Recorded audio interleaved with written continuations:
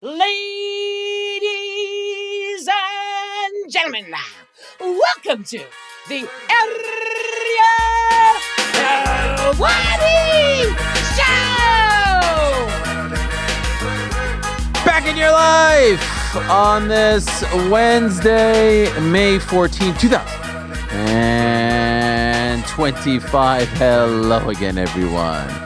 Well, I sure hope you're doing well. It is great to be inside our New York City studio because it is pouring rain outside in the city that never sleeps, the greatest city in the world, the home to potentially your winners tonight in Game 5 of the Eastern Conference semifinals. Let's not get too crazy.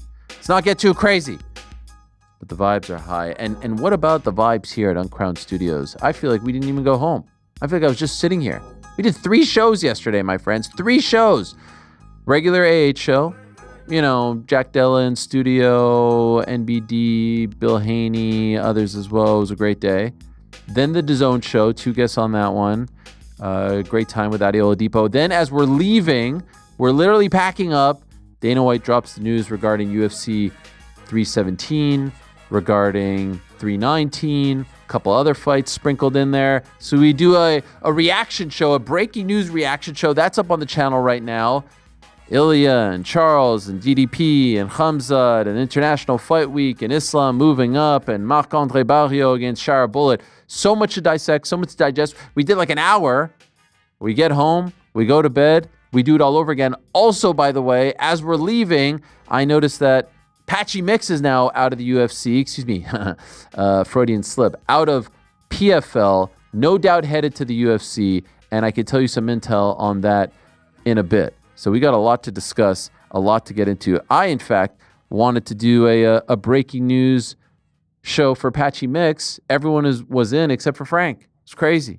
We were all sitting there, but the first one it suggested. We didn't have an audio guy. It's crazy. Anyway, today on the program, we have a fantastic lineup. Once again, we are also presented by our good friends over at Avron. Shout out to Avron. AvronActive.com/uncrowned is the place to be for all your great products. We love these guys. Great Canadian company. They gamified working out.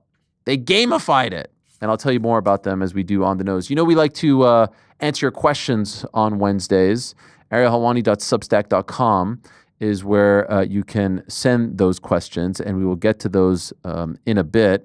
Back into the show, we're going to be joined by former ONE Championship heavyweight champion Arjan Bhullar.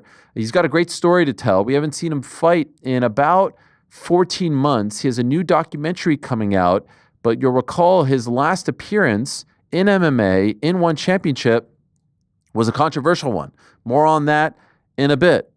We'll be joined by Tim Simpson in studio, one of the best managers in all of combat sports, manager to the likes of Paul Hughes, manager to the likes of the new champ, Jack Della Maddalena, Israel Adesanya, Leon Edwards, a lot of big names, Bam Bam Tuivasa. He's got a tremendous stable, the Chosen Advisory Group, the Chosen Few, a boutique firm, and he'll be joining us in studio after a massive weekend for his squad with Paul and Jack Della winning on the same day.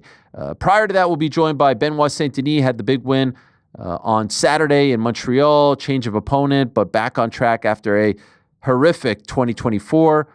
Prior to that, we'll be joined by Darren Till, who's in the UK right now, getting ready for Misfits on Friday. He's fighting Darren the Dentist Stewart. We'll be joined by him in a few minutes' time. But first things first, my friends, let us talk to one of the greatest female fighters of all time. Hell, one of the greatest fighters of all time, period.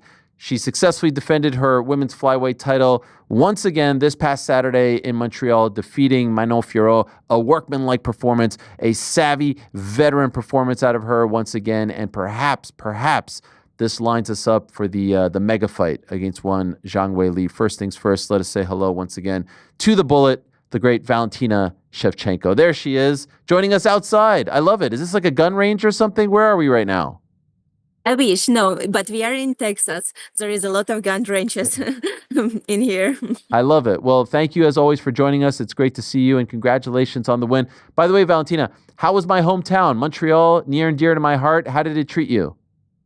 Beautiful, Ariel. It's amazing city, and I was very lucky that our team became like a few days before, not few days, like 2 weeks before the fight, and the whole week before the fight week, we had opportunity to travel around and explore the city. We went to majority parks, and it's like beautiful nature, so much history, so much architecture, so much beautiful churches. So I loved the city. I loved Montreal, and I am happy that our first time when we came to Montreal for the press conference, it was winter time, a lot of Yeah. snow, super cold, and I was very happy that like during this springtime we had this opportunity to had nicer weather. Yes, it's beautiful in May in Montreal. And I also understand that you got to spend some time at TriStar, right? You went to train there a little bit before the fight? Yes, we trained in TriStar. We had amazing training partners from there, and like leading to the fight, all the first hour week we trained over there, and then during the fight week, it was between TriStar and hotel gym. Yes. You've had a lot of big wins. You've been here before. You've defended the title. You're the greatest women's flyweight champion of all time, one of the greatest champions ever. But I'm wondering, Valentina, if this one felt a little different, only because I was feeling like there was a little underlying tension between you and Manon with the whole like sign the contract, retirement stuff, and you proved your point. Like you let her know who's who. Did you feel like there was a little more? I don't know. It was a little more gratifying to get this win and to move on from her.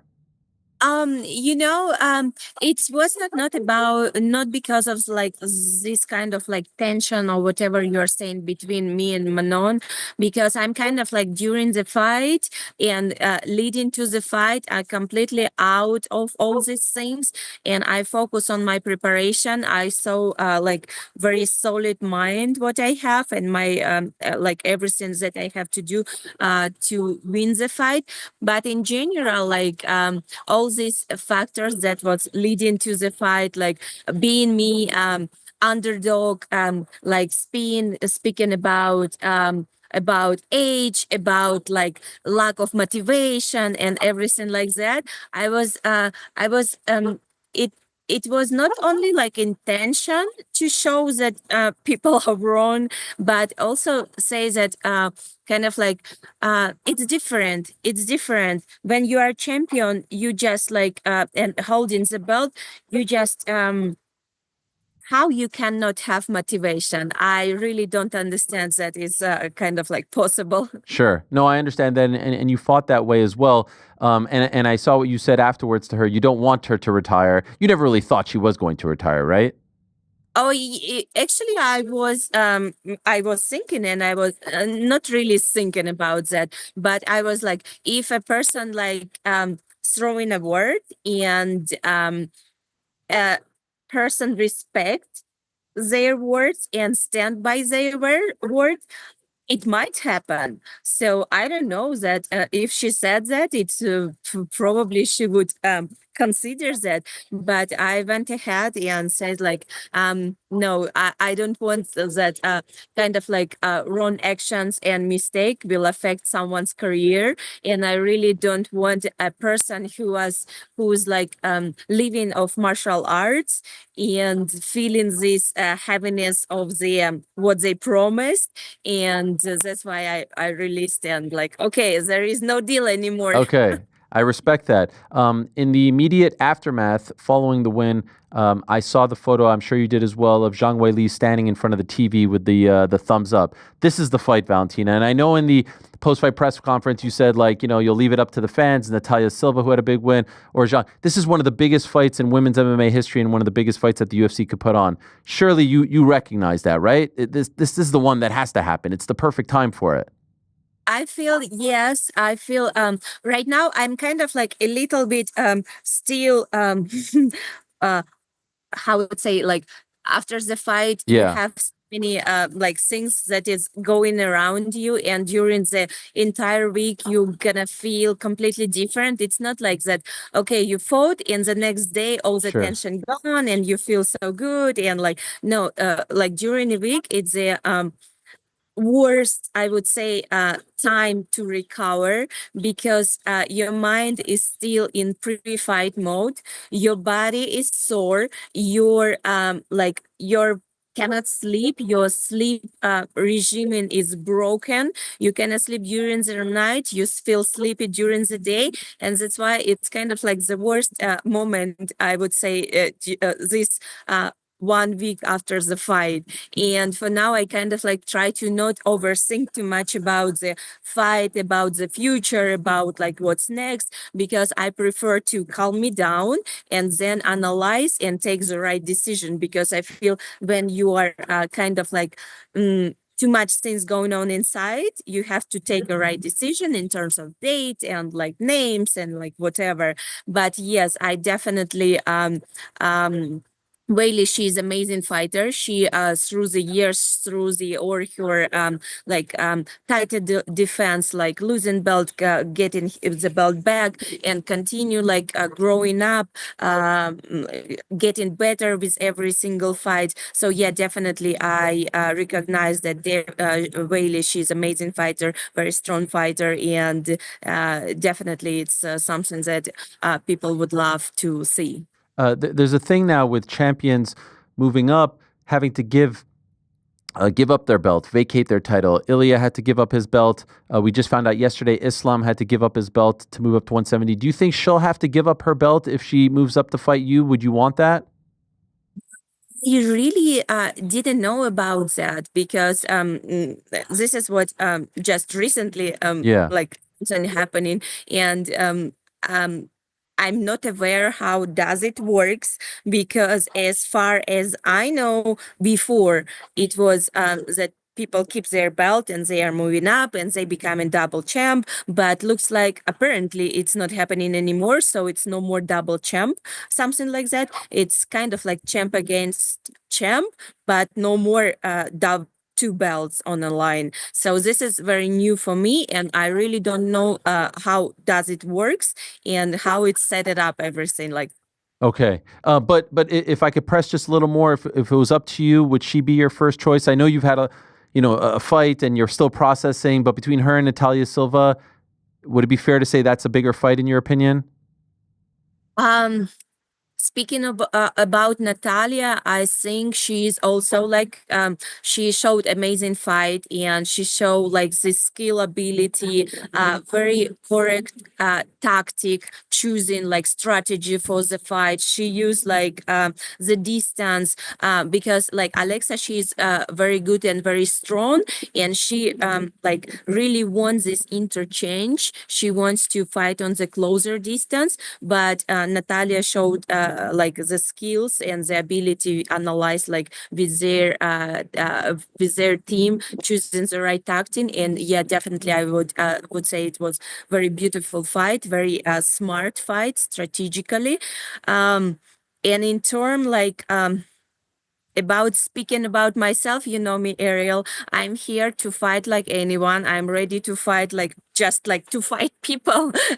This is what I was made for, and and you could see this through all my career. I never was like picking my opponent or like negotiating with UFC. Oh no, I want to fight here, I want to fight there. They offer me fight, I accepted. They offer me like another name, I just accepted. And even I never like was declining the places. So if I had to fight in the like my opponent's home against their like fans and everything, and I would do that because I am martial artist like all the way. And it's kind of like the way I was build it as a fighter. I understand, and that's why we love and respect you. Could I ask though, what is going on between you and Chael Sonnen? What is this feud that you guys have? I saw him post videos about you. You responded to him. Is there a feud there? What is happening here with Chael? I don't know what's happening with chill and what problem he has with me, but I'm saying the problem is solved. Like I'm nice, I'm not a spy. He do you think he really believes this? Do you think or is he just trying to like, make some content? I would say like if people post something and they probably believe, but you kind of like feel that, right? Speaking with me, do you feel me a bad person? Not at No, all. I don't nice understand. person. So I don't understand what his issue is. Have you ever met him? Have you ever talked to him face to face? Actually, no. All our like conversation it's through the online. I would love to meet him and ask him like directly what is he thinking Okay. and what problem he has with me. Yes, he makes a lot of videos about you, and I don't understand what the issue is. Yeah, let's find out. Yeah, Okay. ask like child. Let's like Charles Sonin. Let's find out what problem you have with me. Do you think his problem is that he thinks you're a spy and this bothers him? Maybe I have to like we have to go to the shooting range and like maybe he will release the tension like about like scaring Yes. like that. Yeah, and I show that like people who martial arts they can shoot as well. They can speak different languages and they are not spies. Okay, so you would like to extend an invitation to him to go to a shooting range, bury the hatchet, shake hands, be friends, and learn more about each other. I would not say like that much. Oh, Like okay, sorry. be friends. It's all about the circumstances. Yes. I don't know what is the problem, but when I will listen his problem, when I will understand his problem, then I will decide will we be friends or no. Do you have a problem with him? Me no. No, I don't okay. have problem with anyone. I'm a good person. I'm a nice person. And I saw, by the way, you and Joanna, you were training together last week, right? Yes, Joanna, she came like earlier to Montreal and to help me in my last trainings. And we trained in TriStar. We trained like all the way leading to the fight. And it was very nice to have her in my team. And actually, like I had so many people, so many like good friends in my teams for this fight. And I was like just like feeling the support. And it's just amazing to feel what I felt going into the fight. In terms of when you would like to return, what would be ideal for you? No, I don't want to say All I right. throw any date for now because I'm still kind of like super sore. My body still feel so much like during training camp you just deal with injuries and like from the other fights you still have some injuries and you just deal with this. It's never gone, but you have to super pass it in terms like to like perform your best. And for now, my body completely wanna take any decisions and taken a day for the next fight. So I prefer, as I mentioned, with when it will be rested, when I feel like calm again and like re-energized, then we will have our conversation with my coach Pavel, with my team, with everyone, and decide for the next move. Okay, so you're now getting very close to the likes of Amanda Nunes, Anderson Silva, Mighty Mouse, John Jones. That was your 10th victory in a UFC title fight, one away from tying Amanda Nunes and Anderson Silva. So we hope that we'll get to see that opportunity later on this year. You continue to be one of the greats, one of the legends of the game, and it's always a pleasure and honor to watch you compete and then to have you on the show afterwards. Thanks for doing this while you're out there in Texas, Valentina. Always great to have you on. Thank you so much, Ariel. Thank All right. you. Have Talk a to you good soon. day. Same to you. Bye. There she is, the great Valentina Shevchenko joining us. Yes, now 6th all-time, 10 victories in UFC title fights, one away from Nunes and Silva, 11, Mighty Mouse 12, GSP 13, John Jones 16. Okay. It has been quite the journey. It has been quite, I don't know, quite the drama to get this man on the program. He has left us at the altar multiple times. I'm told he is joining us, and I'm told precious Darren only has 5 minutes to spare. Let's see what's going on here with Darren Till. Joining us from Derby, England, of all places, site of the Misfits event on Friday. Is that true, Darren? They told me now 5 minutes. Precious Darren, Diva Darren has 5 minutes for us. Is that true? Who are you talking to, Ariel? You look fantastic. You look fantastic. Your speaker's proper low. Is it? Oh, it's Ariel, do you want me to come on my phone? Send me the Zoom link to my number and I'll get you guys to send it to my number. No. I'm not sending you anything to your number because then you're going to have my phone number and post it.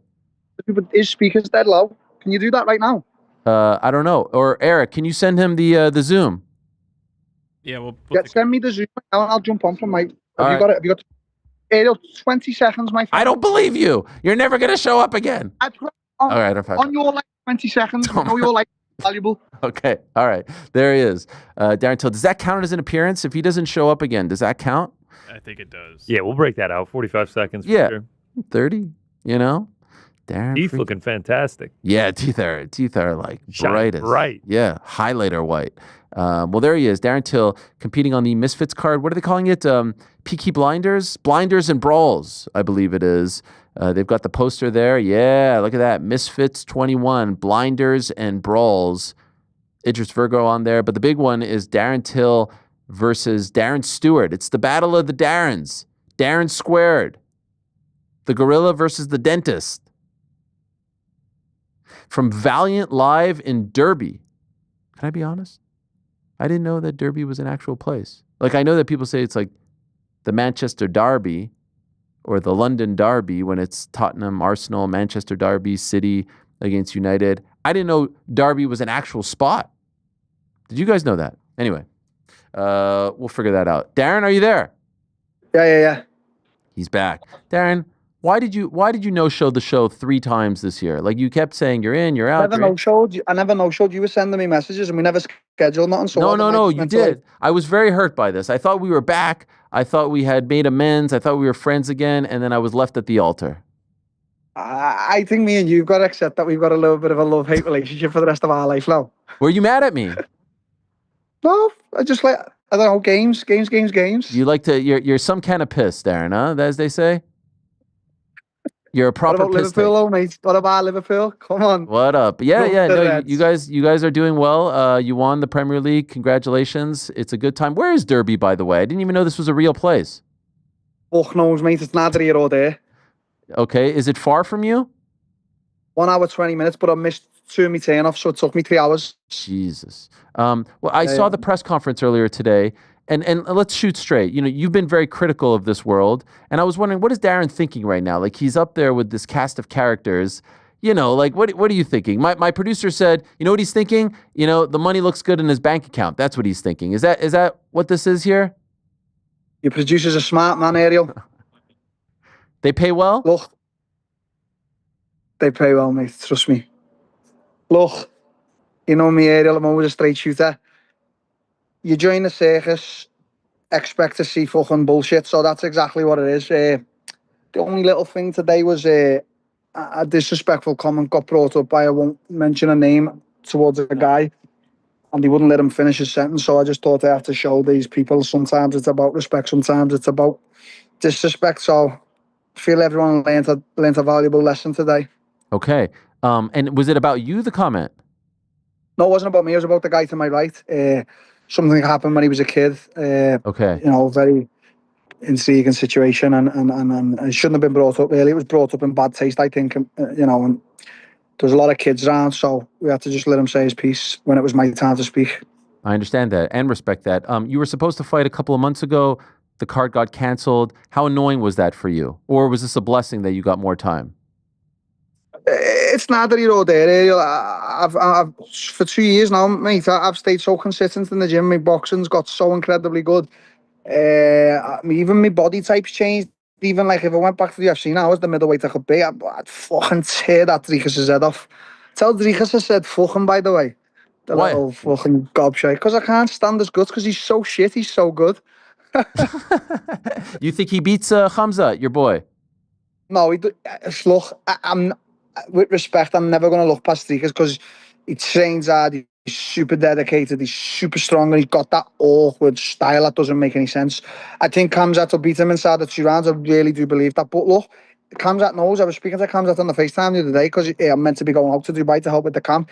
Khamzat knows it's a tough fight, but, you know, Khamzat trains like a beast. I do think Khamzat gets it in 2 rounds done. Do you know what I'm saying? By the way, you're looking svelte. You're looking great. How much are you weighing right now? Everyone's been saying that, you know, that I'm looking fabulous. Yeah, you are. Ariel, let's just go. Do I look fabulous? I say I think you look fabulous. The teeth are just like blinding me. I wish I was wearing sunglasses right now, but you're looking fit. Way fitter than the last time, right? Yeah. I thought you were going to show me another thing there. It was getting very low, the camera. It was weird. I was Whoa. it was uncomfortable. Whoa. Only my missus gets to see that. Don't be disrespectful. No, it was good. So you're looking good. You're looking fit. Do you feel like Darren Stewart is a challenge for you? Obviously, he's a bigger guy than Anthony Taylor. What are you feeling about him? I feel like these type of questions, when asked, and this is not to you, this is a lot of people ask them, are very disrespectful. And for me to answer in a manner of, do I think he's beneath me or above me? I think as a proper fighter and a real man, I think if you're ever going into Mortal Kombat, you should never, ever, ever underestimate your opponent. And I did that one time in my life, and it was the first ever time I got knocked out for it. Can you guess who by? First time you got knocked out, was that Woodley or was there one before that? No, Woodley never knocked me out. He submitted me. Jorge Masvidal. Oh, right. Oh, yeah, that's right. Yeah. That was one camp I don't think I took seriously because Jorge had just come out of some celebrity reality show, and I'm not making excuses. He fucking knocked me clean out, and it was phenomenal the way he done it. But yeah, I don't think we should ever, I've learnt my lesson. I don't think we should ever, as men, underestimate anyone. So Darren, he's fought in the UFC. He's a tough guy. You know, Friday I've got to be on my A game to fucking finish him inside of 8 rounds, isn't it? But just to be clear, I wasn't trying to disrespect him. I was just wondering what kind of challenge you felt like he brought. He's more your size, veteran. Yeah, no, I think no, I'm not. I wasn't saying it like that. Sometimes, like even with the Anthony Taylor thing, because he was a bit smaller, people think that sometimes someone can be a lesser opponent. Not me generally, just every fight thing in particular. But he's strong and he's durable and he's got a good chin. I don't think he's as good as a striker as me. Come on, I was one of the best strikers in the UFC at one point. I really was. You win this fight. Is KSI next? That's if KSI wants it, my friend. You don't think he does?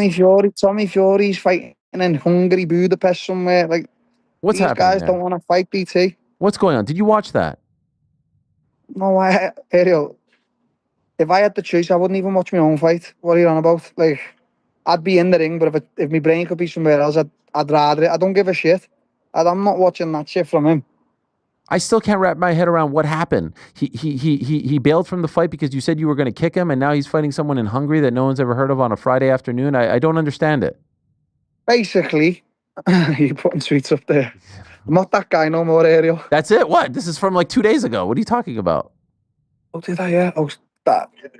Brain freeze. It must have been Block Asset. They have me logins. Blame Block Asset. All right. Fair enough. Do you remember Block Asset who said it was all a Ponzi? And now I never said Ponzi. Now. No, it's a gorilla eating a strawberry. On the canvas of the UFC. What does that mean? Now. I could put my name on the canvas of the UFC. You're hated in the UFC, my friend. Nah. By the way, they like you as much as they like me. True story. What does it go back to? Sorry. Tommy Fury. Yeah, but Tommy.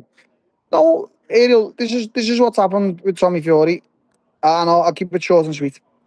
We were scheduled to fight. I intimidated him and his family. I don't know what's happened to him since.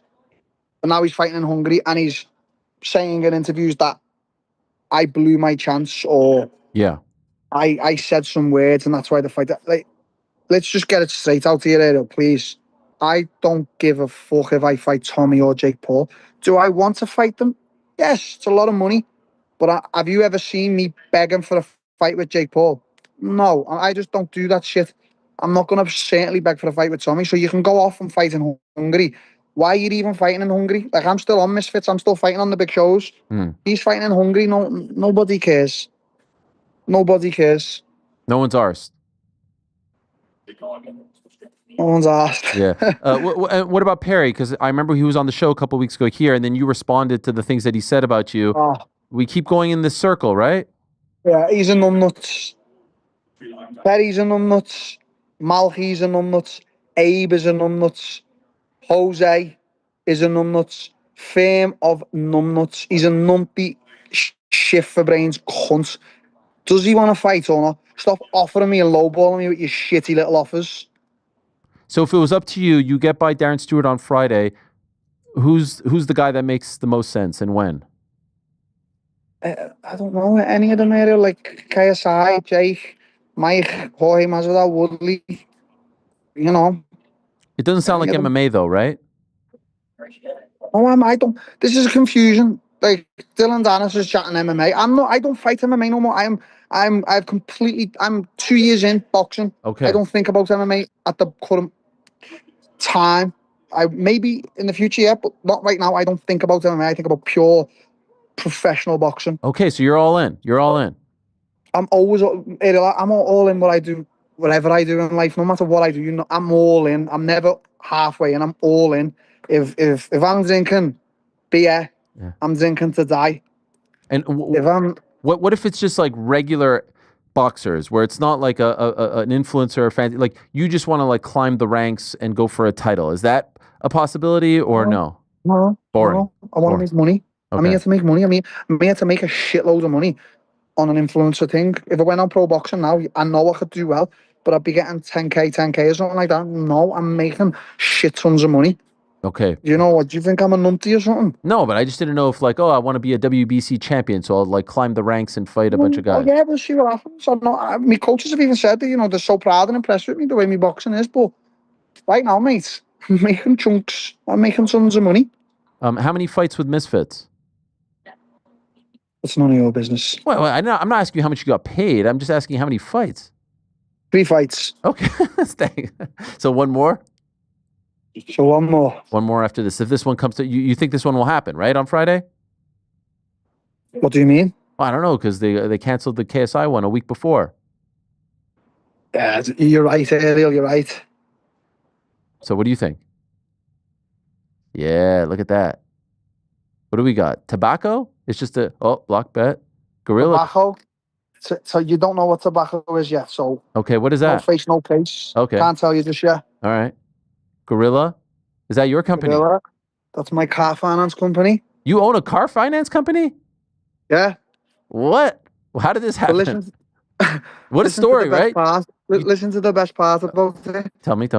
I own it, but I can't get passed for finance for myself because I have such bad credit. That's the weirdest part of it. Can you get it in the Canary Yeah. Islands? No, I'm banned from the Canary Islands, Ariel. You know that. Oh, that's amazing. I love that. Look at you. And what's the top one over there? Applied what? Nutrition supplement sponsor. We got me CBD sponsor. We got me Green Life sponsor. Green Life sponsor. And then we have Block Asset and Block Bet. You know who they are, Ariel, because they're making serious. They're on the mat.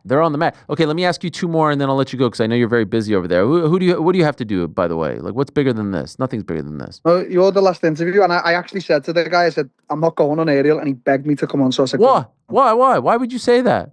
I'm messing.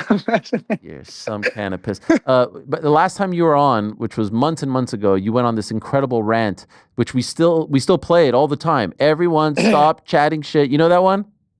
Yeah, you trying to get me going to get Ariel? What about the state of MMA right now? They're not making fights. John Jones still not fighting. No. Don't get me started. It's Please. so true. Like I get messages every day from people like, when are you coming back? We need a superstar. Now, granted, look, I'm from Liverpool, and there's a guy flying the flag for Liverpool right now, Paddy. There's still your superstars inside the FC, but it does feel like it's just dampened a little bit. Fights aren't getting made. I don't know. It just all seems a little bit fake and stuff like that as well. Like I don't know. I don't want to. I want to go on a rant, but I don't. No, go on a rant. I'm scared that I'll say it. We love your rant. Fuck off, Ariel. I don't know. It just seems shit at the moment. It seems shit. It seems like when I was in the welterweight division, it seemed like there was just killer's roll. Now the welterweight division just seems shit. I'm sorry to say, the welterweight division is on its ass. The lightweight division, I feel like it's on its ass. The featherweight division, on its ass. Like the middleweight division, probably the best one for me at the moment. Light heavyweight, on its ass. Heavyweight, on its ass. Like, it's just on its ass. But I do love the UFC. I love Dana. You know, they fucking what they do. But right now, it just seems like it's on its ass a bit. I just want a bit. We want a bit of spark back. As I said, there's a guy from my city flying the flag, Paddy. You know, he's going to be an incredible superstar, as Kamzat is, as Ilia Topuria is, as Islam. But there's just, I feel like there's a few things missing. I really do. I agree. And the big fights aren't being made. No, and I don't know if that's Dana's fault or not, because, you know, Dana runs a tight ship, you know, he knows how to conduct business and do things, but I don't know, it's hard, and I think his attention's been spun a little bit into boxing, so you can, you know, you got to obviously give him a little bit of leeway on that, but the fights aren't being made, I agree, and I'm a fight fan, you know what I mean, I sit down every Saturday to watch the fights, but it's just not like they're not getting made. It's very frustrating as a fan. I think they should have Paddy fight Ilya. If Ilya wins on June 28th, just give him the title shot now. Just do it. Yeah. Yeah, right. I want to see that fight. Yeah, I'm a huge fan of Ilya, and obviously Paddy's a hometown scouser like myself, so obviously I'm always rooting for Paddy. But I think that's going to be a big fight of a big magnitude. Can I tell you? I think they were talking about doing it in the Bernabeu. Oh wow, that'd be so big. My dream fight for you next. Can I tell you what it is, and then I'll let you go? My dream fight for Darren Till, Darren the Gorilla Till versus Flat Earth Froch.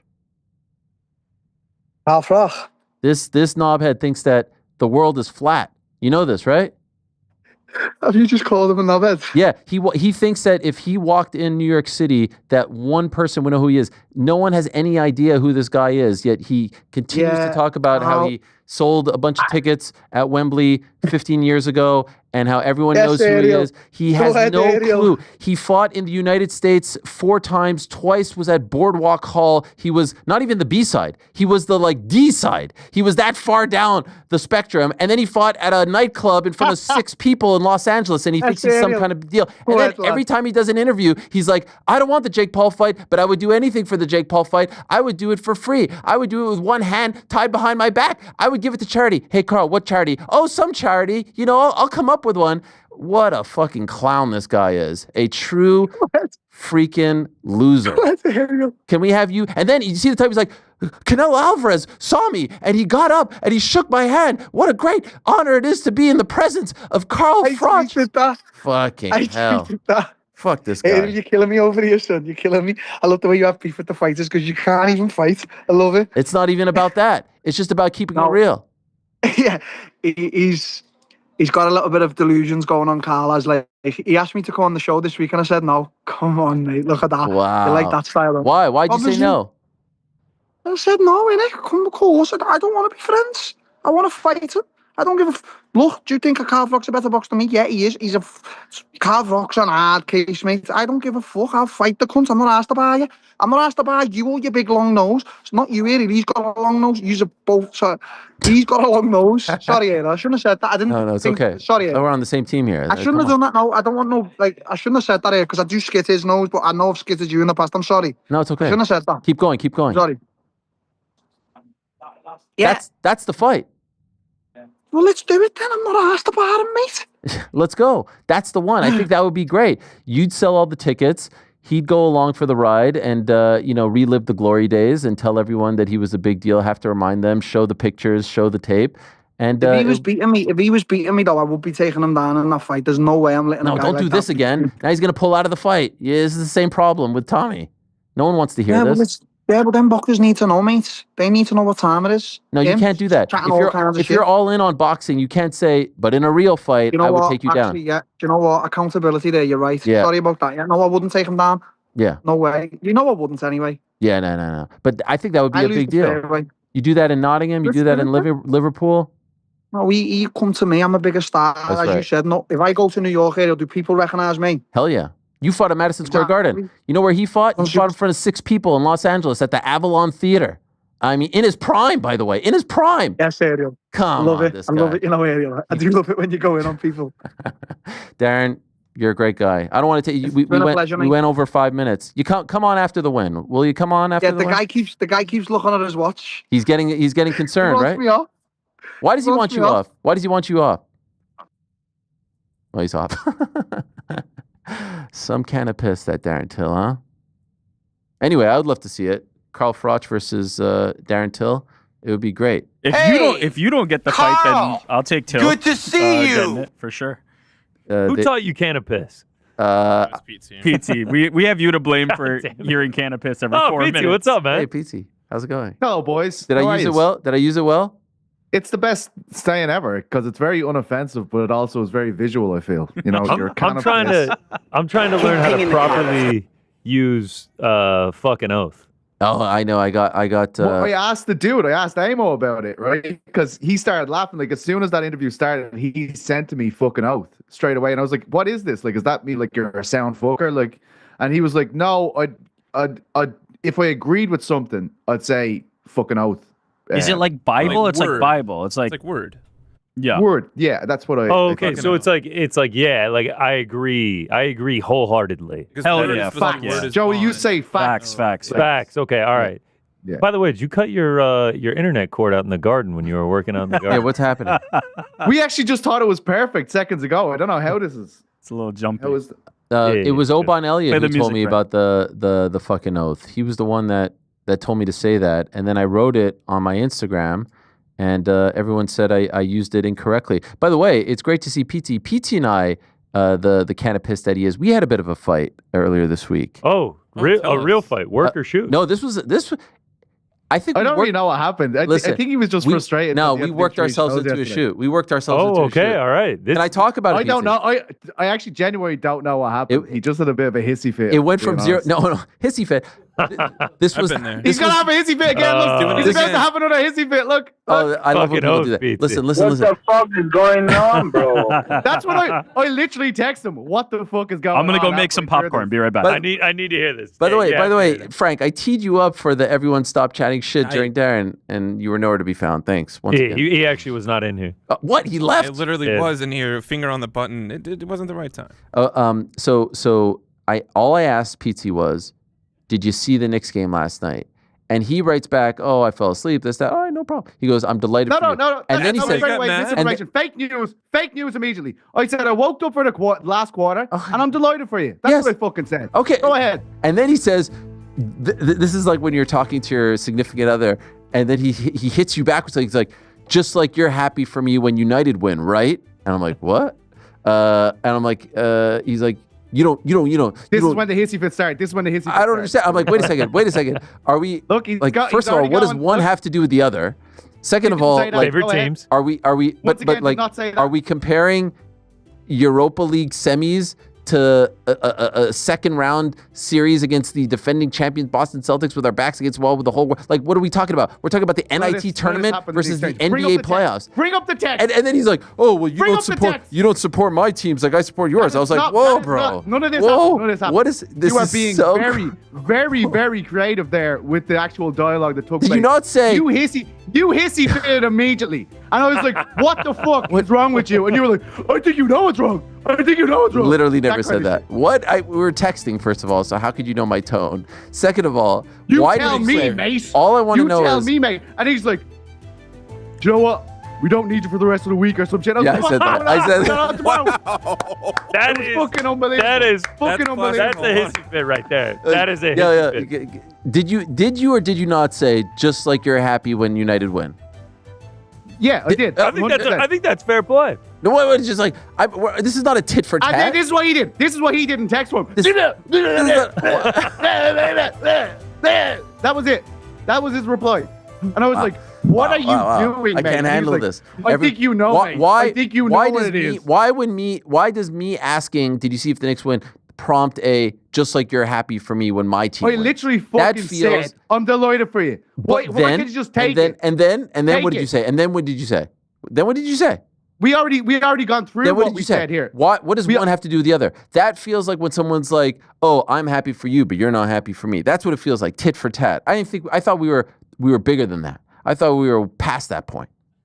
You're hissing again. Well, why is I he? definitely Look, think we're you're back off. to history. You're off in a hiss. Wow. I feel like I'm You're in being, a hiss. Wow, this is crazy. You're in a tailspin of hissy. Everyone stop That's right. chatting shit. Time now for everyone's favorite segment of the week. It is time. I think they're doing a Netflix upfront in New York this afternoon. If we could keep our eye on that, because I do think that they're going to announce the Crawford-Canelo plans, and I do think they're going to announce the date, and I do think they're going to announce the platform, and I think we'll get a lot of clarity there, and perhaps more clarity regarding some TKO boxing plans. So that's something to keep an eye on. Another thing, let's talk about Patchy Mix for a second. We found out yesterday that Patchy Mix is out of the PFL. He is a free man. Here it is on the 13th of May, 2025. Professional Fighters League and Patchy Mix have mutually agreed to not extend his contract. We both decided this is the best course of action for PFL and him. Patchy is a fantastic fighter, and we wish him well. PFL is excited to crown our next 135-pound champion in the PFL World Tournament. Does that mean that the winner of the tournament becomes the champion? I'm still confused as to what this all means. What I do know is, according to sources, there's no exclusive negotiation period. He could sign with someone today, and it's not a matter of if he'll sign with the UFC, it's a matter of when. And really, I'll go as far as to say it's not a matter of when he'll sign with the UFC, it's when he'll debut for the UFC. This is fait accompli, done deal. You may have seen some reports, I believe MMA Fighting, one of the outlets to report it, Chito Vera out of the Mario Bautista fight June 7th. Could we see him fight against Mario Bautista as soon as June 7th, which is in less than a month? What do you guys think of that? Do you like that matchup for him? I think Mario Bautista has the chance to do something pretty funny here if on the heels of Jose Aldo and everybody be raging at him ruining the debut of Patchy Mix would also be quite interesting. To me, it doesn't matter the matchup. Getting Patchy Mix in the UFC would be fantastic. Yeah, but you want to win, right? Yeah, sure. Do you think he wins that fight? Honestly. You want a bigger babyface turn. You leave the PFL, you come to the UFC, everyone's all excited, and then you beat Mario Bautista, the enemy of the bantamweight division right now after the Jose Aldo performance. It's just another bad news story for PFL, isn't it? Yeah. Like, that's my big takeaway. Look, Patchy Mix is class. We all love Patchy Mix. We know he wanted to be here. That's great. But my overwhelming feeling, Ariel, was like another one. Like all the time. Look, and we probably knew this was going to happen. But I feel like every time we get something to get excited about, like Paul Hughes, it's like, oh yeah, nobody could see it in America. Every time there's something good to celebrate, a big blow comes like this again. Like, I feel like we've been trying to get behind PFL as much as we can, but like we have to be realistic. Like that's another massive name gone, and I think it's obvious that some of their bigger names are still not very happy with their situations. We're talking about Hughes, right? Like, obviously coming off that week, he's front of mind, and you're thinking, what's happening with Usman? Why can't you make that fight? Why does it feel like that fight's kind of feels like there's something there? I wish I could confidently say, like, I cannot wait for that fight. One of the best fights of the year already. That was a home run for them. But we still can't get too excited because it doesn't feel like they can get things like this over the line. I think that's my overwhelming feeling, like another big L for PFL, unfortunately. I think that we will see the Usman fight, but I think he eventually will leave as well. I think there's going to be an exodus, and I think that we are entering a period where the PFL will eventually be, and I don't say this as any kind of shot towards the promotion that I'm comparing them to, but they'll be sort of like LFA plus.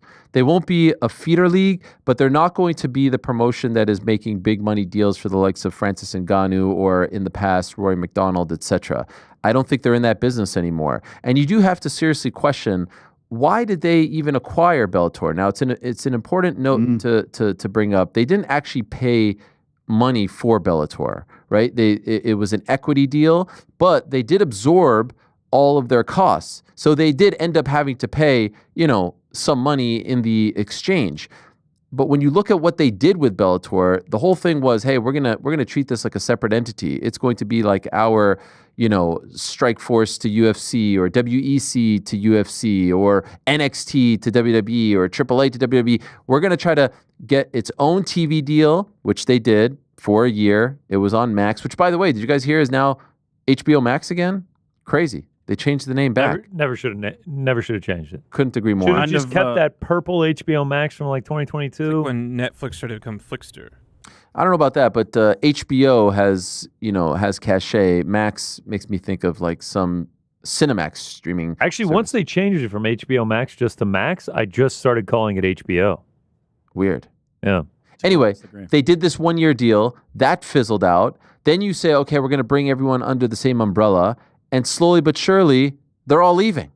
All the big names that you acquired are leaving or unhappy. Patricia Pipple, unhappy leaving. Pico, unhappy leaving. Patchy, unhappy leaving.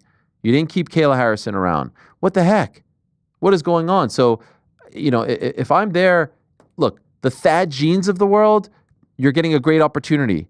But these guys who have kind of reached a certain point and feel like, hey, I can compete with the best, or I want to compete with the best, there doesn't appear to be a home for you. And you just let one of the best fighters, if not the best fighter on your roster, you can make a strong case that it's him, it's Usman, who else? Like in terms of like guys who could be top 5, top 10 title challengers, right?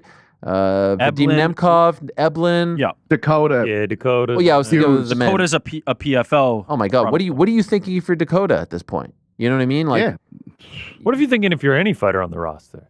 You no, but just again, see the like a best Thad guys Gene, lead. I could understand. A Thad Gene is getting. Yeah, okay. He can chill there for a little bit. Yes, just like Dakota was happy a year ago or 2 years ago, but now I think Hughes is happy, but like obviously he is very confident that this fight is going to happen. That's why he's happy. You know, I'm going to get my chance at this guy again.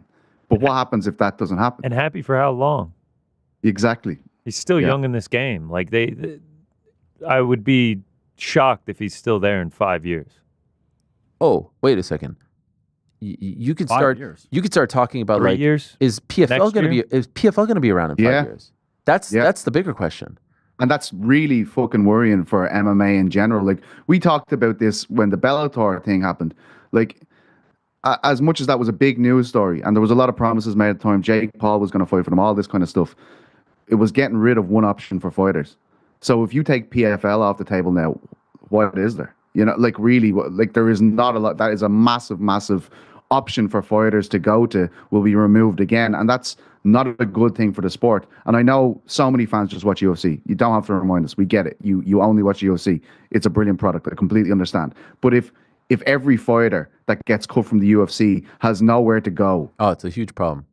it's a really worrying situation. I was talking about this earlier today about the current like sort of landscape of MMA. Let me know if you guys agree with me. There's obviously the UFC, and the gap has maybe never been bigger ever in the history of the sport between the UFC and everyone else. And then you've got PFL, and you almost have like the top 4 that would be in the running for a guy to potentially go to. But like I said, UFC's here, PFL's here, and then you've got, I would say, one championship in Ryzen. Now, I think Ryzen of those 3 has a little bit of momentum now to where maybe they sign Ryan Bader. Okay, I get it. He's a little past his prime, but they're doing, $40K at Tokyo Dome. There's something there. I would say one kind of going in the opposite direction. Then you've got the next category of promotions, and I would say that's sort of like the KSWs, the Octagons. They're putting on huge events, but they're very localized, right? There's a lot of fight. Like KSW is more popular in Poland than the UFC is, but certainly not more popular worldwide than the UFC is. Same with Octagon. Maybe they're more popular in Germany or the Czech Republic, but not worldwide. So you'll have those promotions there, and then you'll have like the LFAs, the Cage Warriors, the CFFCs, feeders. I think Cage Warriors has done a great job, of what's tough. It's tough to follow the LFA product because everyone's just coming and going, right? It's a bit of a revolving door. What Cage Warriors does well is they build up local rivalries. They have guys stick around for 3, 4 title defenses, 2 title defenses. LFA, it's very hard to name a single LFA champion. They are the number 1 feeder league to the UFC, but it's all very fluid with them. But that's pretty much it. So to your point, PT, like there isn't that other place, and that is very worrying. In retrospect, it would have been better if some other entity bought Bellator and tried to rebrand it, revive it, keep it going. But yeah, I mean, they're all flocking to the UFC. And how about the UFC? They didn't have to pay a penny, and all the big names just started coming to them. I think we just have to acknowledge that these promotions are not in the same business as the UFC. They may be landing spots. They may be people with money. There may be opportunities for the fighters to fight for them, but for how long, right? Especially if you're a top level fighter like a Paul Hughes or a Patchy Mix or a Johnny Eblin, their ambitions are to test themselves against the best in the world, and the collection of the best talent in the world, regardless of if there's a handful of names out there, is always going to be in the UFC until something dramatically shifts from a business perspective. I think even right now, or even if Bellator was still existing right now, I think influencer boxing and top-level boxing would still be a bigger draw than those promotions for a lot of fighters, as the prevalence of people going into boxing continues to grow. they are in completely different businesses. They're not competitors in my mind. They are not doing the same thing, and I think we will see PFL. I'm not predicting that PFL will not be around, but I do predict that their business has to drastically shift, and it will not be Patchy Mix. It will not be Johnny Eblin. It will not be Dakota. It will not be those names that ultimately stay there. And they won't be signing like a Francis Ngannou, the big splash that they made previously, because the economics of that don't make sense. How much money do you think they could have possibly made on Francis Ngannou by this point? It can't be enough to recoup what they are spending. And so they can't do that. It's just not good business. It is not effective business. One thing that they're doing, they announced this PFL Pacific. They've got the MENA. They've got the Europe. But you know why they do it, right? So they'll do PFL Europe with DAZN France, and they'll do PFL Pacific with some Australian TV entity, and they'll do MENA with some UAE entity. So everything is about like let's divide the pie and cut the deal here. It's road to Dubai, and when you're doing that, you're now just looking at like balance sheets. You're not trying to build a singular promotion. You're 100% right. It just has to be the PFL. The PFL is coming to town. All these localized regional deals that you're cutting, no, just cut those deals for the PFL. But the problem is it's like what you see here in America. Oh, well, ESPN has exclusive rights to the PFL. You've done this PFL Europe deal. Now you can't show these great fights. The best of your product are the European events, and now you can't show them to your North American audience. That's an issue. There needs to be a fight dude at the top of the chain there that is telling them, hey, you guys may be finance guys, you may be sports business guys, but you're fumbling all of this. You're missing the point. And it's frustrating to watch from afar because they are the de facto number two. The only thing I would ask in response to that is, let's say you do consolidate, are you guaranteed to get a deal? You cannot consolidate because you've made all these deals with other entities. Yeah. But if you could, how much is it worth? Deal with who? That's what I'm at. Like, if you were to consolidate, if it was PFL and it's available with one partner globally, right? Let's say like the WWE deal with Netflix, right? Hey, we're going to be everywhere, come when the term expires in the U.S., you're going to be watching this here. What would PFL's broadcast rights be worth in that scenario? I'm not convinced that it would be something that would be a hot commodity potentially. And so you're in a damned if you do, damned if you don't situation. Cutting those individual local deals probably keeps you able to stay in business and do the things that you're doing. Without it, you're going all in on like, this is going to be super valuable to somebody, and I'm not convinced that it would be. Well, you're staying in business, but you're not growing a fan base. Like you're just viewed as like the de facto number two, but it feels like at every turn you're getting clowned for the moves that you're making. And it's almost just like anytime PFL posts, Don Davis posts, like the UFC fans just come in and just clown on what they're doing. And you're not selling tickets, so you have to rely on these localized deals. But again, it's not growing the brand. PFL Pacific, like it's just... It feels like the gap is widening between the UFC and the PFL, while the UFC really isn't even doing anything different. Actually, I would say like they're going backwards. They're going backwards in terms of promotion and everything. Like we're getting... Someone posted a clip of at the end of the summer kickoff press conference where they announced Conor versus Khabib and how hype everyone was, and it was this big promo package and everything like that. And now for International Fight Week, we're getting a Dana White IG Live, and at the end of it, he's just like, "All right, that's the fights. Everyone happy? Is everyone happy? We'll get the heavyweight fight eventually. All right, see you guys," and logs off. It feels like they're putting in less effort than ever before, and the gap is just getting wider and wider between these other promotions, which is concerning for the sport of MMA in the future. All right, let's get to some questions. Go ahead. Sorry, it just feels a bit like even the number two thing, like it does feel like when you see what Octagon doing, 60,000 people are there, KSW have done this countless times. It does feel a bit strange. Like as you say, it's de facto now. I guess this is what it is. You have the names, but it's becoming. They have the names, but now the names are going to the UFC. And do they have the fans? Do they have the fans? There is no. I've long stood on this corner. There is no number two. Number two is irrelevant. There's UFC and everybody else. There is no number two. There is no. You have no benefit. You have no status. You have no material gain from being the quote unquote number two because nobody recognizes you as the number two. You all are just a blip on the radar in the UFC's like rear view mirror. And so ultimately the number, like de facto number two, doesn't really matter. You need to have a completely different business model. And right now, they're chasing rights deals. The UFC is having people knock down their door to hand them rights deals. You need to get into that position. And it is not on the back of losing all your talent. So I don't know. If you ask me right now, how do you save that? How do you turn the tide? What could be the smoking gun? Outside of a prime UFC fighter choosing to go into the PFL and save that business, I don't know what you do. Like if Ilia Topuria tomorrow was a free agent and went, I'm going to choose to sign with the PFL, that could be something that potentially turns the tide. Is that not what happened with Ngannou though? He was, I mean, I would not consider him prime, right? I feel like, you know, we're down, and also it was not helped by the fact that he went into boxing, right? He went to the PFL, but he's boxed more, and we've seen more boxing out of Francis Ngannou than MMA fighting, and so it wasn't exactly a swoon for them. And even that, I'm not sure. So I don't know. I don't know what the answer is, but it feels like it's a damned if you do, damned if you don't. All right, let's answer some questions. First up, Jason Tackman, my good friend. Unc, yesterday the champ went on about the steak and chicken at Schwartz's. You were kind of surprised someone ordered something other than the smoked meat. If I'm being 100% honest, this is me now editorializing, I thought that you were kind of a sucker. I thought you were a sucker if you ordered anything but the smoked meat, but it has come to my attention you actually like really know ball if you order things other than the smoked meat. Jason continues, as a Schwartz's expert, it is my favorite place in the world. Plus, I used to FedEx it to my office in Vancouver as a gift/present to clients when they shipped. I will tell you that low-key, the chicken and steak are arguably on par with the legendary smoked meat.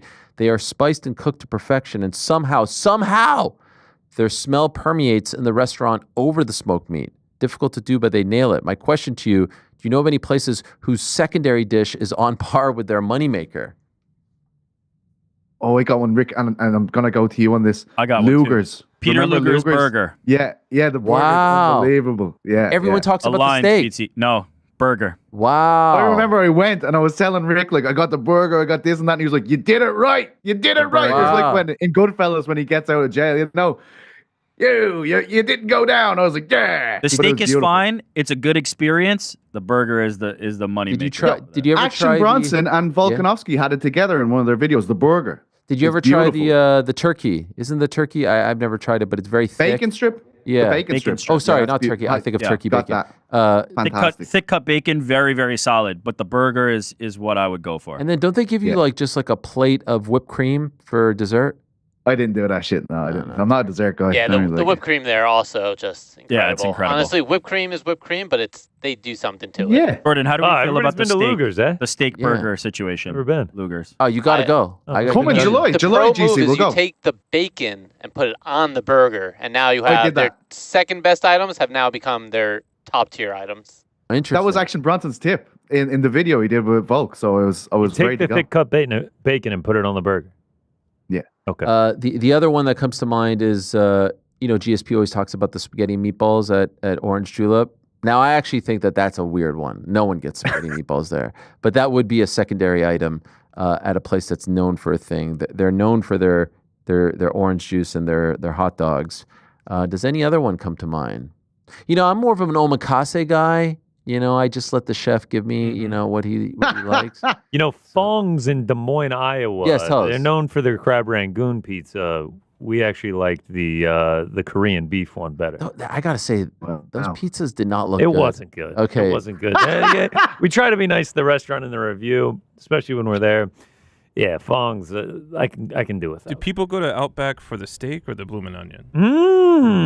Good question. They I actually feel go for like the bloomin' onion is what you actually go for, and that's what people but it's a steak recognize. House. They're not like I know. I actually go for the brown bread. The bread is unbelievable. Shout out. That's actually the real appeal. That's a good call. Here's Big Guy Bishop. Hello, and we'll stick with the restaurant themes for a moment. Hello, Ariel and friends. The question is for the whole gang. In 2 weeks, my girlfriend and I are taking a road trip all the way over to Toronto for Memorial Day weekend. Lovely. Just wondering if any of you guys have been, of course, and if you have any recommendations for things to do or places to eat. Much love to the boys in the chat, or from the boys in the chat. Love Toronto, the Six. It's not Montreal, but it's great. Catch a Blue Jays game. Go to the Rogers Center. They've got a nice little aquarium next door. You got to check out the CN Tower that's right next door as well. Go to Danny's Pizza Tavern. That's my friend's pizza place. It's great. It is great. I also have a recommendation. Go ahead. There's a place called Storm Crow. What's that? It's like I'm not going to lie. It's a very nerdy, like almost theme park style restaurant in Toronto that I went to that if you're a fan of anything like sci-fi, fantasy, Buffy the Vampire Slayer, whatever, they have it for you, and it's quite the experience. I can't sell it enough. Wow. Okay, there you have it. It's just great. Downtown is beautiful. There's a lot of great restaurants. If the weather is nice, and hopefully it will be in a couple weeks, you're going to have a great time. So do your thing. Roberto, Ariel, and the boys in the back, if Jones versus Tom and Islam versus Ilya are fight number 1 and number 2 to make, what are 3, 4, and 5? Greetings from Naples, Italy. Well, I think a lot of people would agree that DDP versus Khamzat is on that list. That's 3. What about Zhang Weili versus Valentina? Yeah, that's 4. Okay. We've got one left. For me, Sugar and Jan is up there for me as a good one. Hughes and Usman. That's what I want to see. But probably a bit biased one. there. But honestly, that fucking fight. Honestly, Incredible. I don't think it gets enough credit. It was fucking amazing. We talked about it. Yeah. I was going to say, we talked about it yesterday as our fight of the year so far. I have it as my fight of the year so far. Mine too, yeah, definitely. Big Onk and Alex Pereira? That's not a bad one. It's not up there for me. What about Ilya Patty? Ilya Patty's that not one's bad. got some juice. Can I tell you one? We need to get the first Shavkat Islam. I would be very excited for. Yeah. By the way, JDM Islam is. I really want to see it. Yeah. Forward to that. I saw my boy Ali doing the media rounds yesterday, saying, if he's not ready to fight, if JDM's not ready to fight, Islam's going to fight for the vacant title at 170. What are you come on, mate. Yeah, for fuck's sake. And I'm like, what is happening? Would you actually be shocked though? Well, he cited Jamal Hill.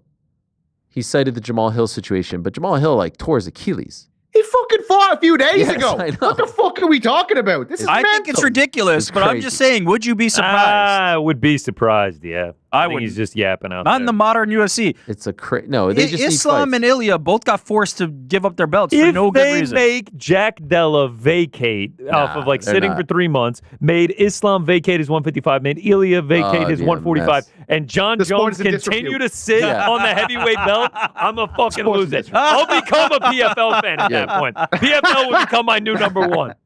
We don't need Patchy Mix. We're the best. It is crazy though, right? Isn't it crazy that all this is happening and John is still the champ? And He's living his best life, man. he's living his best life. If there was just a number 1 contender out there that people were like, what, I'll take that fight, I think they would be more inclined. There is no option for Tom Aspinall other than John Jones that anybody will care about. I'd like to see the Cyril Gane fight. At this No. point, Sure, I but wouldn't mind it, but cares? after this much ball tickling, do you know what I mean? It's the same fucking thing with Ilya and Islam. It's like, okay, Ilya and Charles, and I heard Rick, and I get it. It's a good fight. I'm not denying that, but it's like, it's not a been fucking it's like we've been going through this rainforest for 4 months to see this beautiful fucking sunset, right?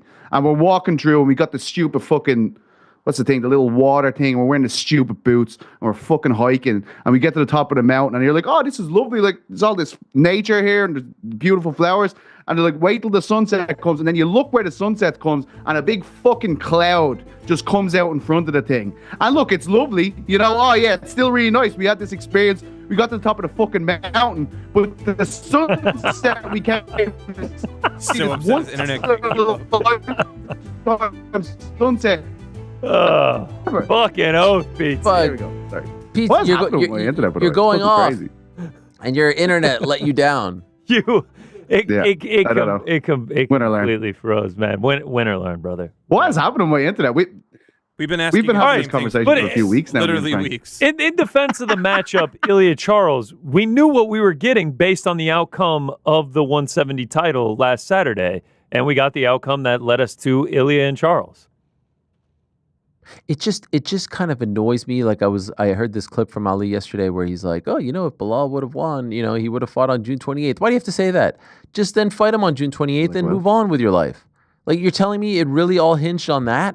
That's crazy talk. By the way, it was brought to my attention yesterday, the tweet that Islam put out regarding his future plans. And so now in retrospect, how do we feel about what he tweeted? This was just a couple of days before 3:15. Do we have the tweet here so I can read it? The Islam tweet from just a couple of days before 3:15. There it is. This Saturday's main event will define what my next move is, but regardless of outcome of that fight, I'm not going to vacate my lightweight title. We might get a real contender there. Well, then what happened? Yeah, he was forced. I referenced this yesterday. He said he didn't want to vacate, and then they forced him anyway. Which is why this whole, like, you know, Ilya gave it up, Islam vacated. Like, they didn't vacate. They had it stripped off them. Let's call it what it is. They were just told, you know. Yeah, this is not your title anymore. Yeah. I feel it's stupid. As I laid out yesterday, the easiest path is Islam keeps the title, fights for 170. If he wins it, you let him choose which one he wants to continue with. That's it. Defend or vacate, and you have a division with an interim champion in it. Heavyweight is really marring the whole picture, that's for sure. Adele, Ariel, and the folks. Not going to lie, I missed the old intro, but the back in your life is wearing on me. Does that mean that you like it or you don't like it? I can't. You're wearing on me. I think he meant growing. Yeah. Anyways, I've got 2 questions. Voicemails. Who's going through the messages in the trenches, scouring what should be included in the show for that person? What is the worst question or comment you've had so far? It's a collective effort, and our crack producers are on it. What's the number again? 415 SUP BITB. There it is. 415 SUP. That's 415-787-2482. Whoa, Your message damn. now. Frank's got a good radio he's voice. great. Like He's great. Ariel, I feel like you never addressed the Twitter interaction that you had with Don Davis. Given your relationship, why would Don call you out on Twitter of all places? Have you spoken with him ever since? And if so, have you confirmed if that's him calling weekly on the boys in the back? That dude is incredible. The way he speaks like him, the inflection, certain words that he says is phenomenal. That guy is brilliant. I have not spoken to him since. I don't understand why he came after me like that. And one thing that does piss me off is when people say that I'm lying when I'm misinforming, which I wasn't. And I wasn't even necessarily taking a shot at the PFL. I was just saying that, like, business is tough right now. There aren't a ton of options, the same type of stuff that we've been talking about for a while here. And then he came out saying that, you know, business is great and you're lying. And I'm like, well, then why is this happening and that happening and this happening? And since it, why are you letting Patchy Mix just walk out the door for nothing? Free of charge. Just handing him over to the UFC. If business is so great, why is that happening? But I haven't talked to him since, and, you know, is what it is. I'm sure we will talk again soon. Not the first time. And I don't like getting into those public spats, but if you're going to call me out publicly, I have to respond publicly, I would think. No? Probably. Your mom goes to college. Ariel, I've asked you this question for 3 weeks in a row now. We must know the answer. All right.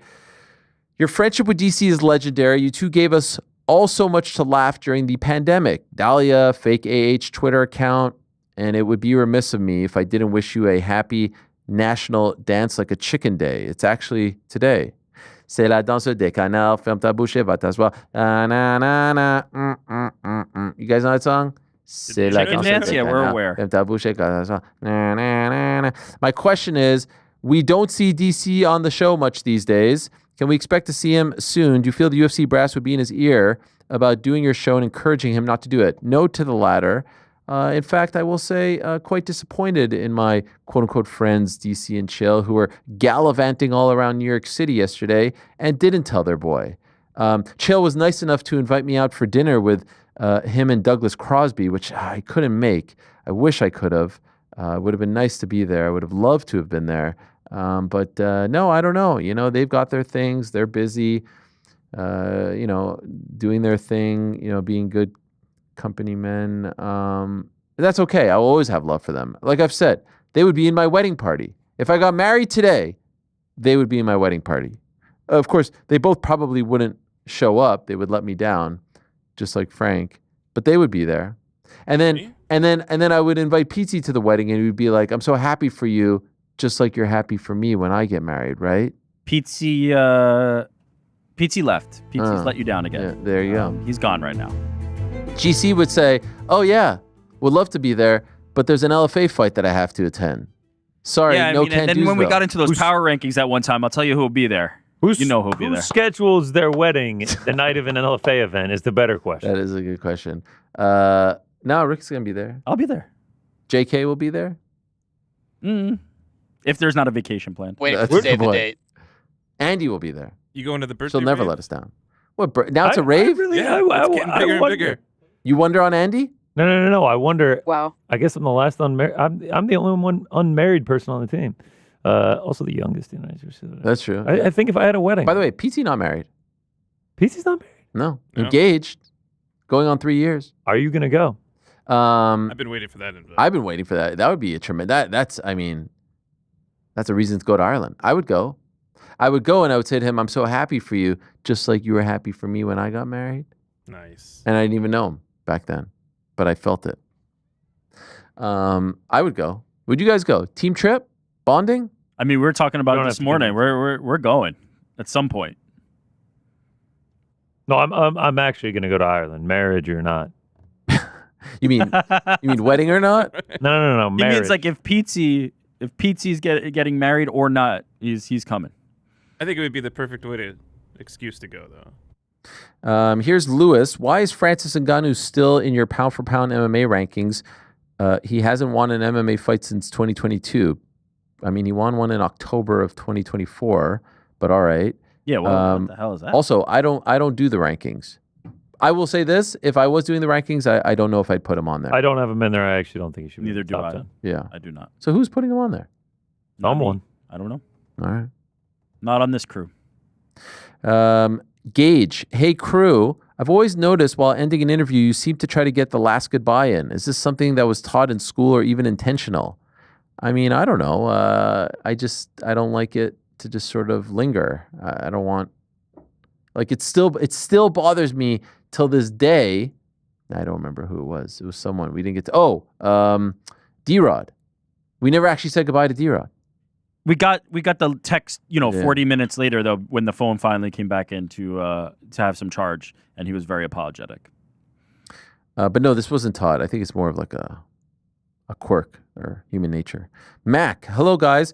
Why are people not more impressed with Valentina? She recaptured her belt after overcoming a tough rival at the age of 36, and not only just won another title on Sunday or defended it, but she beat the clear, inarguable number one contender in her division. She never picks her fights, true. She just takes the next best up and is still winning the most talented women's division that's never had more contenders. There was a time, though, where the gap was gigantic, but yes, I agree now.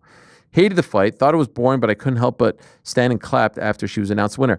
I don't know. I mean, what's going on, by the way, with Chael and Valentina? What's happening? No idea. Chael gets on these weird things and then just, pursues them forever. But the Valentina thing's been... It's been latent for a while. Yes. It's been under the surface. He's had this weird thing. Also, I love Valentina, and it was very impressive. But he also said in the same sentence, "I hated the fight. It was incredibly boring, but I had to give her flowers at the end of it." That could be a reason why some people aren't resonating with it as much. Yeah. For one thing, she's not huge power knockout artist, right? She's not like one hitter quitter type. For two, she's been locked in this trilogy with Alexa Grasso for a bit, right? It's not been fresh names, fresh faces. She just, to this person's point, she just took out a young, talented up-and-comer, and now we move on. I think Val gets her flowers. I think the Zhang Weili fight would be just what the doctor. If she wins it, just like the build-up, the stakes. She needs a big fight like that. Yeah, until they make Zhang vacate her 115. No, we'll find out if this is a hard and fast rule, but I think it would be crazy to vacate the title. I know Virna's out there, but still. Abay, Ariel, you're my guy, but I gotta respectfully disagree with you on this Islam Ilya saga. First, you suggested Islam fight Ilya in 6 weeks, and win or lose, still fight for the title, welterweight title. But surely a loss would cost him that welterweight title shot. Why? We have seen many people lose fights. Again, I bring up Alex Gustafsson getting knocked out and then getting a title shot. People get title shots off the losses quite often in this sport. Why would a loss at 55 affect his plans when he's one of the greatest champions? Okay, he loses to Ilya. All right, now I'm out. I'm going to go to another division. Why can't you get a title shot there? I don't see why that's a problem. Anyway, also, this talk from the likes of Chuck of him holding up divisions is unfair. He fought 13/14 weeks ago and probably fights again in Abu Dhabi. I'm with New York Rick, and as pound for pound number one, he's earned the right to pursue double champ. No one has said no to that, by the way. I'm just saying, selfishly, I'm saying. He's got his own thing. He doesn't have to answer to me. I'm just saying, selfishly, that fight is in a month and a half. I would have loved to see it, especially when we were told All Bilal had to do was win that 5th round and we were getting it. It's like right there. Anyway, finally, Ilya versus Charles is still a sick fight, no disagreement, and more competitive than Ilya versus Islam. Not sure about that. Also, I guess Islam vacating suggests Weili will do the same when she faces Shevchenko. Hopefully not. Much love, your boy Abe. Hello, Ariel. What's up? GC New York, Rick, Pizzi, and Mysterious Frank. Since the topic is hot, talk a little bit about the hottest or most interesting division right now. My pick would be welterweight. Much love. Would love to hear your thoughts. Yeah, I agree. I said this on Monday. I think welterweight is the most interesting. Yeah, I think without a shadow of a doubt. I would love to see if Dakota moved over to women's flyweight. Women's flyweight would be really great. But yeah, welterweight and lightweight is interesting now, because there's some transition. Yeah, 155 always interesting. 135 is very interesting as well. I'll tell you what's not interesting. Heavyweight? Yeah, it isn't interesting. Until one fight gets made, it will not be interesting. Cosmo. Good afternoon, Ariel. What do you make of Nottingham Forest owner Marinakis coming onto the pitch to publicly argue with the gaffer? Also, do you have any reservations supporting the club due to Marinakis' history with drug trafficking, match fixing, and abusing officials? Well, I'll say regarding point number 1, not a great look. They've since cleared it up. He was upset about the Awani injury. And what a crazy story. He's now had surgery. They put him in a medically induced coma, and it was all because he was offsides. They raised the flag, but they let the play out. People are saying, just stop the play. Because then he went full steam ahead and smashed into the goalpost. Scary, scary stuff. So he was upset about that. But in the end, that should happen behind closed doors, in the tunnel, away from the cameras. Nuno has been magic. He deserves all the praise, all the money in the world. He's a fiery guy. He's broken TVs. He's been suspended. That's just who he is. And it seems like the fans admire and respect it. I saw the pundits like Gary Neville talking smack about it, Jamie Carragher and others. But that's just who he is. He's done amazing things for the club, for the community. And I think for the most part, everyone backs him. But first things first, Nuno deserves all the respect in the world. And let's see. 2 games left. Let's see if they can hold on. I sure hope they can. Well, actually, it's not even holding on. They need to win. They need to win both of them to get into the Champions League. And they need Man City to beat Crystal Palace to at least secure their spot in Europa League. So there's a lot at play in the next few weeks. And if Man United beats Tottenham, I'll just be so happy for PT. Over the moon. Anyway, let's move along to our next guest. He had a big win in Montreal just a couple of days ago. Coming off a tough year for him, he is now firmly back on track. He is the pride of France. He is the god of war. He is the one and only Benoit Saint Denis. He's kind enough to join us. Salut, Benoit. Thank you very much for coming on. Ariel, how are you doing? I'm doing great. I appreciate you coming on very much. And félicitations, congratulations on the win. It seemed to me, Benoit, like you really, I don't know if you know this, but I'm from Montreal. And so I'm always curious to hear what people have to say about my hometown. It seemed like you really enjoyed your time over there. That's the sense that I got. Is that true? Yeah, it was amazing. The fact of being on home soil of French-speaking champions of the mixed martial art world, like GSP. It was great, and I felt great out there. I felt like it was a mix of European culture with American culture, and I like it a lot. Was that your first time there? Yeah, first time in Canada, and of course, first time in Quebec. Yeah. By the way, what did you think of the Quebecois French? Because it sounds a little different than the French from France, right? Some say it's like a little more slang. They have anglicism. They use English words in French sentences. What did you think of the difference? And no, I think it's the opposite. To be honest, I think they are using old French. Because the culture they have there is they love their French speaking region of Quebec. I don't know if it's a federation or a region, but Quebec is they really like their French, and they are really related to it. And of course, there is a huge accent. The accent is huge, but despite that, The word they use is, I feel like they don't like to mix it up too much with English. When they talk English, they'll talk only English, but when they talk French, they don't want some English words in there. That is true. That is true. Yes, it's a province, and they would like to separate from Canada. There's a lot of people in Quebec that want to separate and be their own sovereign nation, independent from Canada, a little bit like England and the rest of the UK and Europe.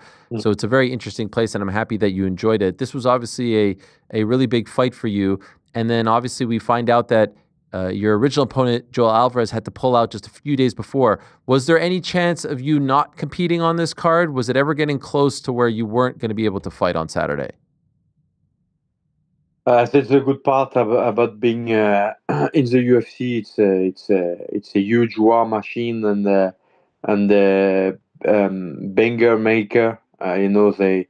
They always have the ability to find an opponent and to give you a fight. I was not at the beginning. I was of course I was disappointed, but I was not afraid they wouldn't find anybody because I knew somebody would step in. You don't seem to be someone who gets too down on themselves or really anxious, given what you used to do in your previous life. You have incredible courage. But I'm just wondering, considering what happened last year, the two fights against Dustin and Renato Moicano, how was your confidence going into this fight? Were you questioning yourself? Were you feeling a little, shy, gun shy, as they say in the fight business? How were you feeling compared to when you were on that great winning streak a couple of years ago?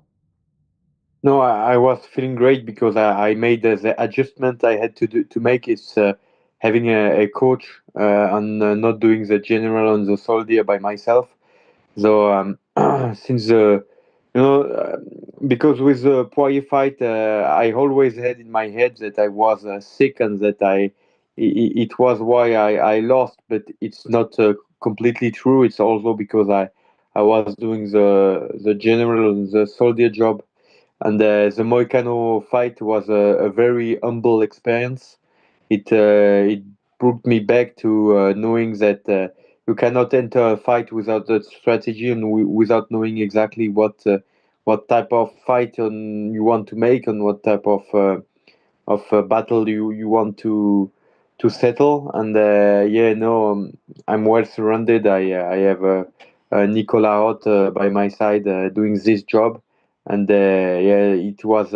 I was feeling like home because I knew what I would do to win this fight and what I had to do. So I was only concentrate on my task. So this is the first time that you weren't the head coach for yourself? Yeah, since a long time. Wow. Since over a year, yeah. And you noticed a big difference? Yeah, it's huge because I'm only focusing on the task. And not on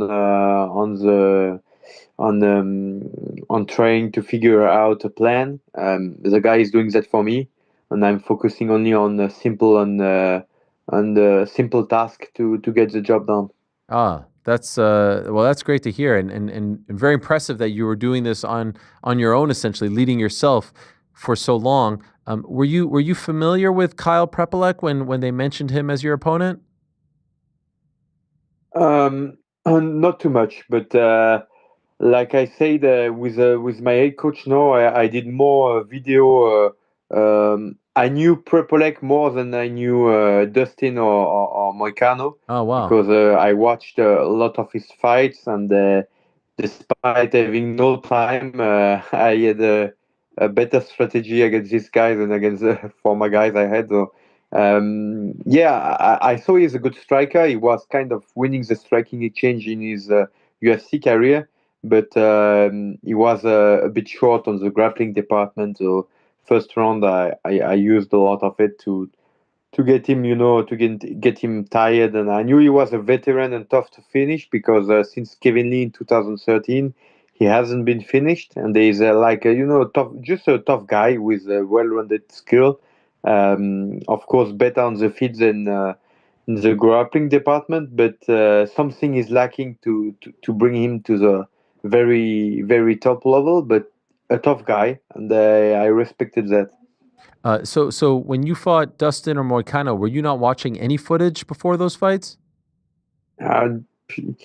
Highlights and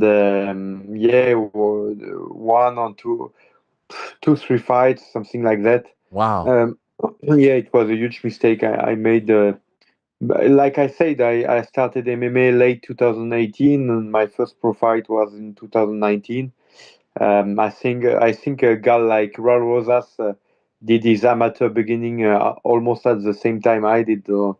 It went pretty fast for me, despite my age, because I started very late at 22, 23. But yeah, it was a humble experience, and I had a lot to learn. And when you are moving only forward, you don't question yourself as much as when you get a defeat. I saw in the post-fight press conference you had mentioned, as your star continued to rise, meeting with the president, having the pressure of the winning streak and representing your country, it got to be a lot. Would it be fair to say you were feeling that pressure and it affected you a little bit last year? Yeah, definitely. Definitely, because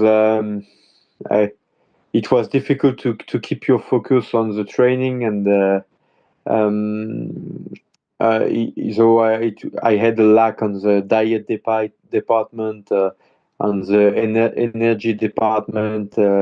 I felt sick a lot more than I used to do, but yeah, it's all because I think it's an honor and a privilege to have pressure, because if you have pressure, it means your fights are getting bigger, and they are people want to look at them, and it's like I said, it's an honor and a privilege. But of course, you have some time, you have like a learning experience of getting used to it, and getting over it, because at the end of the day, the only thing that matters is you getting your hand raised, and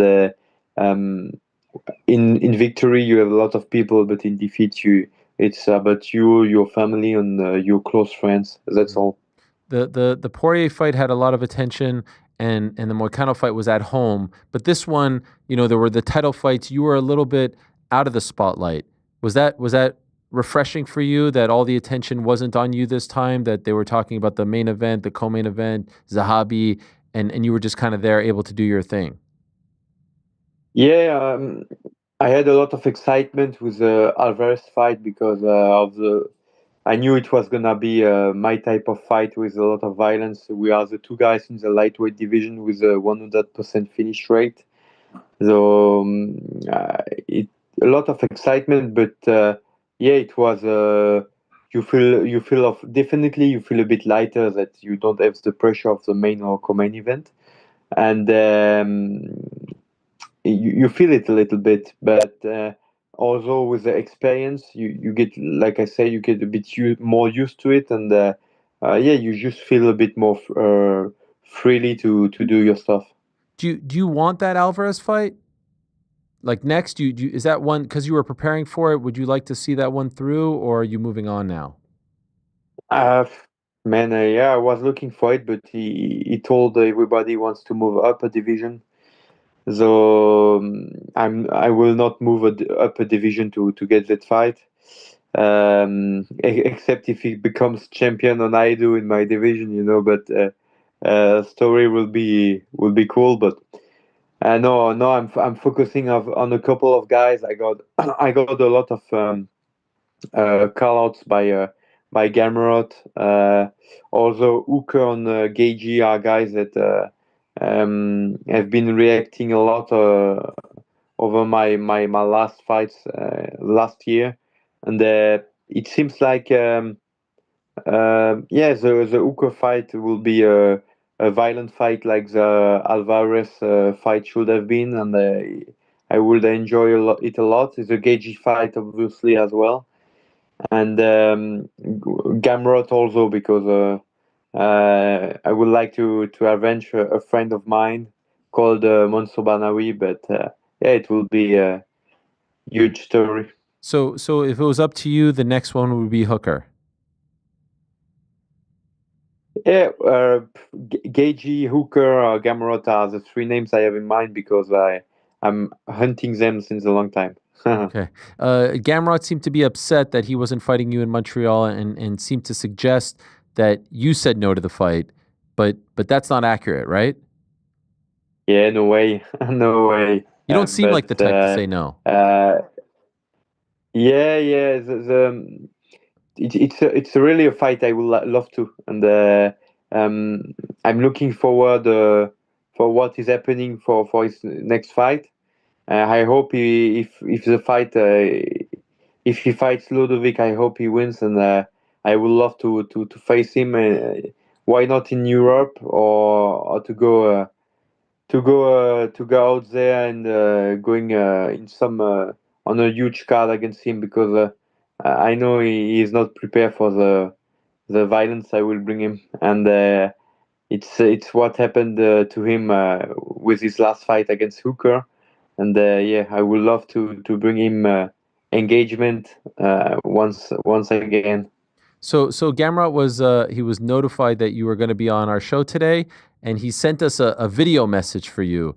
Are you interested in hearing what he had to say, or would you rather not hear it? If it's only to say he's ready and they would like to fight, you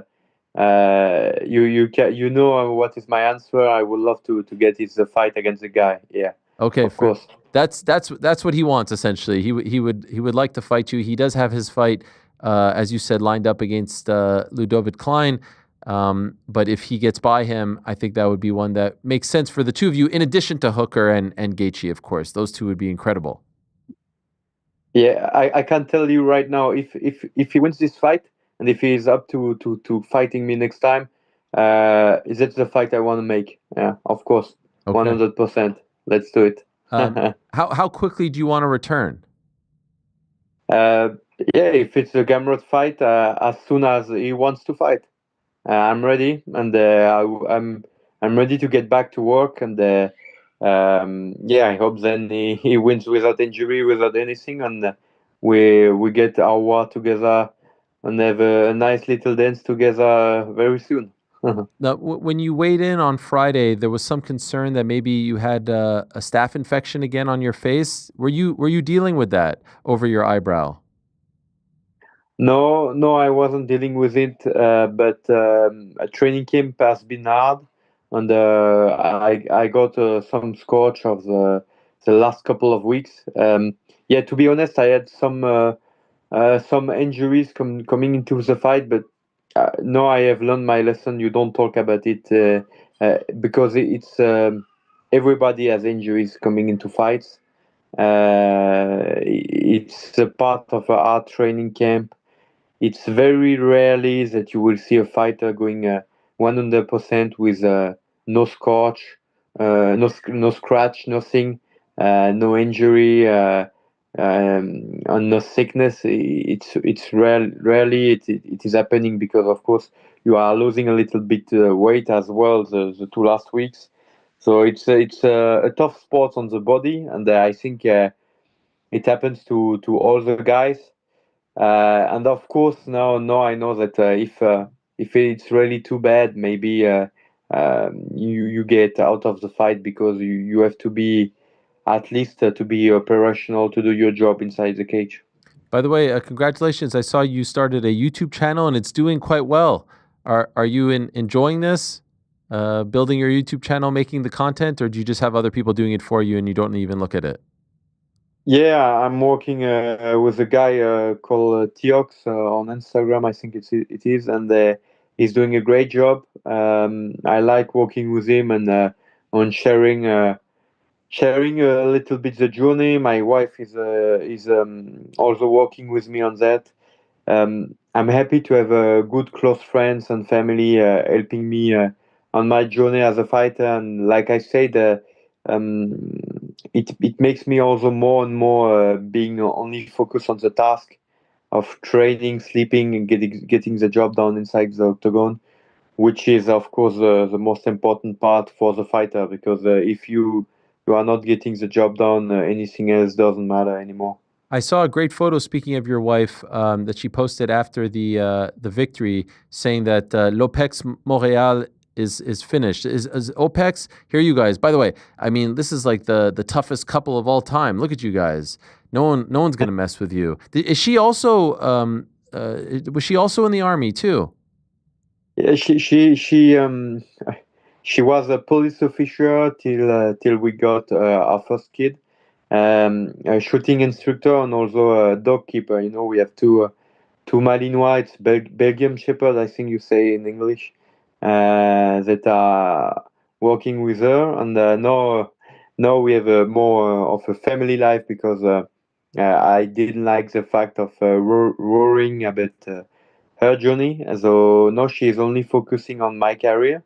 And and of course we love the family life, having kids, and focusing on my career, because we are I love the phrase of the beginning of the Karim journey, the 40 days, because before Easter is like you are born dust and you will in dust you shall return.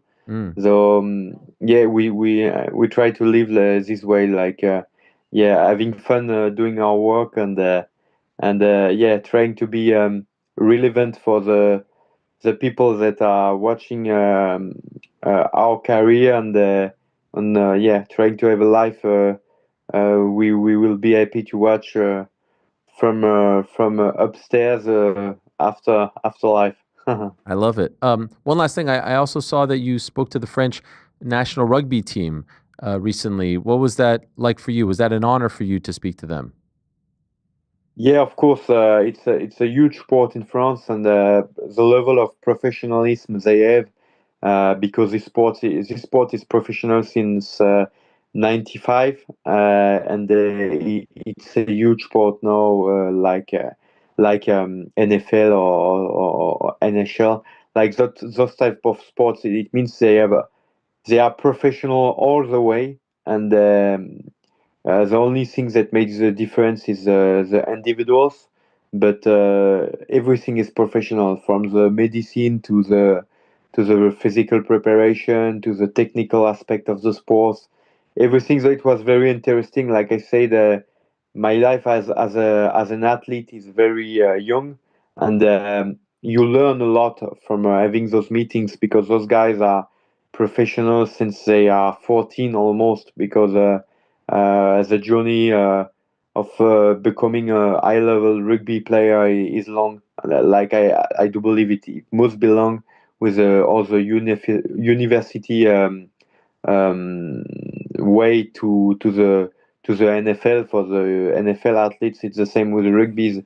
They are starting very young, and you learn a lot from them. Congratulations again, Benoit. Thank you for coming on. Very happy for you. It was great to see you back. Great victory, great performance. I also love that you were translating yourself in there. You spoke in English and French. No translator. You did the post-fight interview twice in the cage, because they didn't have someone to translate for the French-speaking crowd or the English-speaking crowd. So well done. Félicitations and welcome back. Thank you. Thank you, Ariel. It was a pleasure to talk with you. And I hope we will give you this fight. Us. I look forward to it. There he is, the God of War, the great Benoit Saint Denis, back on track. Hooker, Gaethje, Gamrot would be great. Makes a lot of sense. Sounds like Alvarez is moving up to 170. Just for the sake of Gamrot going through the effort of sending us a clip. Here is said clip. Nothing too malicious or drama inducing, but I didn't want it to go to waste, so here it is from Mateusz Gamrot. Yo, what's up, guys? I'm sportsman. I respect all fighters. I respect you, Benoit Saint Denis, as well. But bro, you can lie to your friends and fans that this is not true. But exactly that I get offer from UFC. I say yes, and I was ready to go to Montreal, make weight, and beat your ass. You took amateur guy, and you won. but I wasn't impressed with your performance. Right now, my focus is against tough opponent in my 31. But if you ask fight with me, I can fight with you tomorrow, no problem. Bro, take care and train hard. Goose. Hey, I like this little spiciness from Gamrot. I mean, this is good. This is good. Look, this is how you get noticed. So let's see. If he gets by Klein, maybe that's the fight. Let's go back to the questions here. 15 or so minutes, and then we'll get to Tim Simpson in studio, round out the day with the one and only Arjan Bhullar. Jordan from Perth. Salam alaikum, Ariel and team. Have you heard anything about the possibility of JDM versus Islam being in Perth in September? And any chance we get Volk versus Mofsar co-main for that card? No, the September pay-per-view is Guadalajara, Noche UFC. So I don't think so. And per UFC executive Ali Abdelaziz, Islam will not be going to Australia. So I don't think it's going to happen. And to be honest, I don't think Islam's going to go again. He went there once for Volk. I can't see him doing it again. So I would be surprised. Abu Dhabi, New York, Vegas, back into the year is when I expect us to see it. We'll have Tim in studio in 50 minutes. He is the manager of one Jack Della Maddalena. He can tell us more about that. P.S. Can I get a shout out to Perth City from the boys in the back? Perth City. Yeah. Gary. Perth City. Yeah. If DDP beats Khamzat, can you make the argument he's pound for pound number one? Well, if Islam moves up to 170 and wins, I mean, there's no argument to be made. He is the guy. But if DDP wins, I mean, who is number two out there right now? I don't even know. My books, it's Taporia. Taporia, right? Oh, hey, PT. What's crack? You're back. Yeah, it was actually the UFC intercepted it. They did? As I was making that point. Yeah, they were like, we can't get this guy out. He's cooking too much. That's what I rang the provider. That's what they told me. All right. The Revolting Blob. Hey, Ariel, are you willing to reveal who the mystery guest was supposed to be from a couple weeks back from the Lex Luger DDP episode? Was it going to be the other DDP? No, it was supposed to be Darren Till. We don't care. Yeah, I just didn't feel comfortable promoting him because he's such a lunatic. Cross. Hi, Ariel. I think I've got the remaining UFC pay-per-view schedule for the year figured out like below. June, IFW.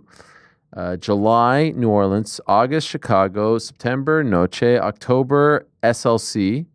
October, November, Abu Dhabi. November, MSG. December, T-Mobile. So basically you just compared or copied last year's schedule. To a T. Yeah. He gave us the ones that have already been announced and then copied. And there's no dates. He's to a saying, T. do you think this is accurate? I mean, but yeah, what are the dates? Sure. Have we had two pay-per-view month yet in 2025? No. So June will be the first one, and there's always two of them. That's right. Yeah, so it could be October. Could be. That was the other one. Lon Don, hello to the team. Question for GC. Seems like the Brady match is slipping away from us. Any chance you challenge other guest fighters, Poatan, Chandler, Poirier, JDM? Can I say something? Yeah, sure, GC versus Tim Simpson. Tim is in shape, dude, as well. We blew that because obviously it takes a while to set up the bike. No, do it right here. Do it right here. It's in studio. What camera's going on that, man? Well, who the fuck is we? Listen. Essentially, we're looking for Charles Oliveira. I think we're looking for Charles Oliveira. I'll go on Zoom and I'll stream it from my phone. Have you seen Tim Simpson with Goggins and Izzy? Yeah, I think he smokes, man. You see this? Conor Burks, he is the Ilya Topuria of this situation. Sean Brady ran away. Listen, look at this guy. Look at this guy just listen to that breathing. What's that breathing coming from? The pectorals are very active. Just like, you want to know what's crazy? Is that Goggins and Izzy are in such insane shape, they kind of make Tim look average. Yeah. If I was in this trio, I would look like the biggest schlub on earth. Oh, my God. You want to know the worst part is, yeah. Not only is Brady, like, it feels like he's sort of like, I wouldn't even say ducking. He's like avoiding it altogether. It's Immediately weird. change the subject to something completely nonsensical, completely irrelevant. Yeah, so just blabbering about nonsense. Tommy Fury'd it. He Tommy Fury'd it. Tommy Fury'd it. I was just like, oh wow. And then he's like, it's not even worth my time. You know, now I'm talked about the fans coming up and asking him. It was weird. We were it was at Fong's. We actually mentioned Fong's in Des Moines. I'm sitting there shoving crab rangoon pizza down my gullet, and some guy's like, doesn't look like you're getting ready for the Brady bike ride. I was like, all right, man, take it easy. I'm born ready. Take it That's easy. what. It's so weird. It's like, hey, Sean, can you come on June 7th at 3 p.m.? And he's like, you know what's crazy? Like, I was walking outside and I saw the clouds. It's so weird. Like, you would think we're a dentist's office asking him for a random Wednesday morning at 7 a.m. 8 months in the future. It's just like, hey, man, we'll have a luxury limo pick you up from your house, wisp you here. Yeah. We'll provide Gatorade. We'll provide hydration supplements, some Celsius in the car for electrolytes, you. Everything. Electrolytes. Door to door. We'll have you ready to go door to door. Nanny for your girl. You talk. We'll pay for services for your children. Yeah. Pay, you talk, you bounce right back to Philly. It's like you never even came. And he's just like, yeah, can't be bothered. No. London changed him. I'm losing lack of motivation. I wasn't going to say it because I didn't want to have any excuses. I was dealing with a horrendous back injury. I mean, I had a pillow in the seat for a while. I wasn't going to bring this up. I don't want to use excuses, so I feel like I'm falling out of shape. Just in time for the bike ride, just in time for pool season as well. It's not looking good for me. So yeah, I mean, it does. It feels like the momentum is losing its steam. We'll see. Look, I can tell you, it's not my fault. It's not on my end. No. I've been ready. You're standing on business, as they say. All right, so we'll hold out hope. I had one. Almond Joy. Hello, Ariel. What has been your favorite part of being a dad? How has parenting and being a husband helped you grow personally and professionally? Golly, this is a tough one. It's not tough because it's hard to answer. There's just so much there. I am really there's different chapters, right? And when they're super young, that's an incredible thing. It's like, holy crap, how does this even happen? And how are we going to do this? And then you kind of figure it out and you're tired, but it's just such a joy to see them go from 1 month to 2 month to 3 month, and you take the photos and all this stuff. But right now it is so much fun because my boys are 13 and 11 and their personalities are just exploding, and they're funny and they're fun to hang out with. And as I noted a couple of days ago, sports is it's such a gift. Like, I always dreamed of being a dad. I always wanted to be a dad.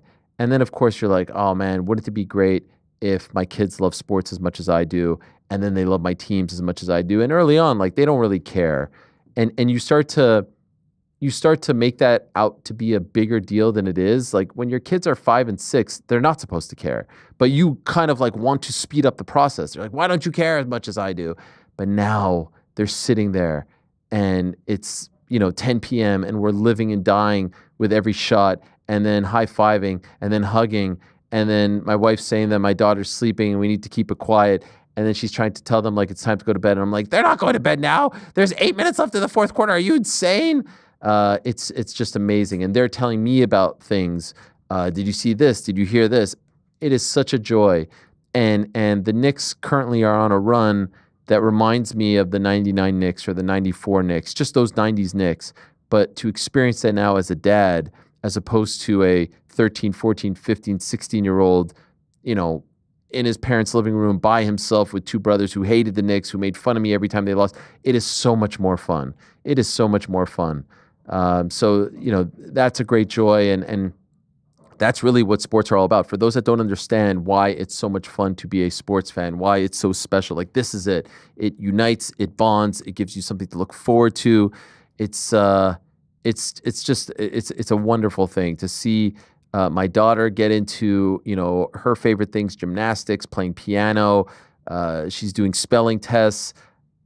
All of it is just such a joy. So my advice would be to enjoy every chapter, every period. Don't hope, I can't wait till they're 10, till they're 15. Enjoy every moment, even enjoy the tough parts. And I know that's easy for me to say as someone who's maybe on the other end of it, but like the traveling, the car seats, the diapers, revel in that, because it will go away like this. It will go away so quickly. The spit ups, all that stuff, the diaper changes, like, enjoy it all, because it goes away and you don't get it back unless you have another one. So it's the greatest experience. It's the greatest achievement. It's the greatest accomplishment. And to see them progress and evolve and graduate to these new stages is incredibly fun as well.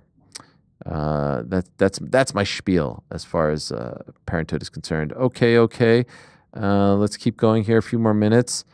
Hola, Ariel. Yesterday's breaking news edition reminded me of one of my favorite pieces of content you've ever put out, the Chimaev-Diaz weigh-in fight reshuffling. I believe that episode was like 7 hours. You had a fight coming up. It was epic. I love the chaotic, unplanned shows and wondering what your thoughts and or memories of such shows were. I did that with Pete. Remember that, Pete? Spotify Live? It's crazy. It was so funny. And remember me and Aunt Devon started talking about, like, we're waiting for this news to come, and it's 7 hours long. And Ariel, he has to get this flight.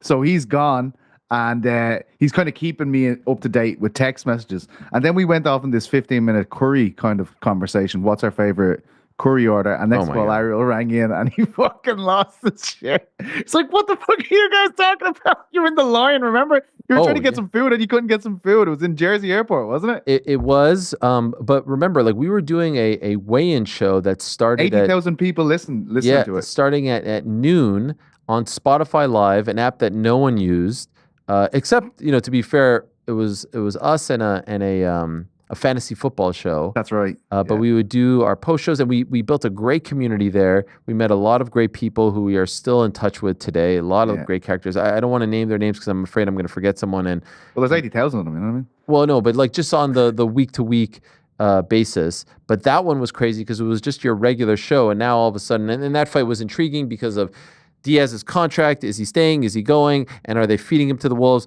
And then we come to learn mid-weigh-in show, Chimaev's not showing up and he's overweight, and they reshuffle the whole card. And I have to leave now because I have to catch a flight on a Friday afternoon, and you guys keep it going. And Ant now Chuck had to rewrite his piece. Remember, Chuck had a feature out, and he had to rewrite the whole thing. So he went. So Chuck and Ariel, the main two guys of the show, go. I'm there just left with this 80,000 people. So Ant jumped in, and then we're like tagging people in the whole time. It was wild. And then you just jump in and out. Like when big things happen, when you heard something, you come back in. It was so finally much fun. Got announced as I'm on the plane, and we're literally minutes away from taking off. It finally got sorted. They reshuffled the top of the card. I don't know if I've ever said this publicly. You probably know because of private conversations, but I don't know if I ever told people where I was going.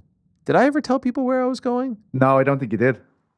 So I was going on a trip for Real Sports on HBO, which was a great job, which I'm so sad is no longer around, that the show is no more.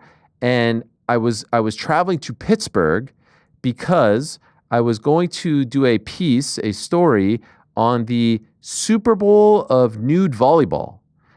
Every September at this nudist resort outside of Pittsburgh, incredible volleyball players, not like, overweight weirdos, not like something like that. Like, this is like high level Division I premium athletes come together to compete in this volleyball tournament that is contested while being in the nude. You are 100% naked, and it's on hard courts. It's not on sand. It's hard court volleyball. And we went there and spent the weekend there. I didn't sleep there. We went to a hotel like 10 minutes outside of the resort, but I was there Saturday and Sunday, and I was interviewing these people in the nude. And I wasn't in the nude, they were. But they were some of the most fascinating and lovely people that I've ever come across. They had this like joie de vivre. They unlocked this like this key to life. It was this lock to life, if you will. It was just an amazing experience being there. They did a couple times try to convince me to, get naked. And I was like, no, I can't do that. I mean, what are we talking about here? But it was an unbelievable experience. But I was traveling to do that. So I did this piece. I did the interviews. We did the walk and talks. Like, I don't have much footage from it because they have it all. But the producer sent me one where I'm doing a walk and talk with a guy who's a real estate agent in Florida. And he's fully nude. Like, dong out, walking, and we're just chatting. Man, you did so much cool shit with them as well. It was amazing. We never got to see. And then the freaking show ended. And then the show ended, and the story never saw the light of day. It was one of the longest running shows ever. Yes. And you just happened to join it. And also, he got the moment. He got his moment with Brian Gumble. He brought you out. Oh, of course. He got incredible moments. I'm just saying how much of a bummer it is that we never got to see this because the show ended. The piece was so much fun to do. The story was so great to work on. And I kept thinking, like, okay, like when's it coming out? When's it coming out? And then I got the word that the show was coming to an end. I was like, oh, please let this piece come out before. And then they told me they had so many pieces in the oven that they couldn't get them all out in time. Then I asked them, like, can I buy the footage? Can I repurpose it? But those people had agreed to just being on that show. And there were actually some people that didn't want to be seen, and they wore wristbands, which they handed out beforehand. And so the editor, who I had talked to, because that was in the making for a year, he had to like blur out all the people in the background that didn't want to be on camera because people wanted to be anonymous. It was unbelievable. I had that story in the oven, and then I had another story on breakdancing in the Olympics. And we talked to like former gymnasts whose career ended in gymnastics and were now trying out to be the first Olympic breakdancers. This is before the Olympics last year. And that story never saw the light of day either. We went to the Bronx. We talked to all these people. It was madness. I did get one in at the buzzer. That was the one on Danny Hurley. But it was just such a joy because I was an intern on that show in 2003. And so to make it all the way as a correspondent 20 years later is one of the greatest achievements of my life because it's such an unbelievable show. You sent us some footage from the nude volleyball. Oh, it's good stuff, right? The screenshots were some of the funniest things I've ever seen. You're doing like a walk and talk, and a dude just has completely full frontal nudity. So you're fully dressed, taking it flannel as serious shirt as any other professional interview. Yeah. I'd have got me banger out if I was you. Full banger. Couldn't do it. Considered it for a brief second, but the people were just so lovely. They were so comfortable in their own skin. They were so happy. And when you think of like nudist resort, you think of like, people having orgies and things like that. I didn't feel any of that, honestly. I mean, that's what I think a lot of people think of. It was not that. There were cancer survivors, there were old people, young people, middle-aged people, just so happy to be there, comfortable. People barbecuing in the nude, like everything was in the nude. You pull up in your car and the security guard is nude, like right off the jump. It's just nudity. It's dongs everywhere.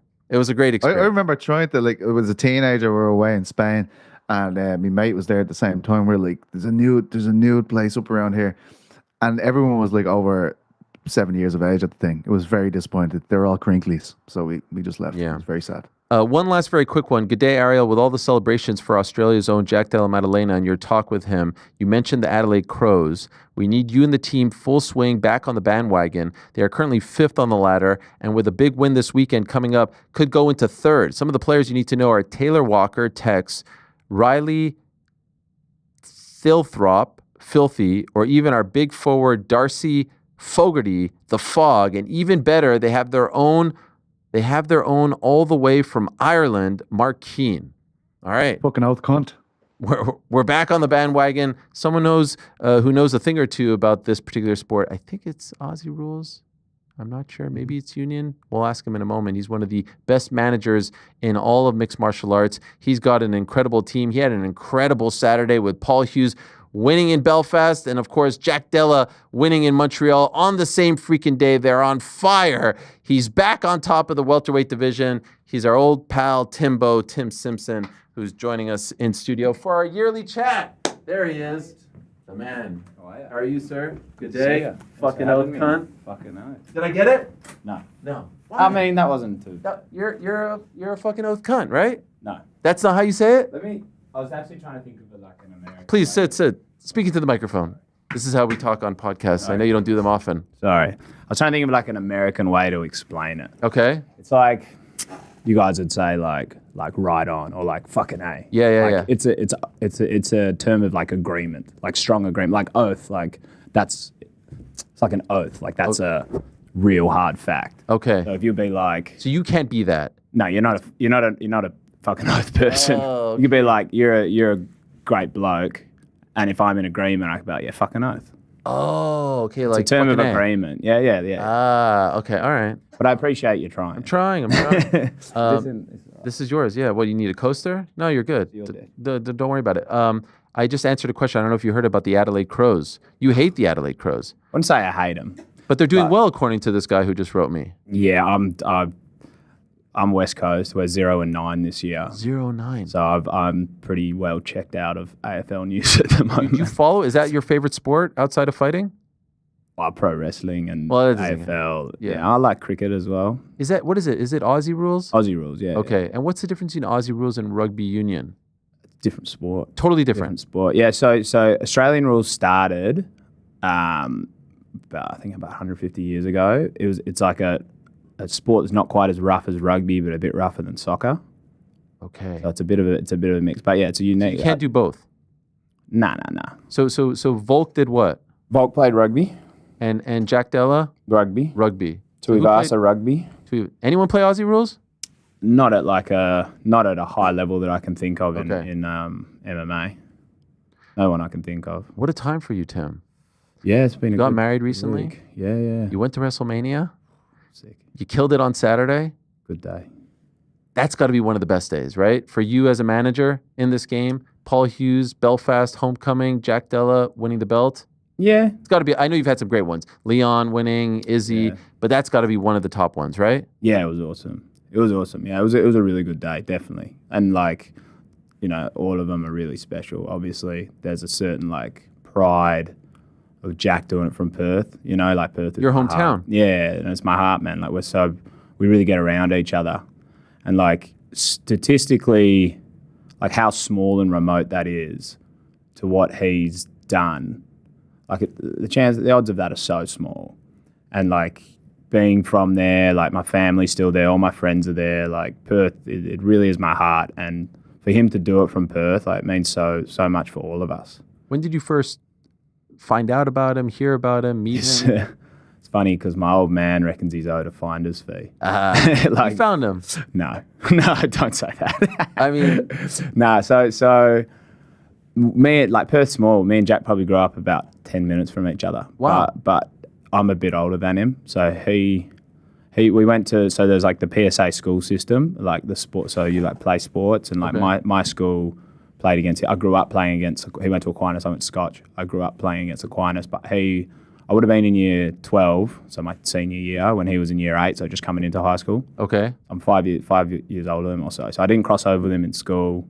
My brother and his brother are the same age. So there's a bit of crossover there, but I knew who he was just from following the region, the Australian scene, he was tearing it up. But my parents and his parents met on a holiday. No way. In Broome, and they were just chatting, and they were like, yeah, my son's an MMA fighter, and they were like, oh, my son's an MMA manager.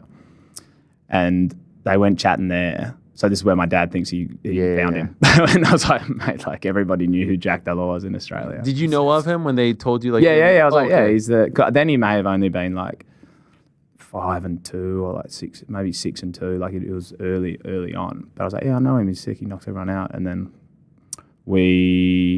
I went when Izzy fought Rob in Melbourne. Okay. I went to Eternal the night before where Jack was fighting Kevin Doucet, and watched Jack, met his parents, and I was like, listen, Jack's amazing.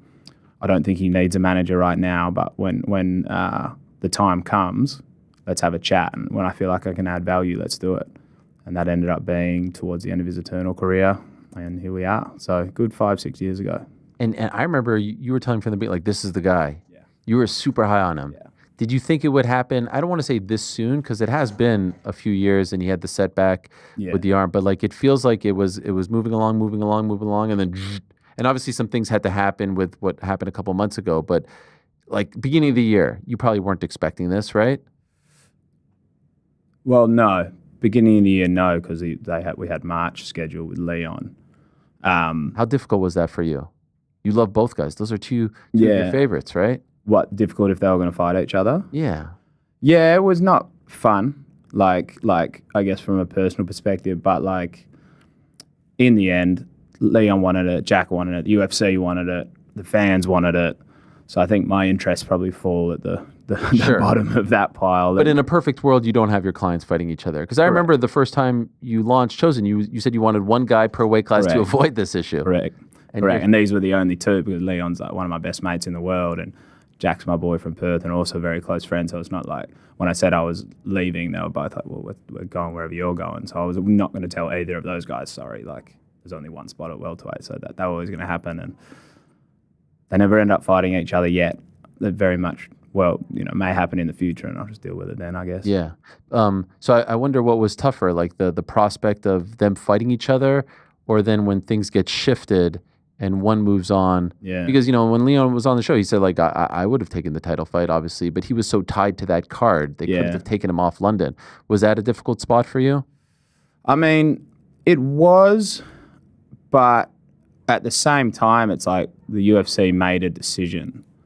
And it's like that there was nothing necessarily that I could have done. Like, I couldn't really campaign against it or for it necessarily. I just had to ask the questions of, like, why Jack over Leon? I just need the information. And, I said, is it Leon or is it Jack? And they just said, listen, we're doing Jack. It's not like I could pick anything or do anything. So from there, it's just manage the situation the best I can. Mm-hmm. It wasn't necessarily on my shoulders or my decision. So in that case, it's not too much for me to stress over. That makes sense. Your level of obviously you're going to back your guy. Do you want to get your water? No. You worried? It's okay. No. Don't worry. There's a funny. I just have I'm just a fidgeter. Okay. Like I can't sit still at any time in my life. So this is tough for you. Yeah, but like it's I'm really not much on social media. Sure. So I'm not in the comment. My wife does. My wife reads everything. And like she's reading the comments. She reads everything. Oh no! But it's like the biggest thing when I only really do interviews with you. It's just like he's on drugs, he's on cocaine. Oh no! Like, why is he so twitchy? What's wrong with him? Like, that's a crackhead. I was like, I'm like really trying to sit still. Okay, no. Do your thing. Be comfortable. Be comfortable. At any time, like around the house, if I'm on the phone, I'm always like moving and everything. So I'm trying to like. Not that I really care what the streets are saying, but yeah, I'm a twitchy person. This is in Mexico, by the way. Where you live? Yeah, I live in Mexico, yeah. Which is wild. Like I was telling the boys in the back, they're like, what? He lives in Mexico? Yeah. How do you like it there? Love it, yeah, love it. It's been over 2 years now, yeah. Incredible. Love it, Mexico City. Are you? We were wondering if you are the gringiest gringo in Mexico because like you're so white. Probably not. I mean, there's where I live in Mexico City. It's like filled with expats from all over the world. So, but yeah, probably. Why did you pick Mexico? So my wife's Colombian, so she speaks Spanish. I want to speak Spanish fluently before we have kids, so there's no secrets in my own household, language. And then I was in LA for like 7 years. I think things in LA got kind of weird around COVID. And it was just like a lot of people were moving out of the city. It's a lot cheaper in Mexico. And just we both work from home. We both work for ourselves. So it's like you've got an opportunity to do something different. I've always I've lived in like 10 different cities in my life. Like I don't dig roots too much, So just another move, something cool, and I'm loving it. How is the Spanish? I would say I'm fluent.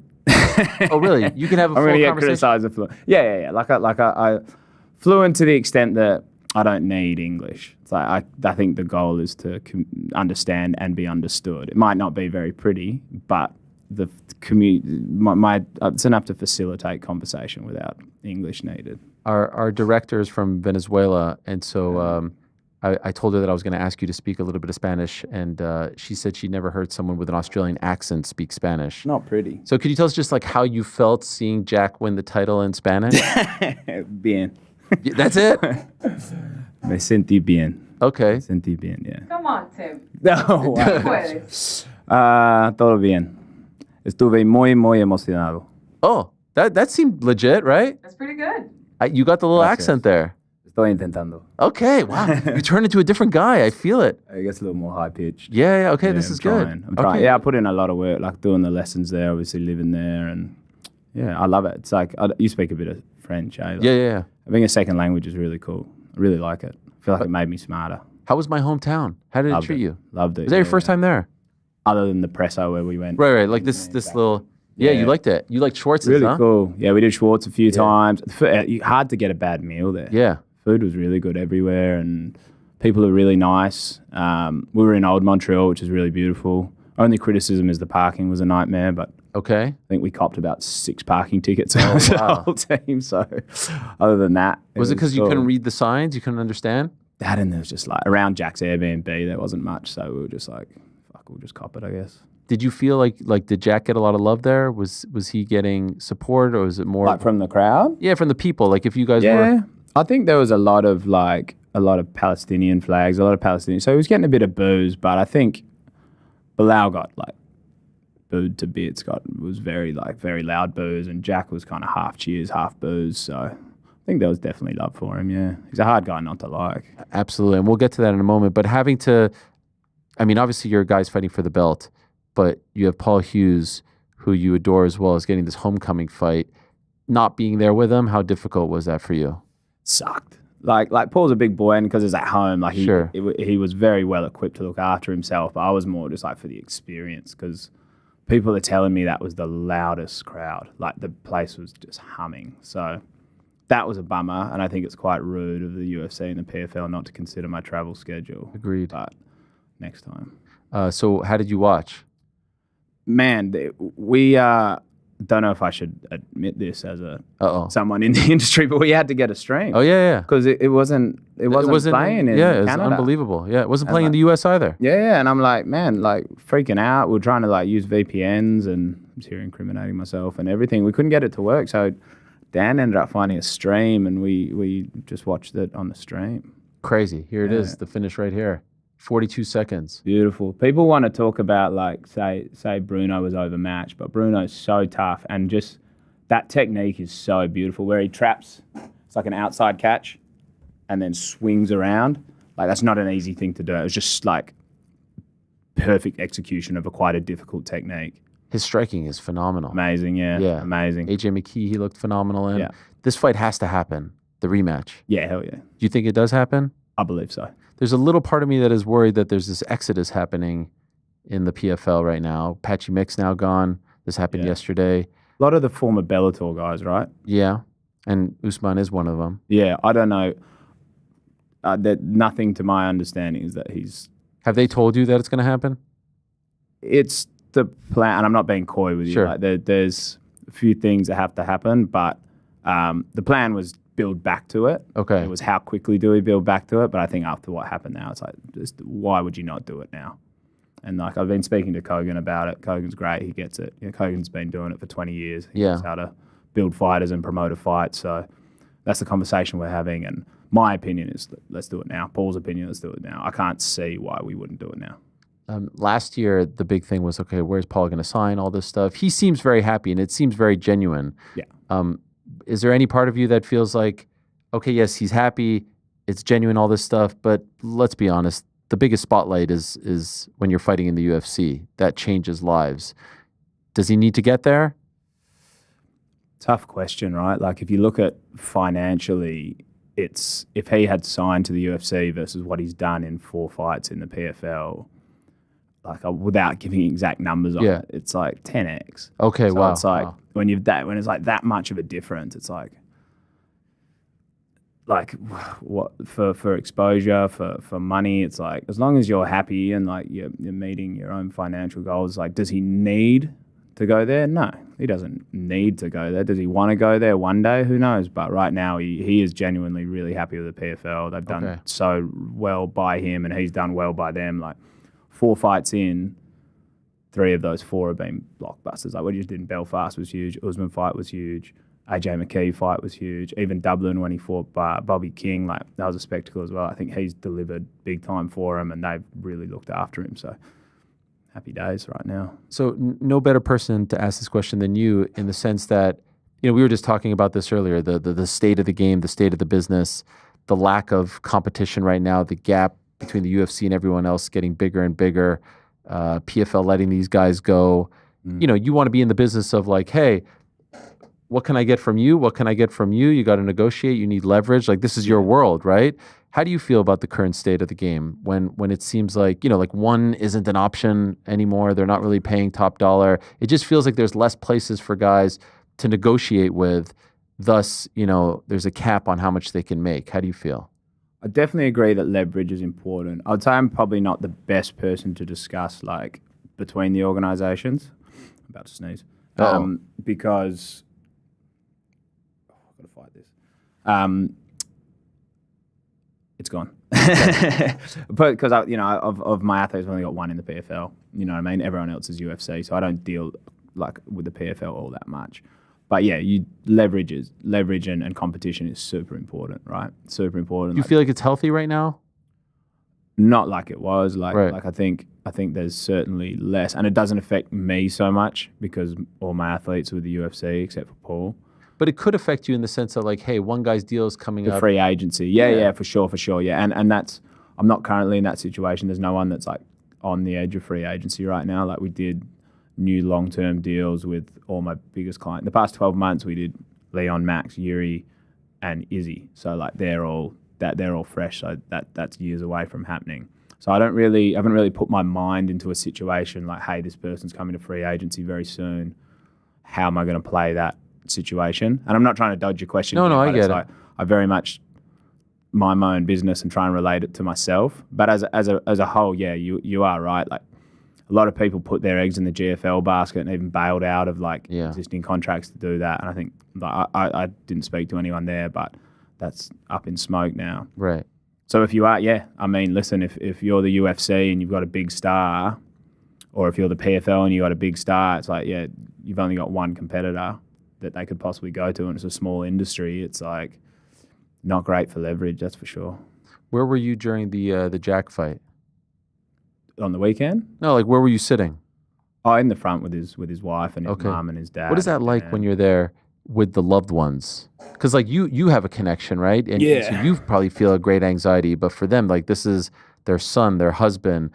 Yeah. Do you talk to each other? Are you reacting to things? I can't even imagine what that stress is like. Yeah, often. And it really varies as well. It really varies. Like, they were pretty chill, the Della crew. They were really? Pretty chill, yeah. Obviously, they were pretty nervous, but, I mean, we're not super high-strung people from Western Australia anyway, so I think they were, there was obviously nerves and everything, and, like, in between rounds, I think we're up here, and that's fun, and they were pretty cool, the Dellas. I've had, a lot of intense ones, What was the most intense?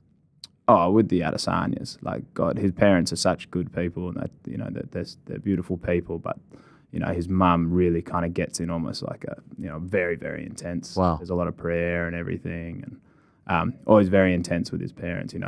They're very spiritual people. Love it. And I think they get quite into it. So always with them, it feels very intense, and you just want them to be okay. You know what I mean? Sure. Yeah. Were you surprised at how the fight played out? Nah. What did I tell you? What did I text you last week? Well, I mean, yeah, you told me you were coming with the belt and all this stuff. Well, I said it's like we know something. Oh, yeah, 100%. Yeah. So I wasn't surprised. I equated it to like when Max was fighting Justin, or when Leon was fighting Usman the third time, or when like Izzy was fighting Costa. It's this feeling where it's like, what are you guys watching? Right. I'm like, I feel like Jack was an awesome matchup for Bilal. And I was like, we're like, what are, of course we're really close to it, but I'm like, what are we seeing that everyone else is not seeing? I felt that same way before about other fights. So I was like, I wasn't really surprised. And even I was talking to Dan, because all week me and Dan like, this could happen. I said to Dan, I was like, I've got a feeling this is going to be a dominant decision. Like, that's what I said during the week, and like, I don't know, I wasn't surprised. What about the narrative in the aftermath? Like, why didn't he shoot more? And my thing is like, he didn't shoot more because he had Big Jack in front of him. Well, the first line of defense in martial arts, every martial art is your footwork, is distance. Mm-hmm. So like people like think about like Israel Adesanya's title run. He kept it on the feet. He does have good defensive wrestling, but it's when I think about Anderson Silva, like, yeah, they got good defensive wrestling, but it's your first line of defense is your distance. When you're a master of striking, you're a master of distance, and that's just what it was. Like, it's Jack's footwork and distance. It wasn't like if Bilal wanted to shoot more, he would have shot more. It wasn't like there's that narrative of I'm going to show those hands. It's like when you're in the heat, you're doing what you do to win. Right. So yeah, I don't think it was a strategic thing from Bilal. I think Jack's footwork and distance was just precise, and it makes it very hard. So since we had Jack in studio, Dana White announced yesterday all the news: Islam moving up, vacating the title, Ilya, Charles, etc., etc. So he did say it's going to be Islam versus Jack, but no time frame attached to it. Yeah, I'm assuming later on this year. Yeah, it'll be this year for sure. It won't be August because that's DDP against Khamzat. September, it would make no sense. That's the Noche UFC card. So I'm thinking. That looks like Canelo. Yeah, no, he does. And last year they had Merab and Sean at the top of the card, so it could happen. And I don't think they got a Mexican star that could main event it right. But that one in Guadalajara would be a little weird, no? Yeah. Yeah. Anyway, you got to put someone there. Then you've got October and then MSG and December. When do you think it happens? Between September and December. Yeah, okay. That's an honest answer. Yeah. Obviously we were speaking to Hunter all day yesterday, and it's like they have a few moving pieces. So Jack gets home, leaves here Friday, gets home Sunday, deserves a little bit of downtime. He's got one of his main training partner and one of his best mates, Jack Becker's fighting next weekend in China in RTU, wow. So he's probably going to go there and support his teammate, then get back, and I won't say he's going to rest. He's at the gym today. So wow. He's here in New York? Yeah. Wow. He was training today. So it's like he won't be resting, but it's like, just let the body heal up a little bit, and then he'll want to go as soon as he can. It's just about what makes sense, you know? So I saw an interview with Ali Abdelaziz, who is Islam's manager, and he's like, look, if Jack's not ready to go, they're going to strip him of the belt and all this stuff. I'm like, the guy just fought 3 days ago. What are you talking about? Why wouldn't he be ready to go? I don't know. I think he was just trying to be like, we call the shots here. Just because we're moving up and we're not the champ, we're calling the shots. Did you see this clip? No, I didn't see it. Okay. I mean, if I had 4 legs and said moo, I'd be a cow. So. I just don't really see the relevance. He's going to be good to go. Yeah. There are no issues there. No. No. He just fought. Not injured. Right. Don't know. Do you like this for Jack in his first title defense? I love it. Why? Because he loves it. I mean, it's like what's bigger, Like what's bigger than the number 1 pound for pound guy? We're saying it feels weird because he's going to be the champion, and Islam doesn't have a belt or won't have a belt. But I feel like kind of feels like Jack's the challenger. You know what I mean? In a certain capacity, it's like he's challenging, I guess, for the number 1 pound for pound spot. It kind of feels like he's the guy that's chasing it because Islam's so great. Islam's the number 1 pound for pound. He's done so much. Almost feels like it's, sure, Jack will be the champion, but it's almost like inverse. That's the way I kind of see it. And I think that's the way Jack sees it too. And, what he said yesterday, we were kind of chatting about during the week, and he's always kind of spoke about these fights as like matchups rather than like what moves him towards a belt or what is a belt. He's always kind of like, yeah, I reckon I can beat him. And that's what it was with Bilal. It was like when we was like, man, it's a title shot. He's like, oh, I reckon I can beat Bilal. Like, yeah, he's got the belt, man. Yeah. And he says the same thing about Islam. He's like, yeah, I reckon I can beat him. So who am I going to be like, oh, this is a bad idea? Like, I think he's It's the highest profile fight as well. Massive. Yeah. There's financial benefit to that. There's legacy. He's going to be number 1 pound for pound. But more than anything, Jack's like, I reckon I can beat him. So let's go. I feel like it's still, he's a champion, but I feel like he's got nothing to lose. Right. He said that he thinks that Islam's going to stay for 1 fight and then go back down after fighting him. I like that. It was like some subtle shit talking from him. Yeah, he's quicker than people give him credit for. He's so chill, but he says some things and you're just like, oh yeah. The Ian Sun line that got a lot of attention. He's very considerate with his words, but he's like he's quick. He's quicker than he gives off. You know what I mean? Feels like maybe some guys, not specifically talking about any of your fighters, but like some guys might be hard to deal with or maybe a little demanding. Feels like a pretty chill client, right? Oh yeah, I mean he's our boy. That's like he's my mate first and foremost. He's Dan's mate, and since day one, like just I guess where we're both born, the way we grew up, we're very similar. And like when you got someone who, on a personal level, you connect with really well, but then also like, just wants to fight everybody, doesn't complain. Like nothing really bothers him in life. So yeah, he's great to work with. How worried were you about the forearm as he was going through all of that? I think he was scheduled to fight in March. I think the extra couple months helped a bit, but he's been cleared since December, so not worried. It wasn't getting scary with the multiple surgeries and the... Oh, back last year? Yeah. It was. It sucked, like, just because it was really affecting him. Like, you talk about a guy who doesn't complain much. Like, and he wasn't oh, this sucks. It's not fair on me. He's not like that. But you could tell it was hurting him because he's a competitor and he loves to fight. Like, he loves to fight. He's from that, like, Adesanya and Volkanovski type cloth where, like, if you could give him 6 pay-per-views a year, they would. Like, he 100% would. So that sucked for him. And I think, like anything, there's a silver lining in it all. Like, his daughter Paloma was born and he was able to be at home with that. And, yeah, it was definitely... I never really worried that, like, oh, he'll never come back. But I did really feel for him because it was just a nightmare. You know, missed 2 Australian cards, 1 home in Perth. Like, it just sucks because I knew he wanted to be out there and fighting's what he does. How do you think the rest of the division now plays out? Now that we know that this is the title fight, Brady, Gary? I think so. I think that makes sense. Is that a number 1 contender fight? Probably depends what old Shavkat's doing. Then I think like Leon's a former champion. Like, Leon wins 1 fight and he's right back there. When you're a former champion, you've always got that shine on you. So when do you think he comes back? Sooner rather than later. This year? Yep. Yeah, 100%. 100%. He's in good spot. Have there been talks yet about his return?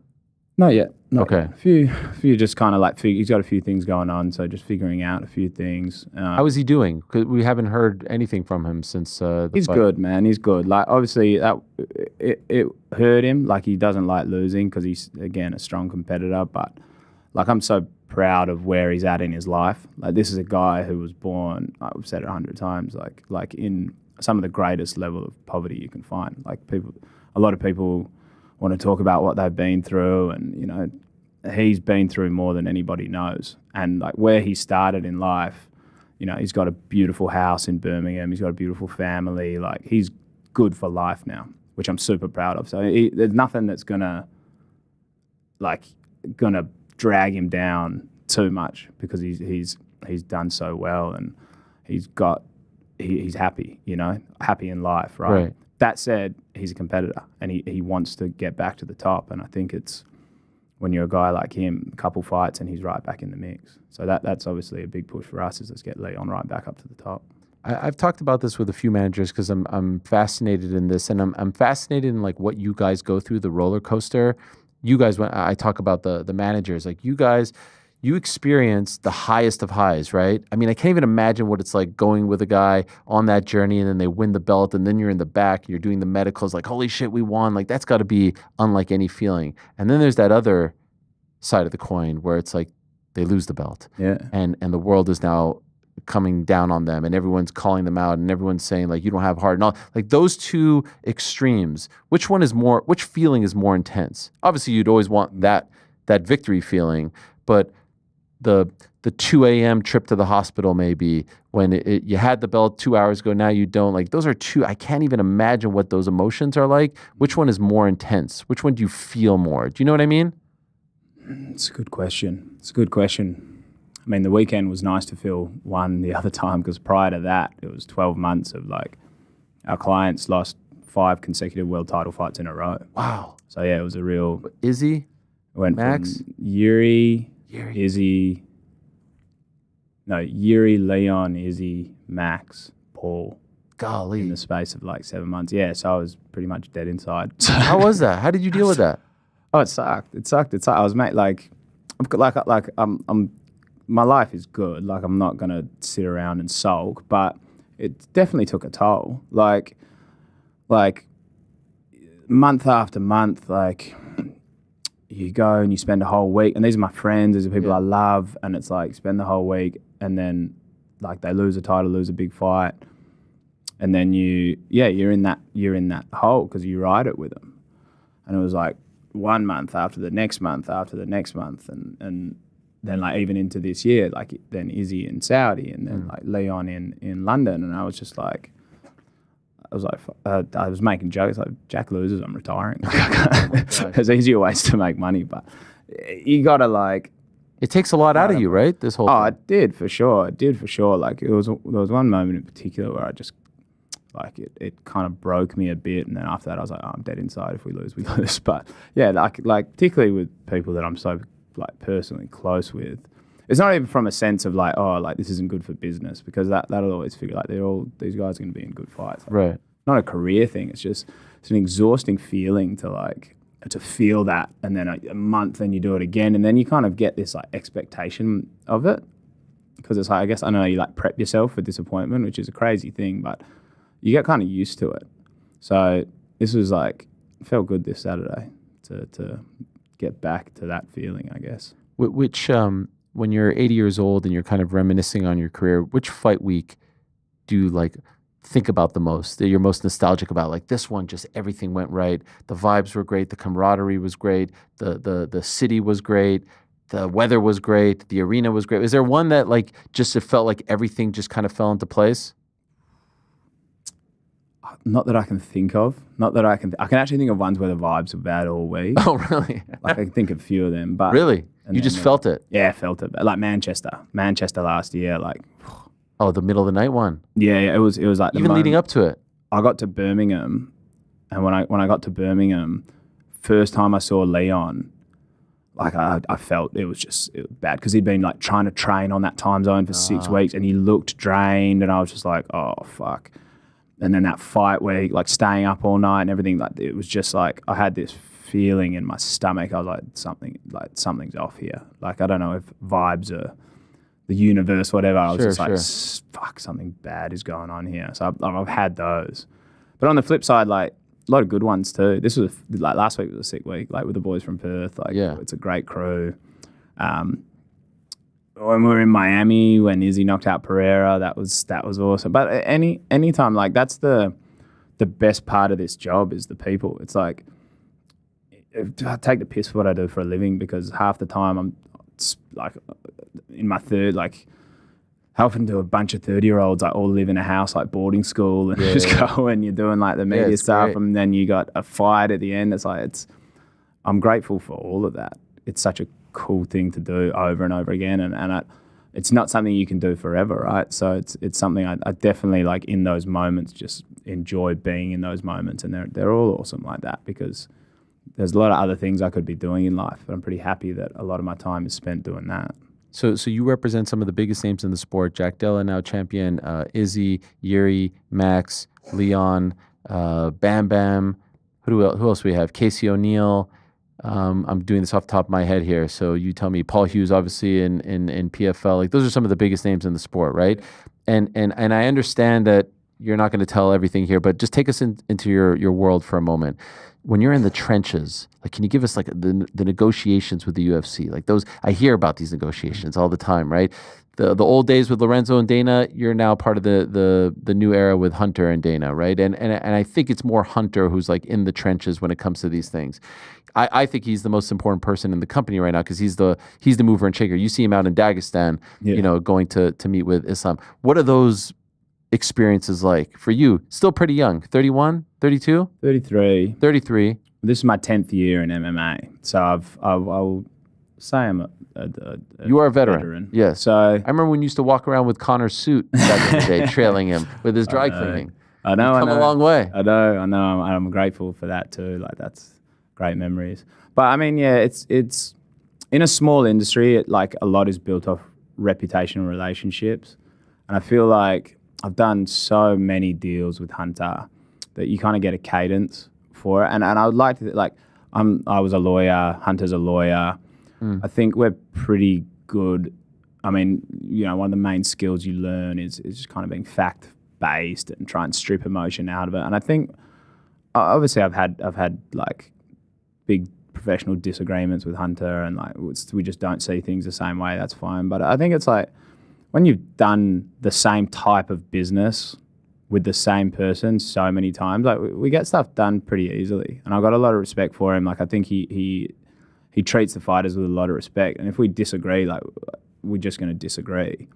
And ultimately, it's like it'll resolve itself some way. But it's probably not as, particularly now, it's probably not as like you would see on like a show like Ballers or Jerry Maguire yelling down the phone. I think my temperament is quite like, I'm a deal maker, and as a deal maker, I feel like I'm a pragmatic deal maker. Like it's solutions focused, and I feel Hunter's kind of the same way. And okay, as a Sean and Mick, like I don't really get into like the big, drawn out emotional things with them. It's probably not as sexy and as like high stakes as people want to like make it out to be. You know? I mean, these are big ass deals that you're a part of. Yeah, Huge but it's fights. I know, but it's they are big, but it's like it's also pretty straightforward after doing the same thing for so many times. Like straightforward in some way, but it's just like I know it like the back of my hand, as does the UFC. So let's just figure it out.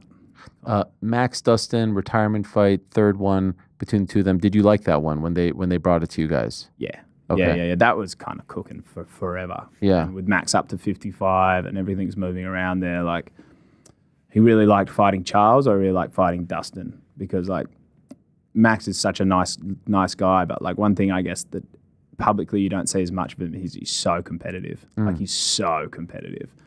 And I think the 2 wins that Dustin has over him, I think a part of him wants to really get those back because they were on kind of like weird circumstances. One was a short notice on his debut. The other was also a short notice upper weight class. So I think without any animosity towards Dustin, I think there's a bit of a chip on his shoulder to beat this guy. And it's a top 5 ranked fight in the UFC for a big belt, a main event. So yeah, I really like that. Is he staying at 55 now? Yeah. For the rest of his career? Yeah. That's it? Yeah, I'll never say never, but I would be very for surprised. now. Yeah, very surprised. He, by the way, do you know, like, if Dustin, if he wins, are they going to retire that belt? Like, did they tell you, because they haven't talked about it, that's not an option that you're thinking of, obviously. Well, I don't think they'd come to me and say, hey, in case he loses. Sure, fair enough. So, yeah, no discussion on that. I saw you training with Max. Like, are you full on sparring with him, or is he just being nice to you? Yeah?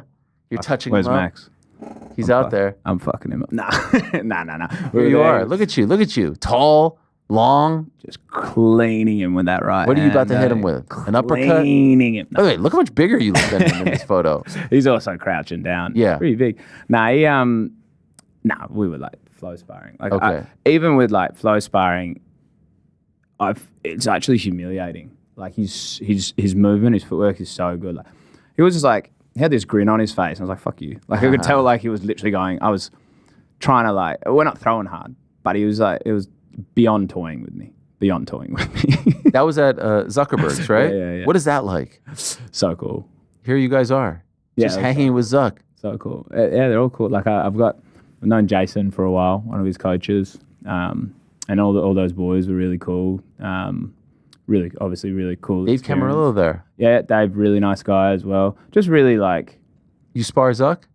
Nah. They don't let you get close to him, huh? But I tell you what, like, it's not like that.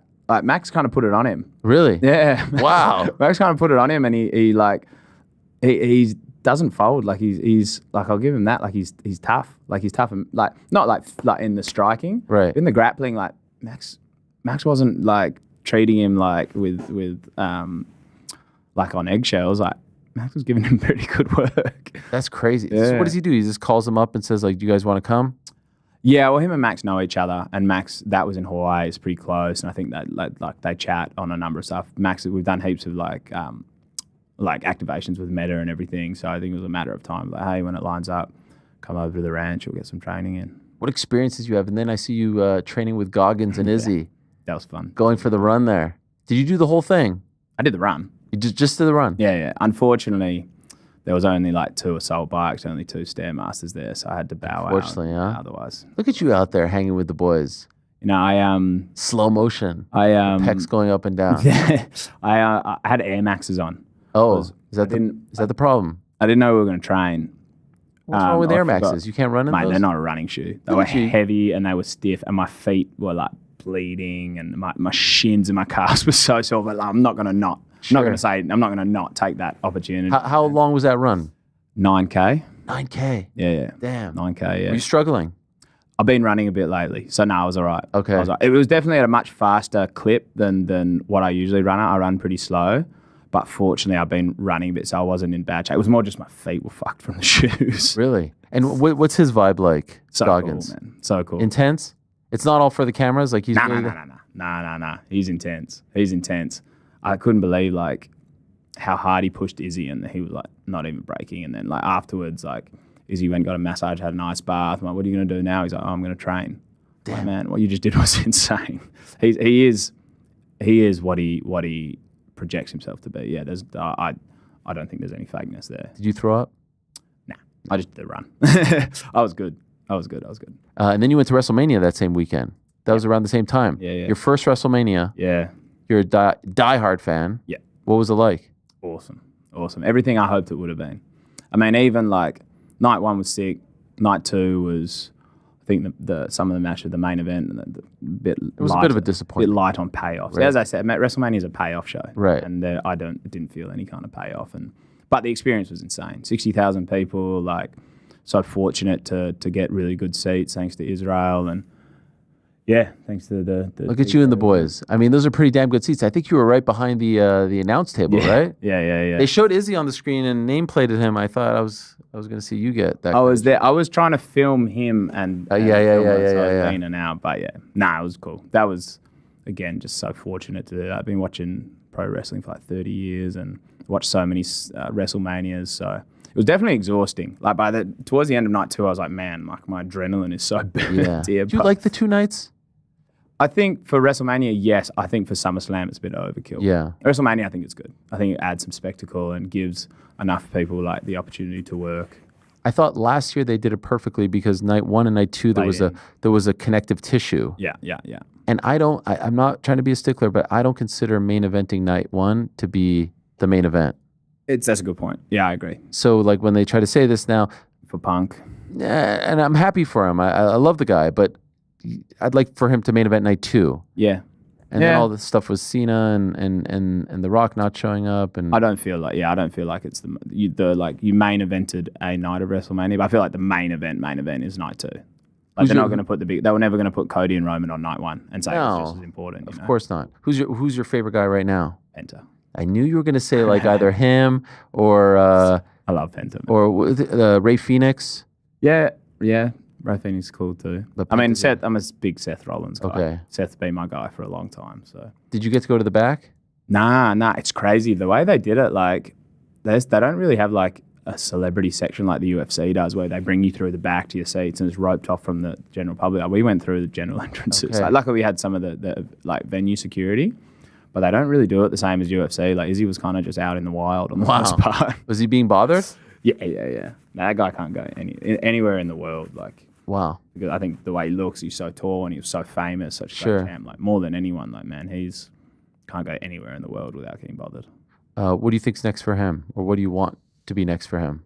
He wants to fight this year. Yeah. We've like kind of had light conversations around when that is. Like his schedule's so busy with like outside of fight stuff, so it's about like lining a few things up and making the fight the absolute priority, like he did with Imavov. Like he really locked in for camp, and I think he looked great and got unlucky. So. Just figuring out like timing wise when that works, but for sure one more time this year. Strickland? Potentially. You like that?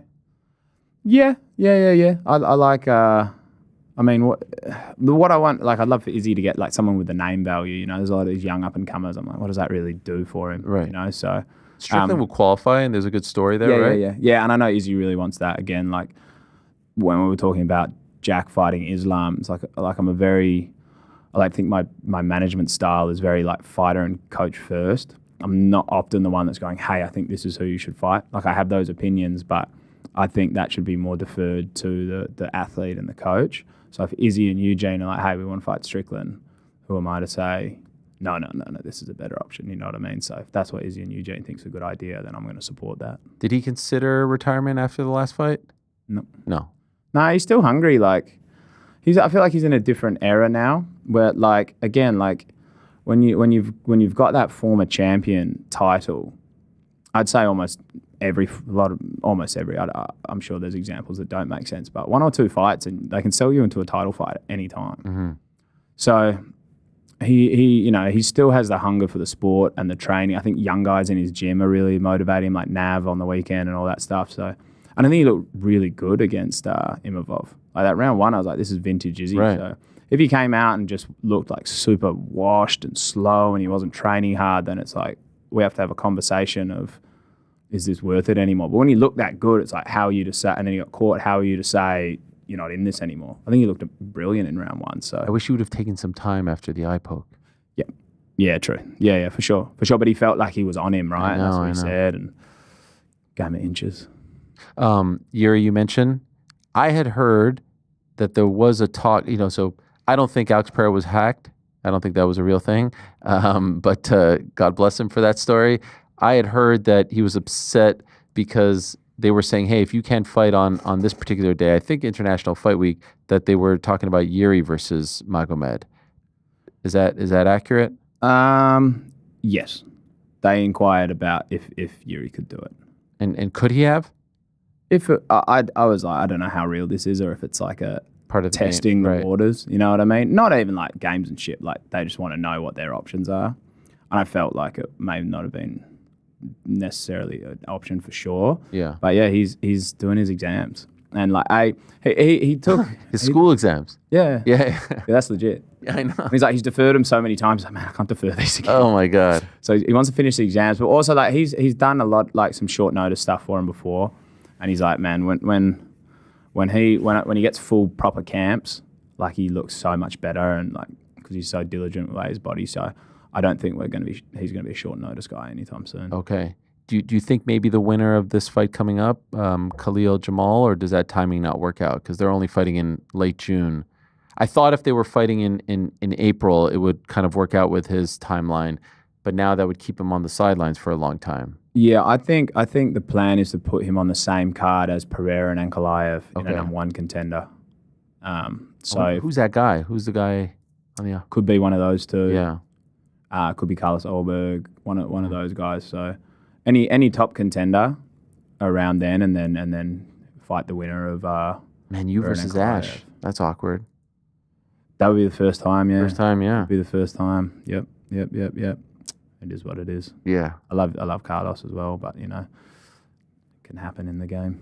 But it would seem to be like he's right there, like maybe one away from getting. Oh yeah, I mean, like they could do him and Ankalaev right now. Like if Pereira was not ready to go, do him and Ankalaev. That's a sick fight. I think Yuri matches up so well against him, and well, like I would favor him in that fight. So Right. you can put Yuri in there any time. Again, the former champion thing. Like you got that shine on you forever. You can put him in a title fight whenever, and like you're never ever gonna regret putting Yuri Prohaska in a big spot because the fight's always gonna be good. So yeah, he's there. Okay, let's end on this. I remember when you launched Chosen. It was 2 years ago, or maybe it's 3 now. Has time flown? This 2023. 2020, so 2 years ago, right? Around springtime of 2023. January. Okay. 2.5 years almost. And you said you wanted it to be boutique. You wanted one guy per weight class. That's the goal. Obviously, you're growing. Do you still want that, or yeah? Or meaning like do you foresee with all the great success, like at some point you're going to have 30, 40 clients? Are you always going to keep it small like this? Not 30 or 40. So we launched with 10. We're at 16 now. I don't see it getting much bigger. You know, it's still just me and Dan. And then my brother has actually just completed his university degree. My brother's going to start working for us next year. So how old's he? He's 30. Okay. 30, yeah. So he had a career change and he's going to come join us. So definitely not like 30, 40. Maybe if we get up to like 20, I think that's manageable with 3 staff. And as long as I feel like we can do a good job, continue to do a good job and it's manageable and good for the clients, and also like maintaining the work-life balance that I want and that Dan wants. Like I don't want to, like we could between Dan and I, we could go up to 40 clients in the space of 6 months, and I think it would be fine. But I think that's not the best for our current clients. That's not the best for us. Like I don't want to be working like I used to work, quite frankly. And I'm not like bought into that. I work so hard type. I'm not like, I do work hard, but I also I like to train twice a day. I like to get 8 hours of sleep. I like to have a good personal relationship. I like to have friends and do other things. And twice a day. Yeah. Damn. Yeah. So it's like I'm not gonna. I think there's this such like a facade about like I work 20 hours. Like, cool, bro. Yeah. I'm happy with the way my life is right now, and I don't need like if I wanted more money, like 10 more fighters, I'm gonna make more money, but I'm pretty happy right now, you know. Are we training for another fight? No, maybe. Really? I want to this year, but I pro or amateur? I mean, it's amateur. Like that, it just kind of depends. The last one, like I think the opponent said it was a pro fight, but it was an amateur fight. It was like You were wearing shin guards, right? No. Okay. No. But then you can still have amateur without shin guards. Okay. I don't know. The fight's a fight. Yeah. MMA though. No, never done MMA. Muay Thai. Just Muay Thai. Yeah. Okay, but there's something like you still want to keep doing this. Yeah, I had heaps of fun last year doing it. You know, I had those fights 10 years ago, and then I started running out of photos to post on Instagram. So I was like, man, what's the point? I'm a big Instagram guy. We had to go on other people. I think Izzy was the best chronicler of your wedding. Yeah. He posted a bunch of stuff. I think your brother was singing. Was he singing at one point? Because we saw. My brother and my best mate. Yeah. We saw footage, and I was like, "Is that Tim singing?" Yeah, they did a song. They did a song. No, it wasn't me. It was my brother and my best mate. Yeah, Red. The song was in honor of you. Look at you guys. This is all from Izzy. Oh wow. Actually, according to Connor, who's our social media master, he said you posted nothing. So I don't really use. Look at this wedding. You got Bam Bam there. You got Leon there. It's a star-studded affair. I'm not super comfortable with putting my personal life in the public. I have Does this annoy you that we're doing this? I mean, it is what it is. Look at this guy. This is your brother right here. Yeah. He looks exactly like you. My best mate, Red. Yeah. It's amazing. This looks like an unbelievable wedding. I'm a little offended I wasn't invited. Sorry. Look at this. No, it was best, man. Best 4 days of my life. Amazing. Like, I couldn't have gone any better. Honestly, I'm very, very lucky. But no, I don't really like to. Like, I don't really use Instagram that much. Like, I have it on my laptop. Like, if I need to post something, I'll put it on my phone and then post and then delete it again. I use it on my laptop. Wow. So during working hours, it's kind of like see it as like a work tool. Okay. And I have a private Instagram, which is more about like me and my wife and my family and stuff like that. But yeah, I don't know.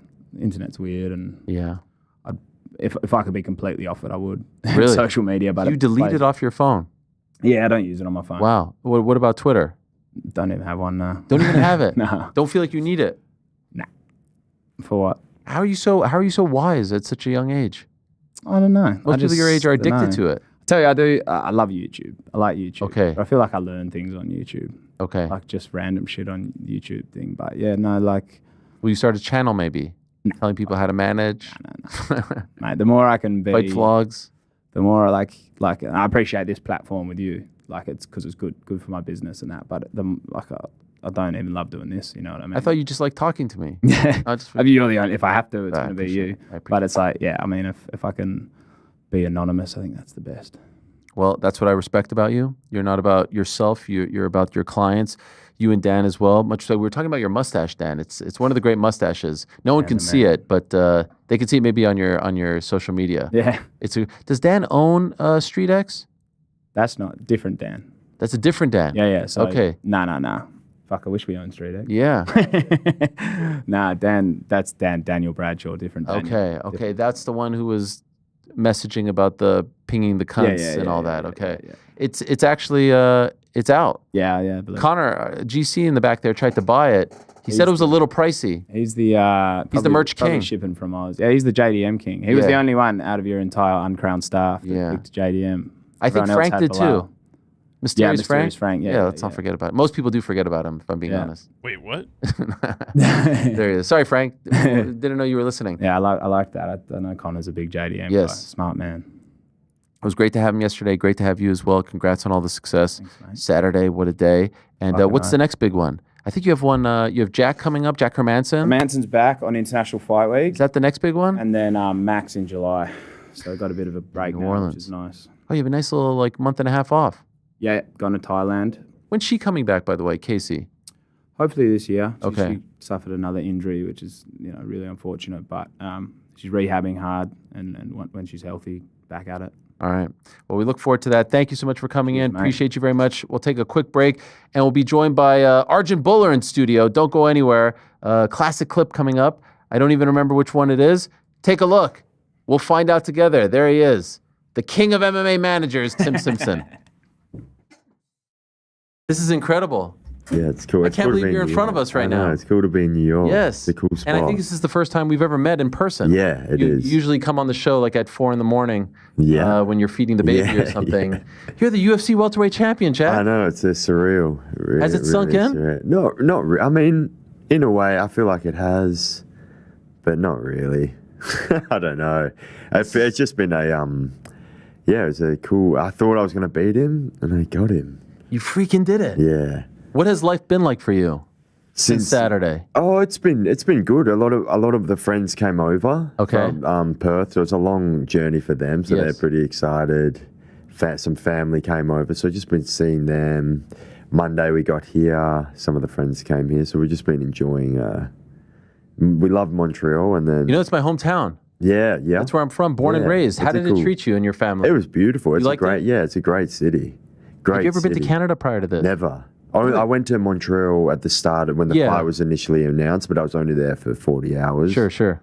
But it's an awesome city. Yeah, we just stuck to ourselves. We had a cool little place in old Montreal. Love it. Went training, cruised around, but it's a great. I heard you were a big fan of Schwartz's. Yeah. That's the spot. Yeah, I've been there. Yeah, I loved it. I was like, wow, you guys are back for round 2, round 3? Did you have the smoked meat sandwich? Yeah. You had the steak and the smoked meat? Yeah. What did you like better? Because the smoked meat is like the real staple. The smoked meat is good. I even had the chicken. The half chicken as well. Really? I never had that. That smoked. It was good. Have you ever tried meat like that? The smoked meat is very like Montreal. It was, pretty unique. I've had like traditional sort of like American barbecue smoked meat, but this not is different. That sort of very tender. Yeah, it was awesome. And what about the French? How did you get around with all of that? It was, I don't know any French, but I guess everyone started French, but then I think everyone goes back and forth. And that place will now forever be special in your heart, your family's heart, right? And I felt when I first got there, I was like, this place is special already. Really?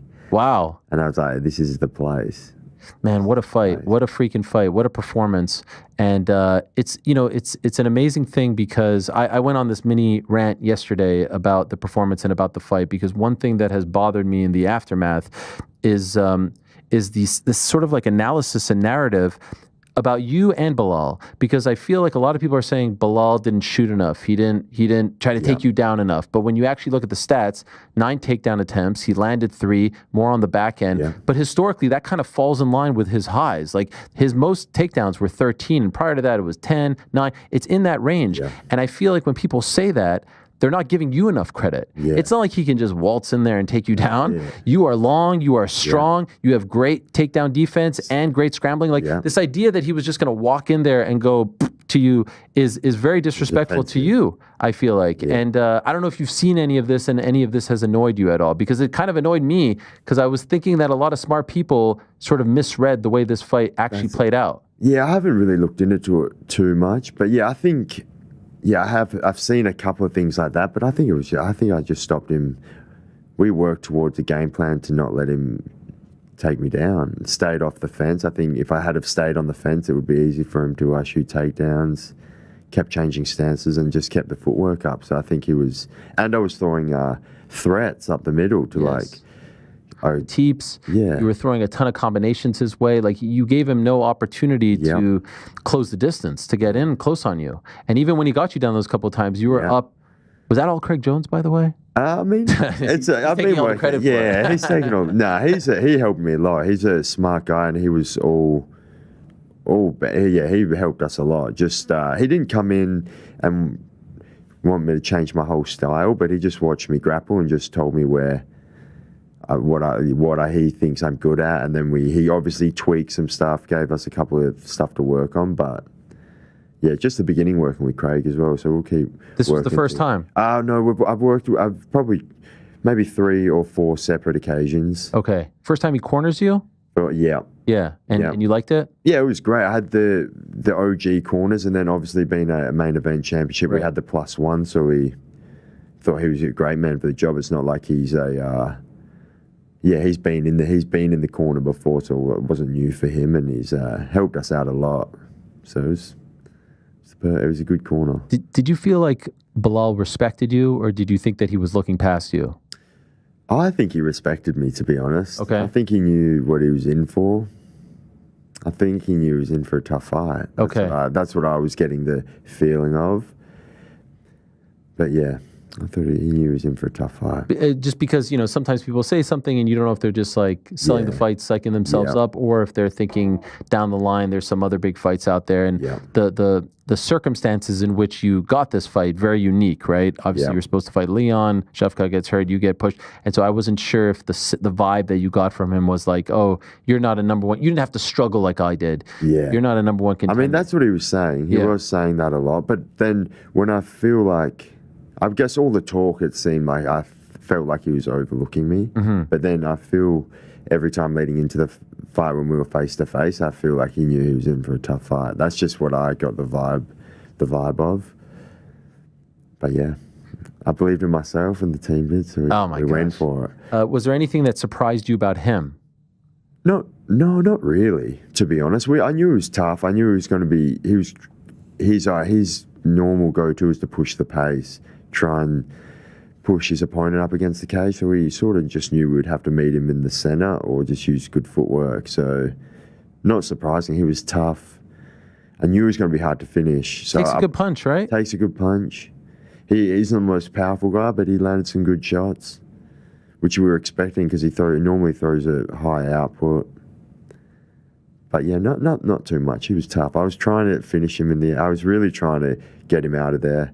I was hoping throughout the whole camp. Even loved the idea of a late finish deep in the fight because it's just it just feels nice to exert yourself and get the finish. Yeah, like Leon and Kamaru. Yeah, right. Or when I fought Gilbert, just in that round, time where it was all on the line. I might have lost. Getting that late finish was a cool feeling. So I was sort of working towards that, but he was tough. The clip that has gone viral of your coach Ben Vickers talking to you going into the 5th round. What did he say? Ping the cunt? Keep pinging the cunt. Keep pinging the cunt. You got to put that. I mean, I think I've seen some talk. I actually was StreetX. Keep pinging the cunt. There it is. There it is right there. Incredible. Someone DM'd StreetX and said to put it on a T-shirt. Have you seen this? Yeah, I think the T-shirts. They're making it. Yep, there it is. This young man, Daniel Bradshaw. Yeah. Brother, we need a Coach Vickers keep pinging the cunt tee. Surely. It's coming. Look at this. Signs out. Wow. Yeah, it's cool. It's cool. It was just a good moment. Ben's the perfect corner. You know, he always tells me, he's so genuine with me. So he's not going to. He knows how I'm feeling. And it was just So and whenever I watch that clip, it's fantastic. It gives me goosebumps. It's legendary because there's such a range of emotions. Like he's telling you to do that. He's also telling you 5 minutes from, realizing your dream, stay safe. He sounds like a father in there talking to his son. Like, you're right there. Yeah.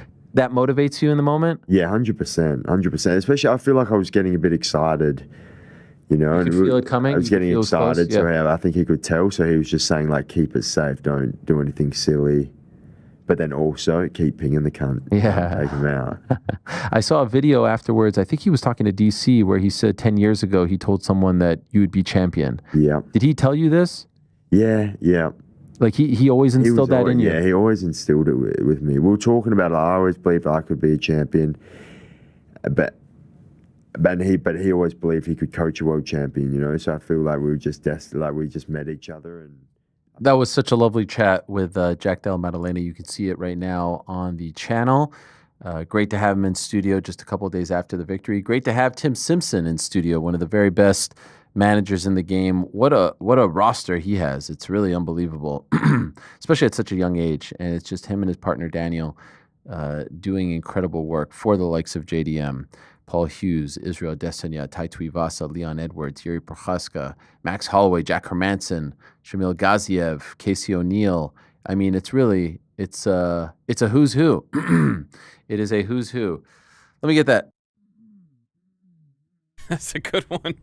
Can you hear when I'm doing it? I can hear part of it. How? Because it's so loud. But it's supposed to be a cough button. This is an attenuator, not a muter. All right. So that was a great chat. Hope you enjoyed it as much as I did. In a matter of seconds, we're going to be joined by the former One Championship heavyweight champion. It was actually just his birthday yesterday. 2-time NAIA gold medalist in freestyle wrestling. 2010 Commonwealth Games gold medalist. Member of Team Canada in the 2012 Summer Olympics. A former UFC fighter. And of course, a One Championship fighter. We last saw him in action back in March of 2024. He has a new documentary coming out on Amazon Prime in just a few days' time. He is the pride of both India and Canada. He is the one and only Arjan Bhullar. He is here in studio. We go back to back. There he is. My guy, Arjan. How are you? It's been a while in person. It has been a minute. It's great to see you. Absolutely. Beautiful studio. Thank you. You liked it? I was loving it. Not only that, my family's loving it. I got the kids here. I got the wife. Whole crew? I got everybody. How many kids now?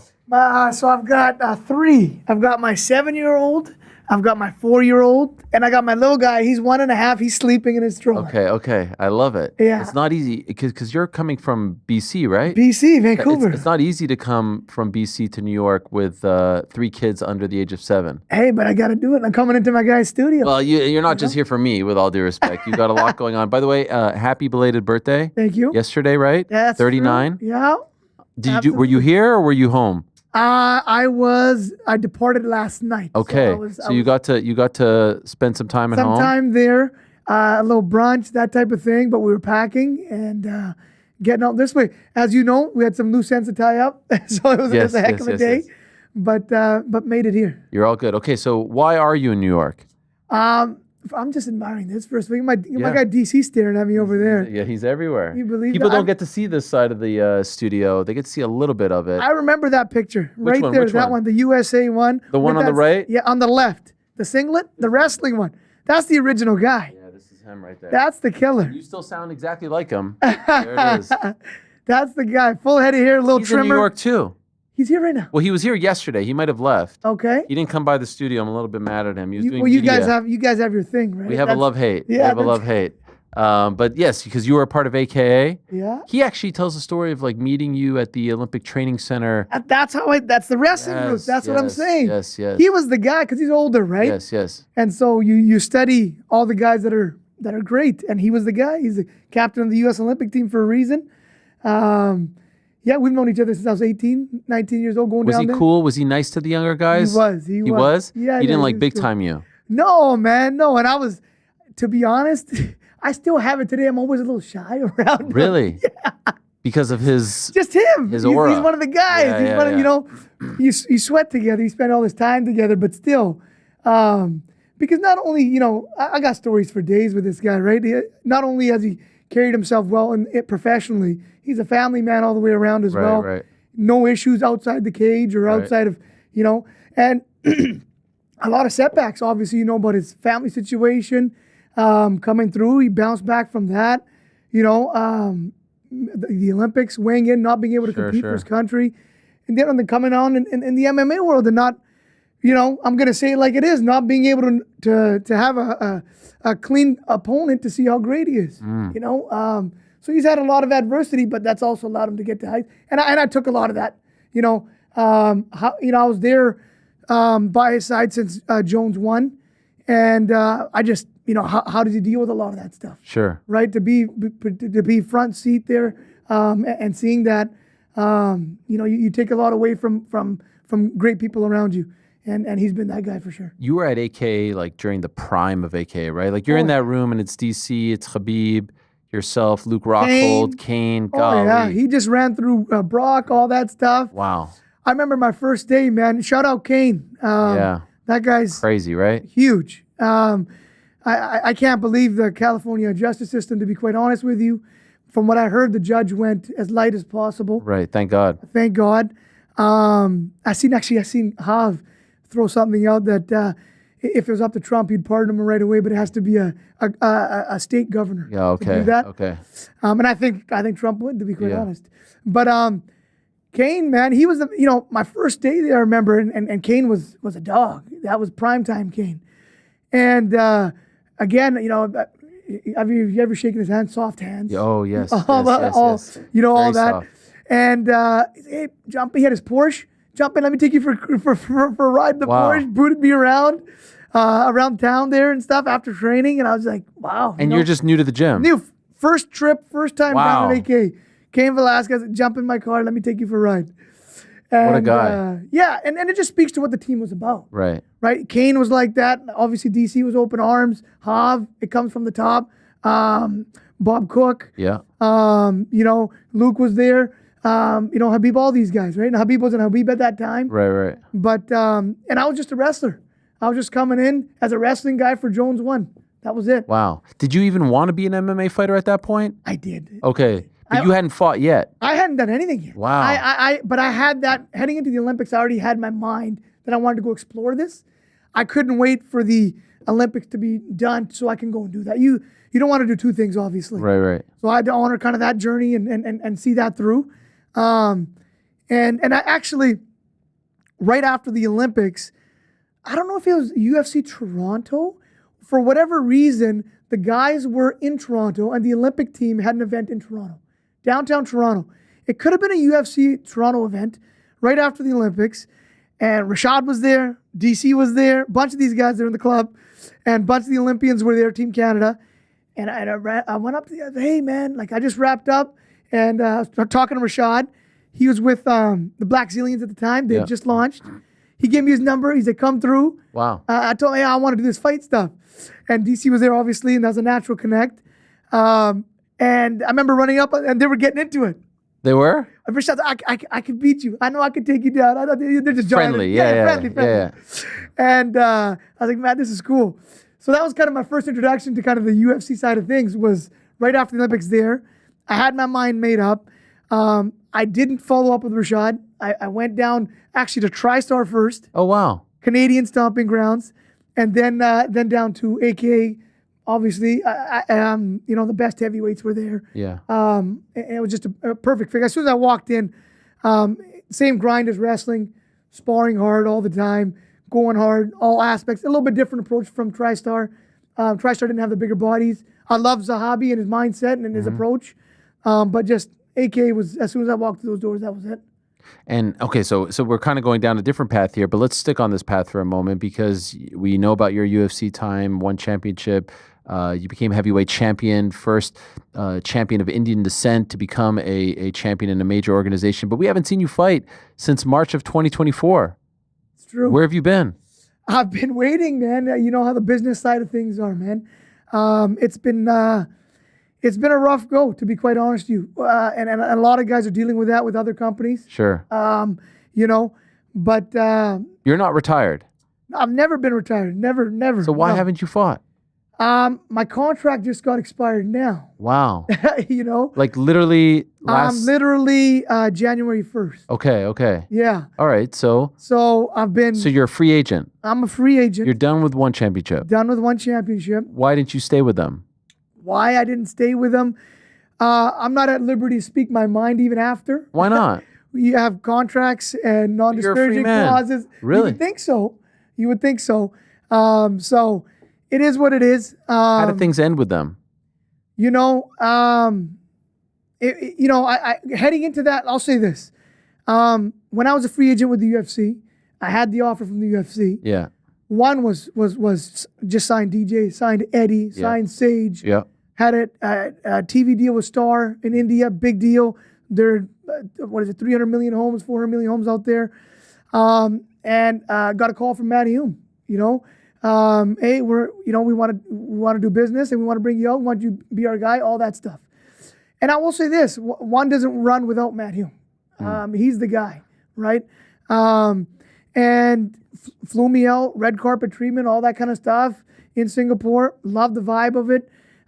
They had Indian investors as well, who I shook hands with. So they were fully invested into the Indian market, whereas the UFC had no plans. Their plans were for Abu Dhabi at that time, to jump into that market, Middle East, nothing for that. So, I talked it over with the people around me, and I thought, okay, this is the best way to go for me.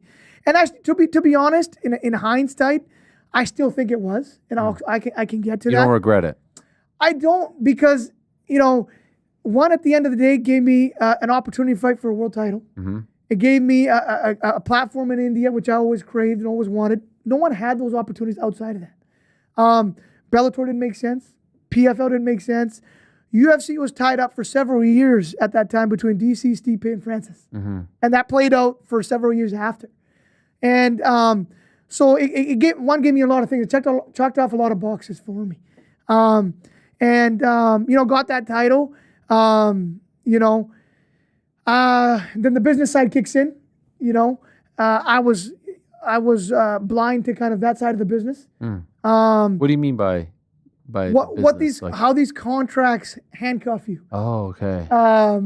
As you know, all contracts are similar. Yeah. Right?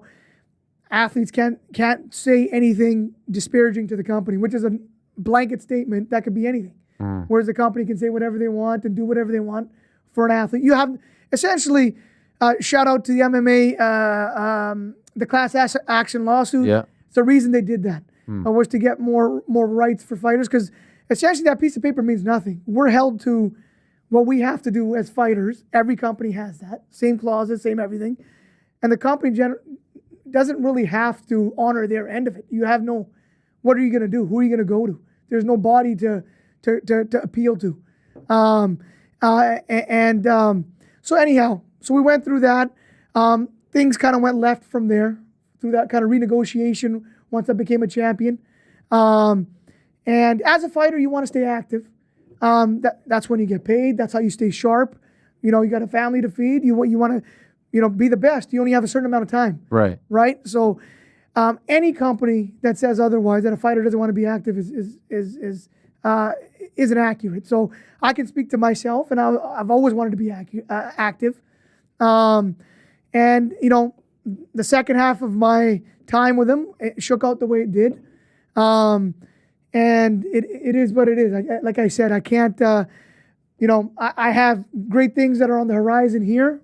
And I'd rather just shine a light on that and put that behind me. Because at the end of the day, Ariel, if I look at all that, I've been able to live quite a great life. I don't hang myself up on any one moment in life. Life's the life I've had. First, I was a wrestler, Commonwealth Games, Olympics, all of that. That's one whole life lived. A lot of people that would live just that life would be that's a 1% that get to go to the Olympics and go represent the country for years and years around the world. Went over 30 different countries. That's a full life lived. Turn that chapter, UFC, that whole life, one championship. I lived another life. Right. People would be very blessed to be able to live that life. So and now I'm setting up a couple other things on the back end, which we can get into. So I've been able to live multiple lives that people would love to kind of be able to live out. So I look at it through that lens. Life's a journey. I've lived a great life. I'm not just a wrestler. I'm not just a fighter. The most important part of what matters to me is in your studio up front. Mm-hmm. And I was just talking to your guy Eric, actually, to be quite honest. So he has 3 kids. I have 3 kids. Yeah. Same age. Oh wow. Same gender. Yeah. Oh wow. We're all 3 broken, and we were just talking about it. And it's funny. He said it, and it's true. Priorities change. Mm-hmm. And I'm not the same person I was when I was 20, 25, 30, and so on and so forth. Legacy is very important to me, and that's what really drove me through my athletics. And I wanted to secure a legacy and have a legacy that for my family and for my kids to look up to. But then the more I got into it, and as I had a second kid and a third kid, I was like, wait a second, this is the true legacy. This is the real stuff. Right. And you have to be very selfish as a fighter, for sure. And then you get at a crossroads. If you're doing this for your family and for your kids, then you should be more present as well. You can't be more selfish than what needs to be taken care of on that front. Because again, coming from a wrestler's mindset, you want to be the best at everything you do. You want to be the best father, the best husband, the best, the best son, the best in business, in every aspect. And so those priorities were I was grappling with those, and they change as you go through different parts of life. And so, I'm at peace with everything that I've lived, and I'm excited for what I have coming up, and that's really where things are at. So I don't really want to dwell on one championship or anything else. To be quite honest with you, that it went well for the parts that did, and I'm excited for the future. I would be remiss if I don't ask you this, because I know you're a very proud man. Absolutely. And I know you're very proud of your heritage and your family and where your family comes from, of India, of Canada, etc. The last sort of image that I have of you in one championship is Chatri sitting at the post-fight press conference saying India is not going to be proud of Arjan Bhullar because of the fight, because of the red card. That to me is a bridge too far. Everyone has a bad fight, everyone has a bad night at the office, and we could talk about that. But to say that your country is not proud of you because of that fight, that felt personal and that felt like a low blow. When honestly, like I felt like that was like too much. And I just wanted to know how you felt when you heard that a year ago. Well, you nailed it in terms of what what my insides are about, and I'm really struggling with biting my tongue here. I understand. And I'm not trying to put you in a tough spot. No, I understand that, and you get flack for that, but I get you. It's on me. I got a phone call just on the way here about this, Okay. From my side, from my guys. To be careful. To be careful, that's all. Why I signed with one, they checked off the Asian values. Sure. Honor, humility, respect, family values, right? All of those things is what was marketed and what the company stood for from the top down. He said what he said. I'll leave it to you to see if that reflects the company values. What's crazy is he could say, I didn't like the fight, we didn't like the fight, but to say that the country now is ashamed of you is a crazy statement to make. You can't speak for anybody. That's a fact. Well, and that too.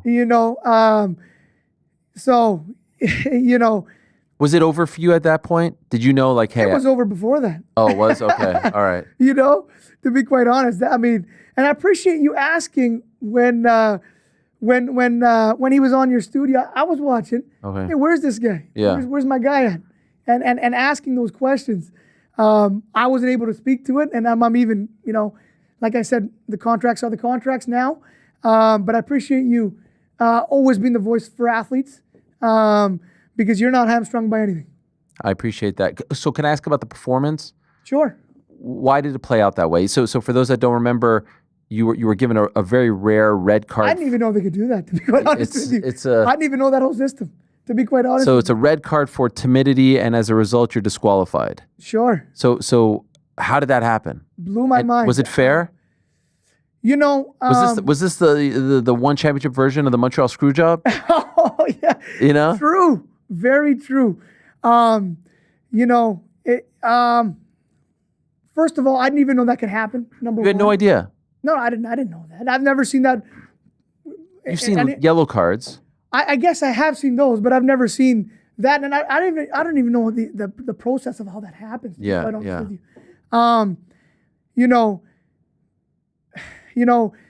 Aside from my fight, for example, the fight after me, if you look at that same card, there was a guy named Monkey God that fought. Jared Brooks. He fought. Did you watch that fight? Oh, I mean, top of the mind. I don't remember how it played out. So I felt for him, and I don't have the answers to any of this, but he fought.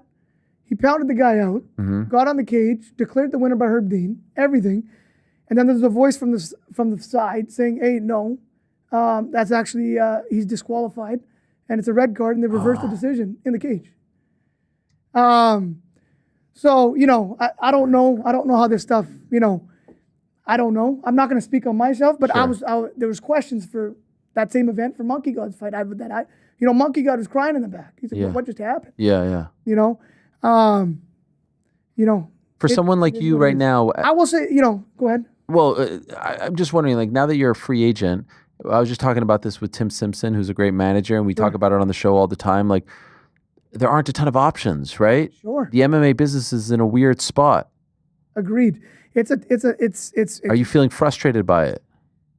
Yes and no. It's definitely tough for the athletes. You want options. The reason there aren't options are because the way the contracts are from the top down, from the UFC down, to be quite honest. The playbook was written by those guys. Let's be honest. That's why there was a class action lawsuit. Right. You don't have options for athletes. You have no negotiating power, no promoters bidding on your services. Companies are going to go out of business quick. Right. But kudos to them making it work and now sucking up the WWE and the TKO and looks like boxing. So they have combat sports on a lock. But for the fighters, agreed. I mean, one thing I'd say to the fighters for sure, and I've had this discussion many times, the only recourse fighters generally have are legal if you're stuck and if you feel and you can threaten to go to discovery and go legal. And generally companies don't like that. And that's what happened with class action and other fighters that have gone that route. So it helps being in a North American court where there is discovery for a company based out of Las Vegas or what have you, so you can play that. But companies like Ryzen or anybody else that aren't North American based, you don't even have that. Right. So there's no card you can play. At least you can play that card. Sure. Because a company usually doesn't want to go through discovery and show kind of their communications and their, of course, business practices if you're being wronged.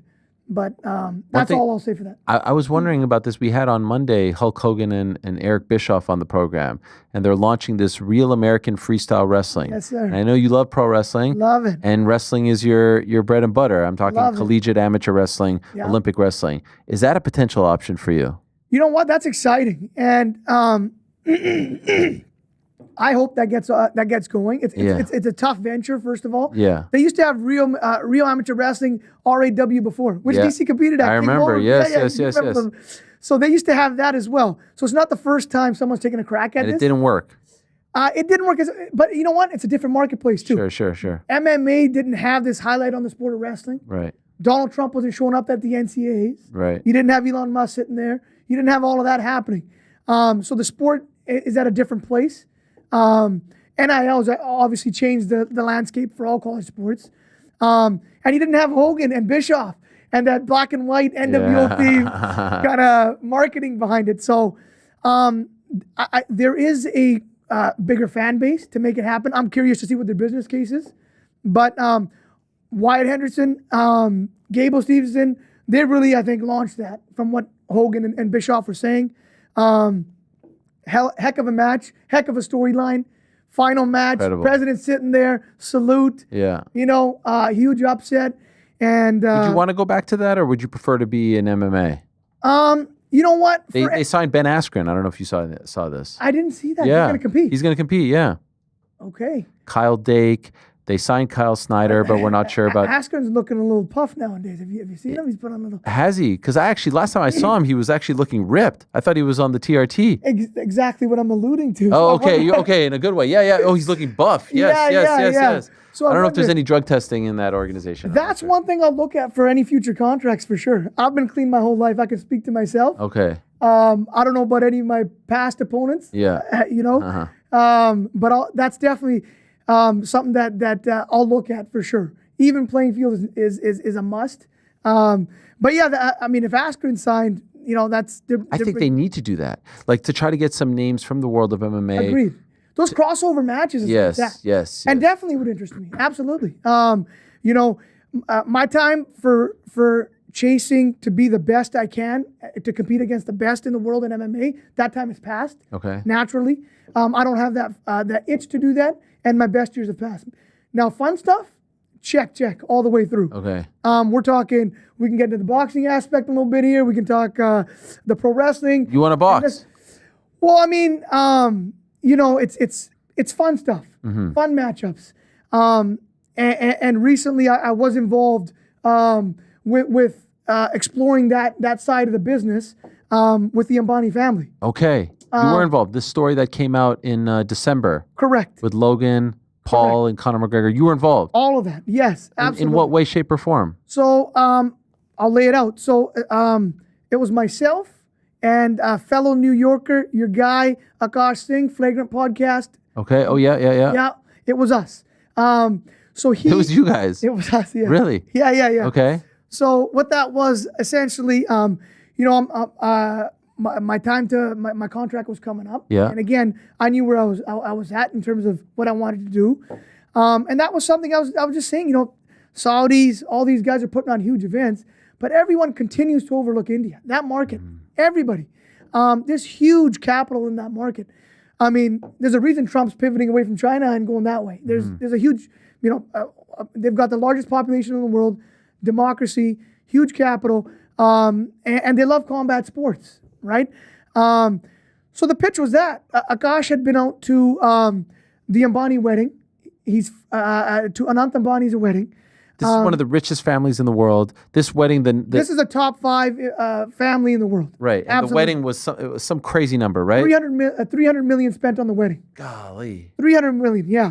And you had everyone from Bezos to Zuckerberg to heads of state. And this was last summer? This was last summer. Yeah, okay. Yeah, last summer. So it was a huge flex, and it was weeks and weeks, and they had everybody. You had your Kardashians there. You had Floyd pop through. Everyone was there. It was the place to be. And yeah, so as I was looking at that, I'm like, okay, here's a family. They're a leading family in India. They get behind anything, it takes off, right? They had just done a deal. They owned Geo Sports in India, a huge platform. They had just done a merger with Star Sports, and the merger was valued at $8.5 billion. Wow. Star Sports is owned by Disney out in India. So they did a merger, huge media company out there. And anything they get behind sports-wise, the wife's on the IOC board. They want to bring the Olympics to India. They want to make this the century of India, and the Ambani family leading that way. Okay. And they've done a great job, to be quite honest with you, for doing that. So I was like, okay, we got to get to these people and make a pitch. I mean, if you look at the Middle East, it checks off all the boxes for India and what they wanted to do. And so I went through, a few people in my Rolodex, and one of them was Akash, and because he went to that wedding as well. And we got to talking, and he loved it. And he was picking Andrew Schultz's brain on that as well. He's a big fight fan, big boxing guy. And so he got the vision of it, and he had the relationship at first. So I was like, connect me, and let's see what we can do. So we pitched him, and it started snowballing fast from there. And they were very interested, and they wanted to do it in India. They wanted to. What we were told, word for word, it has to be 100 million or bigger, or we're not interested. Wow. If our name's attached to it. Wow. And I'm like, okay. They're like, we want a spectacle. Boxing as a sport isn't developed enough where they follow the kind of your run of the mill boxers. But we want the names, and we want the spectacle to come to India in Mumbai. And they just built a stadium there, spent $1 billion on it. It's their stadium. Wow. So all the pieces were in place except for the fight aspect, and that's where I got to work. And we sat down with Richard Schaefer, Floyd's team, got on the horn with Jake's team, Logan's team. They had a relationship with Logan and Connor. Got on the phone with basically a Canelo's team, Eddie Reynoso, those guys. So we went down the road with all of them for all the matchups. Explored. I don't want to say who turned what down. I don't want to get to that aspect. Sure, obviously, sure. we explored all of those. Manny's name was brought up for Floyd. Logan's name was brought up. Like I said, that's the Connor stuff got going. Yeah. Both under the TKO umbrella. And then it was Canelo and Jake was the last one on the deck. After all those didn't work out for one reason or another, it was Jake and Canelo. Okay. It was something that wasn't. Canelo's side was surprised. They said if Jake would take that, we're 100% on board. Wow. They were shocked that he would be open to it. So the fact that they're even fighting now, or they were papering it, Sure. was because of that. It wasn't even a thought to them before. They didn't think it was a real fight. But you weren't involved in where it ended up, right? Yeah, so we'll get to that. Okay. So they were shocked. They're like, we'll do it. And they go, it's not Al Heyman, it's nothing like that. You're talking to the guys in charge, and it's Eddie, it's Canelo, and that's it. Went back to Jake's side. They were game. Okay, let's put pen to paper and numbers and all that. And for that, the Ambanis obviously had to speak for what they wanted to do. And as we were juggling that, next thing you know, it's basically, hey, are you guys going to come up with X? Yes or no? Otherwise, we're going to do it. And MVP was going to do it, and they had it papered, and they, I guess, connected because of that. And it was in Ambani's court, and it was a big number, and it was going to be on Netflix, and Netflix India, Netflix in America. If it's MVP, out this way. But end of the day, they didn't come up with a number, and weren't willing to write that check. They, the Ambanis in India, to secure it. Was the number that big? It was a big number. Okay. It was a big number. It was 9 figures. It was more than 100. It was a big number. So to secure it, they go, and then, so basically it was a done deal. Nikisa's, had it all done with Canelo's side. That's what we were told. And it was at the 11th hour. They were in LA to get the thing done if Ambani's didn't do it.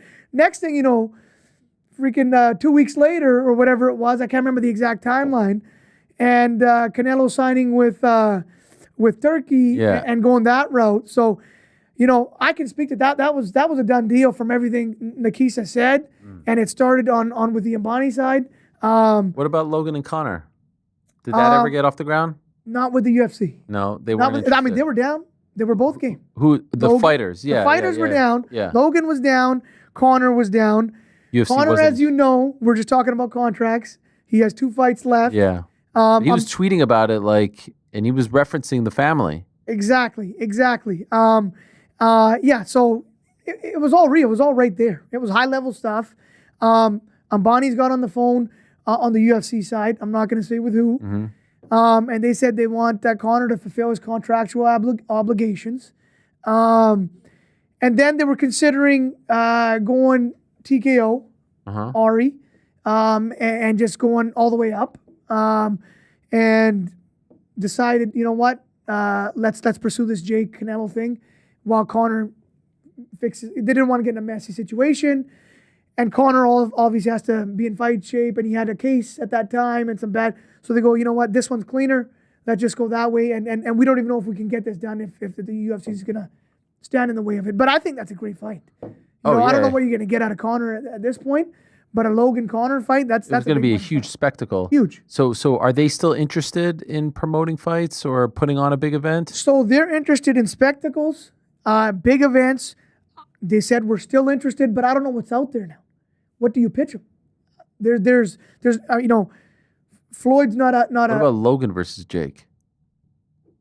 Logan versus Jake. Yeah, that's the one that I think. That's the only one that's out there. And I mean, I guess you'd have to get TKO involved, but I feel like they'd be more open to it than on the Logan side. You're saying? Well, yeah, just because maybe not. Maybe not. I mean, he did the I think boxing he's free. match. Yeah, to do boxing. I mean, they would probably have to sign off on it, but I've always felt when Jake versus Mike fell through the first time, it was supposed to happen last summer. They were kicking around the idea of Jake versus Logan. Yeah. And I've always felt like that was the next big one. Well, there's a story between them, right? And not only that, when Ambani's, what I was told, had that conversation with the UFC, they gave their answer, but also pivoted. Hey, let's figure out a way we can get the UFC in India. Let's. So they're looking to make inroads out that way too. And you're not going to make inroads into India without the Ambani family because of Geostar, because of their will in the country. You can't do business in there without them. Okay. So there is something that could be worked out for both sides, win-win. You never know. That's actually a good thought. You get, yeah. Do I get a finder's fee or something? Do I get a cut, 1% of the 100 milli? It's breaking news right here. Breaking. Where's the horn? Yeah. Where's the horn, Frank? Where's the horn? I don't know if we can play it out. There it is. There it is. Wow. What? Have you met them? In person. Okay. Can't imagine what that's like. Fly out there. Yeah. Obviously, if it was a done deal, it'd be a different story. Sure. But yeah. Incredible. Okay, let's talk about what you're doing here. Sure. What are you doing here? I am here, one, to catch up with my pal. Okay, yeah. Absolutely. You have a documentary? What's that? You have a documentary coming out about yourself? I do. So that's been cooking for a while. And very excited, very proud. It's called Title Fight Between Two Worlds, produced by Ambassador. Ambassador Studios based here right in New York. Like I said, been years in the making. Yeah, how long has this been in the making? Because I remember when they reached out to me, it was like 4 or so years ago about this. Yeah. So they've been, and they've got footage from India. They've got. This is the trailer right here. Right here. Yeah. Right here. They're running it. Yeah, we're running it right now. That's me and my old man. Look at That's amazing. By the way, that's me and my old man. That's your dad? That's my dad. Your dad was jacked. He's the wrestler, brother. That's where it came from. Wow. That's it. Who did he compete for? He born in India, but trained in Canada with the Olympic team, but always went back to India. That was his roots. That's our club in India where those guys are training. Okay. These guys, they're wrestlers. That's traditional style wrestling. That's our club in India. What footage? It's unbelievable. That's where my dad came up. This is how they train. This is how they train. This is the combat. So that's why I carry. You see that mace? Yeah. That's what you get. The champion wrestlers and athletes get that. You're the grand supreme champion. Oh wow, that's like your version of the belt. From. Absolutely. And that was Russell Peters. Russell Peters. Man. And so this follows your life. It tells. Is it about your life story? Is this your wife? That's wife. Do you see? Is the man.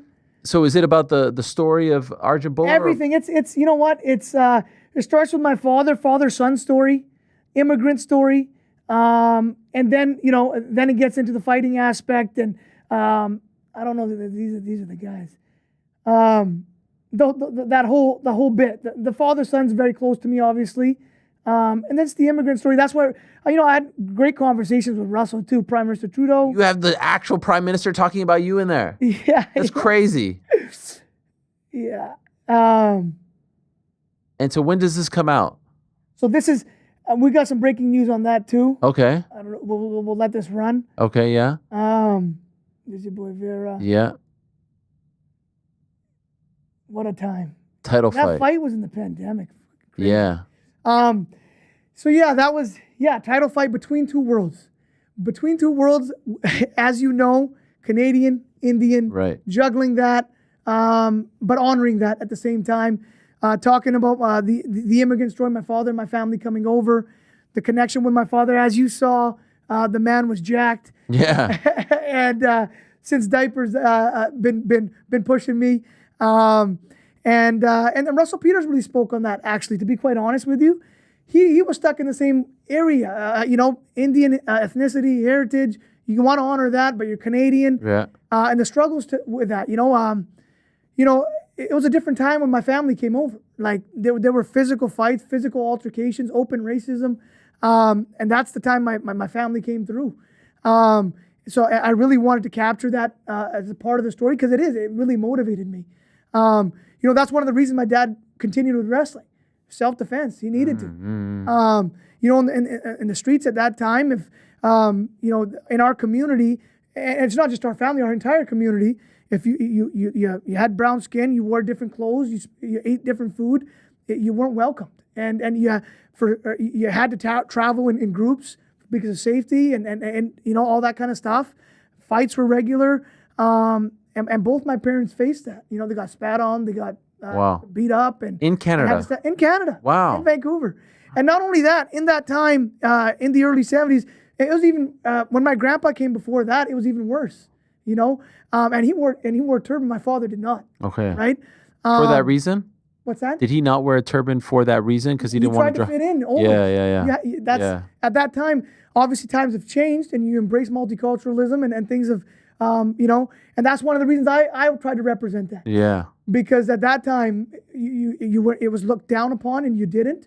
And now here I am. I'm going to do that. I'm going to represent that. That was a wild time when you wanted to wear it in the UFC and they said it was the Reebok deal. Yeah. Come on. That was such nonsense, right? They always use Reebok as the scapegoat. Oh, the Reebok deal won't allow it. But then eventually you got to do it. Yeah, absolutely. I appreciate you again. That was crazy. Standing up for the fighters on that. That was crazy. In Winnipeg, I remember. Yeah, was crazy. Edmonton. Excuse me. Yes, Edmonton. That's right. Edmonton. Yeah. So it talks about that immigrant story, the connection with my father, and our story, which is very close to me. Russell expands on that as well. That's, he struggled. He got bullied a lot too. I don't know if you know. He could throw hands. Oh yeah. Russell can throw hands. He trades. Yeah. His dad was a boxer in India. Oh, I didn't know that. Yeah, he's got pictures. Okay. He's accomplished. So when Russell was getting beat up and facing a lot of that, he's older than me, so he had it worse. He's younger than my dad, but older than me. Okay. In Toronto, in Brampton, as you know, there weren't many Indians back then. And yeah, he faced that all the time. And he goes, one day when I came home and I'm beat up, and my dad goes, "That's enough. I'm gonna show you how to throw your hands down, how to protect yourself." And then he started going to a boxing gym. That's how he met Lennox Lewis, all these guys. Yeah. And he talked about a lot of that too. It's just where do you fit in Canada and India? You want to, you know what I mean? Yeah. And then talk about a full circle moment. My family came over when Pierre Elliott Trudeau was prime minister and allowed us in the country. Wow. And they faced what they faced. And then they came for their family, for their future, for their kids to have a better opportunity. And here's their kid who represented the Maple Leaf for years and years around the world, Olympic Games, all of that. Goes to the UFC, goes to one championship, wins a world title, and sitting there is now the prime minister of that same country, thanking him and his family for coming to the country. Wow. You know, and full circle. and that prime minister is the son of the prime minister who welcomed your family. Exactly. So talk about full circle. Talk about redemption, if you will. Talk about inspiration. That's our story as a family, and it's there. And this comes out this week, right? So this comes out. We're here in New York to launch it. It's tomorrow at NBA headquarters. But just for you and your viewers, your guy Eric has a link for a sneak peek for anyone that's watching your stuff. Oh, right now. You throw it out. Okay. And they can go to that link and they can catch it before it's released to anybody else in the world. Wow. And that's just for you, my friend. That's incredible. That's a gift. We come bearing gifts. That's amazing. We could put that in the chat, guys, and pin it at the top of the chat right now. So anyone who's watching this live, and we could put it in the description. That's incredible. Thank you. All of Helwani's people, that is for you. Wow. And yeah, so we're doing our launch. Official launch is tomorrow. It's going to be on Amazon Prime. There it is. There it is. That's a nice poster. Thank you, brother. Thank you. Why at the NBA headquarters, by the way? Why not? Why not? All right. I didn't know if they were involved in some kind of way. I mean, they are. They're going to have their people there. Okay. I'm not involved on the planning side of it, to be quite honest. Yeah. But when they said, hey, this is what we were looking at Gold House as well. Okay. I guess that's here. I don't know the lay of the land here. They do a lot of things for multiculturalism and that type of thing. And NBA was another one. HQ and let's go. Oh yeah. No problem. And the Knicks are playing this Saturday. Hey? They are. Well, they're playing tonight in Boston. If we win, the series is over. It's a done. So I hope they're not playing this weekend. True. Because I want to get ready for the Eastern Conference Finals. I had it on my calendar for Saturday night. I'm hoping to catch it here, but agreed. I'm with you on that. If we win tonight, I'm sorry, but we'll take it. We're unavailable. Hard to be a part of something like this, to have the cameras, your family. You know, you're kind of opening your life, your family's history, your story to the world. Is that a tough thing? Again, it's something I had to grow accustomed to. I never had social media even heading to the Olympics. Wow. I'm a very private guy. And then I was struggled for that coming into this world because one, they require it. And two, I've never posted about when I'm banged up or any excuses or anything like that. And I didn't want to give any ammo to any of my opponents. Because that's something I hold real close to myself is my family. And you share so much with the world, you want something that's actually yours. So I wanted to keep something that was mine, but these guys really pushed me. And they followed me, like I said. They had in India, in Canada, at AK, behind the scenes stuff. For example, for that title fight, I was the most banged up I've been for any of my fights, out of all my fights. And they captured a lot of that. I hadn't trained for weeks leading into that. And fighters always talk about that, but I never shed light on any of that kind of stuff. And then obviously the pandemic was a huge thing. But yeah, it was, like I said, priorities change. And if I really wanted to have this as a legacy piece for my family forever, I did want to open some of that up. And they did a good job of pushing me. Okay. And it's there. You got a lot of behind the scenes stuff, stuff you wouldn't see otherwise. For people that don't know, I live on a big farm in Richmond. When our family came over, there were 6-7 people to a room on both sides, my mom's family and my dad's family, because there was no money in the pocket. You had to. And so there were a lot of people that were housed and a lot of people that came over that you housed until they got on their feet. So how we live now is the same way. Wow. So we've got about 25 people that live in one house. Wow. And they kind of show that dynamic. So we're multi-generational and multi-family. So 25 in one house. Easily. From your side or your wife's side? This is no. The A side, my. Okay. Wait, who's the A side? I still don't know the answer to this. I'm a Bhullar, right? Okay. All right. That's what it is. All right. I take care. So that's generally in the culture, right? So my father and his brothers built this big farmhouse with my grandparents. You got 4 different houses built like this that are connected. My grandparents are in the middle, who have now passed. And that's where we celebrate all our Christmases, Thanksgiving, birthdays, you watch our UFCs or any other big event, your Super Bowls. That's kind of in the middle that connects everybody. Okay. And you'll see some of that footage here from some Thanksgiving and that type of stuff. But everyone has their own houses. So my dad has his, my uncles have theirs, and so do their kids. And some have moved, some are still there, but the kids are now married and they have kids. Okay. So you've got, I'm there with my uncles, aunts, cousins, sister-in-laws, if you will, their kids. So everyone, and it's a beautiful way to live because everyone has a purpose. Everyone has a purpose for being there.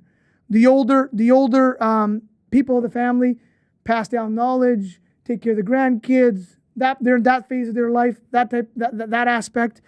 The younger generation, like us, we're out there hustling, and we give that kind of platform and that position to our seniors, that respect to them, and so they feel fulfilled. We feel, we're giving that respect and honor, and we've got that support. And then you got the kids. They've got their parents, they got their grandkids, which is unique. But now they've got, their additional grandparents and their additional uncles and aunts. So you have these kids being raised in such a community-based feel and benefiting from that. It's just such a holistic way to live. And you don't see too much of that, but that's something we kept over from the old days. Yeah. You did that when you first came over, but now we're doing it out of choice.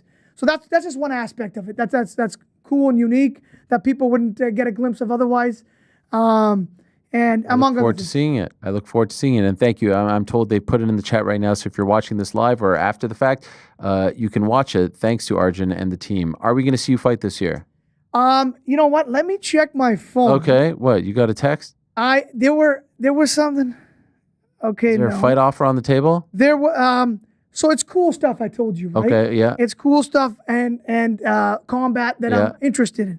Be it pro wrestling, be it boxing, or even a fun fight on the MMA side, which is few and far between now, considering the options. So there is something I was hoping to announce here. They're in a meeting. And you would. They've told me it's a done deal, but I can't announce it until I get the paperwork. I get it. Of course. Which side of the equation is it? Like, are we talking? You're gonna love it. Okay. It's on that side for sure, and it's gonna be. I will be out there before the end of the month, this month for this. Okay. So you'll know. I can even tell you off here. You'll know like if they're in the meeting right now, you'll know in 24, 48 hours if not. Oh wow. So.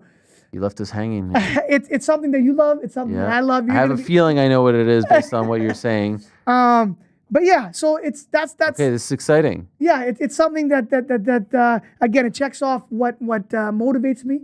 I'm like I said, I'm very active, and I'm motivated, and it has to make sense. It has to be fun, and this does all of those things. Okay, we'll stay tuned for that. Absolutely. This was great. Thank you for coming in, Arjan. Great to man. see you. You know what? It's been a minute since I've been on your show. First time in the studio. Yes, I want to give you your props as well. Oh, thank you. Like I said, when athletes don't have a voice, you're that voice. Thank you. When people can't, even managers, when they can't speak their mind, because managers are handcuffed in this business as well. Sure. They only have so much sway as well. You speak your mind and you say what needs to be said, and you're the only man standing, and you get.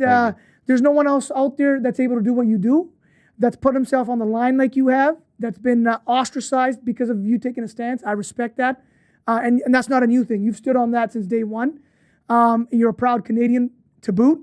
And keep doing what you're doing, man. I don't know if fighters tell you or not, but we all appreciate it. Thanks. And your platform serves us, and thank you so much. Man, thank you. That means the world to me, honestly, sincerely. Thank you. Thank you very much. I appreciate it. You're a mensch. I appreciate you very much, and I wish you the best, and I can't wait to watch the doc. It looks fantastic. Thank you. It looks really high quality, so good luck with that, and good luck with whatever thing you got brewing here. It sounds pretty exciting. He is Arjan Bhullar. He is the man. He is the pride of India and Canada, kind enough to join us here. We're going to take a quick break. We'll answer your super chats on the back end of all of this. Do not go anywhere. Ariel Helwani for fanhouse.com at the Fight House Gym in New York City, being joined by one of the most recognizable faces in mixed martial arts, none other than Kimbo Slice. And Kimbo, of course, we're here to talk about your involvement on The Ultimate Fighter 10. But first, I got to say I'm happy to see you in person because I just found out that apparently you're the man who stole my identity online. What's that? I saw a commercial with you, and you're the identity theft. Hey, as long as you don't have that caterpillar, I'm gonna mess your system up, man. Yeah, he zapped your arm off. That's right. He took it right off. But I'm back. Is it crazy for you to see yourself in commercials like that? Did you ever think that the day would come when you'd be on a mainstream commercial for a computer software company? I probably have hit that commercial probably 100 times already. But it's still amazing to me, man. Yeah, you know, I like watching it, you know what I'm saying? I get turned on by myself, you know what I'm saying? You're doing a lot of media for this. Are you getting tired to talk about it and all that stuff and just ready to sit back and let the world see what transpired? No, I never get tired of it. The reason why, because everyone's different. You're not the same guy as the last guy. You know, some of the questions may be the same, but it gives me, I answer them a little bit differently, but the same, you know? But it's all good, though. All right, let's talk about just how this all came about. Did you contact the UFC or did the UFC contact you? I'm not really sure. I'm the last guy to know. I just know, hey, look, this is what's happening. So I'm not really sure how that really worked out in itself. Like, I'm not sure if Dana contacted my guy Mike or if Mike contacted Dana or, you know, how it really happened. You know, one of them would have the best answer for that. Well, when you were pitched the idea, did you have any reservations about going on the show, having to live with 15 other guys and all the other stuff involved? Well, I was thinking about becoming a boxer at the time. You know what I'm saying? Like just straight up one dimension. You know, 5 dimension is cool, learning everything mixed martial arts. But boxing, man, that's you know, I got a love for that. You know, I just stand there and just throw hands. I do that well. You know, I see shit coming and I can avoid it. I see that, you know, and I can take a punch. Mixed martial arts, man.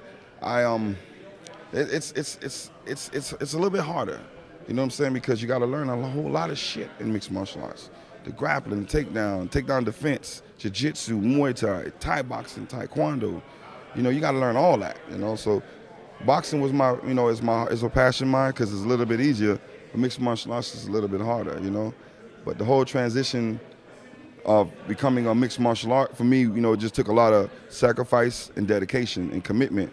And that's what, you know, reason why I'm here right now, because I put all my time and energy into mixed martial arts. So that's why I'm still doing it right now.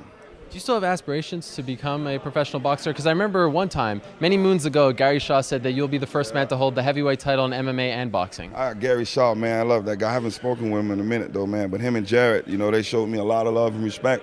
And I'm hoping we're still cool. But I have to hit him up when I get back home.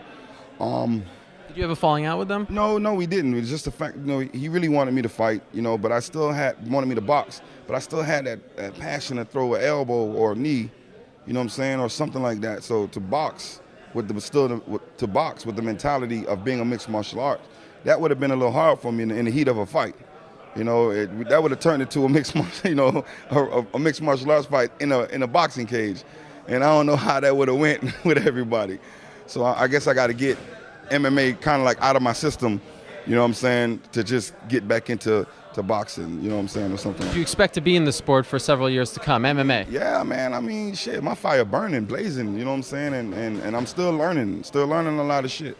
You know what I'm saying? I just wanted to clear up something. Basrun, former trainer of yours, said that you guys had a falling out. Speaking of falling outs, are you able to clear what happened between you two? Well, I'm just recently finding out about, you know what I'm saying, what Boss is saying and all like that. I don't know what his problem is. If Boss had a problem, he should have just stepped to me and said something to me rather than, you know what I'm saying, I guess talking to everybody, you know, everybody else but me. But it's all good, though, you know what I'm saying? I got a lot of respect for Boss, and I don't wish nothing bad about him. So, you know, whatever he said, that's how he feels. All right, and how about the experience of living with the other guys? Looking back, do you feel as though they respected you? Because really, I must say, talking to everyone on the show, the people I've talked to, everyone says great things about you. No one has said anything negative. Roy Nelson, a veteran of the sport, says he learned a lot about you, and your skills of MMA. People said no one has taken shots. Are you surprised by that? I mean, everyone. That was my conversation with the one and only, the legendary Kimbo Slice back in September of 2009. The reason that one came to mind is because I saw DC and Chael here in New York promoting The Ultimate Fighter. He was in New York promoting The Ultimate Fighter. What a time that was. I remember being at a Yankees game the day that he fought Roy Nelson on The Ultimate Fighter. Now, this is a fight that was taped 4 months prior. I remember leaving early, running in the rain to make it to my Upper East Side apartment in time to watch Kimbo versus Roy, which ended up being a win for Roy, of course. Didn't quite work out. But that's how big it was. That's how important The Ultimate Fighter was back then. What a time it was. What a time it was. Now, it's been a great day. We got to wrap things up. I've been completely off the grid because I've been locked in on these in-studio chats. I hope you've enjoyed them as much as I've enjoyed them as well. We do have in the chat right now the Arjan Bhullar documentary pinned. So shout out to Arjan and his team for hooking us up with that. When this show is done, please enjoy On the House. Now, while we've been on the air, some breaking news from the world of both boxing and mixed martial arts. How about this one? We talked yesterday on the Ariel Helwani program about MVP really going all in on women's boxing, signing earlier this week Chantel Cameron, signing Savannah Marshall. Well, they just announced moments ago that they have signed the Boxing Hall of Famer, the former UFC women's bantamweight champion, the preacher's daughter, Holly Holm. She is signed with MVP. There she is with Nikisa. Face off moments ago in LA. And she will be fighting on the June 28th card in Orange County at the Honda Center, going up against the undefeated Yolanda Vega in a 10-round lightweight bout.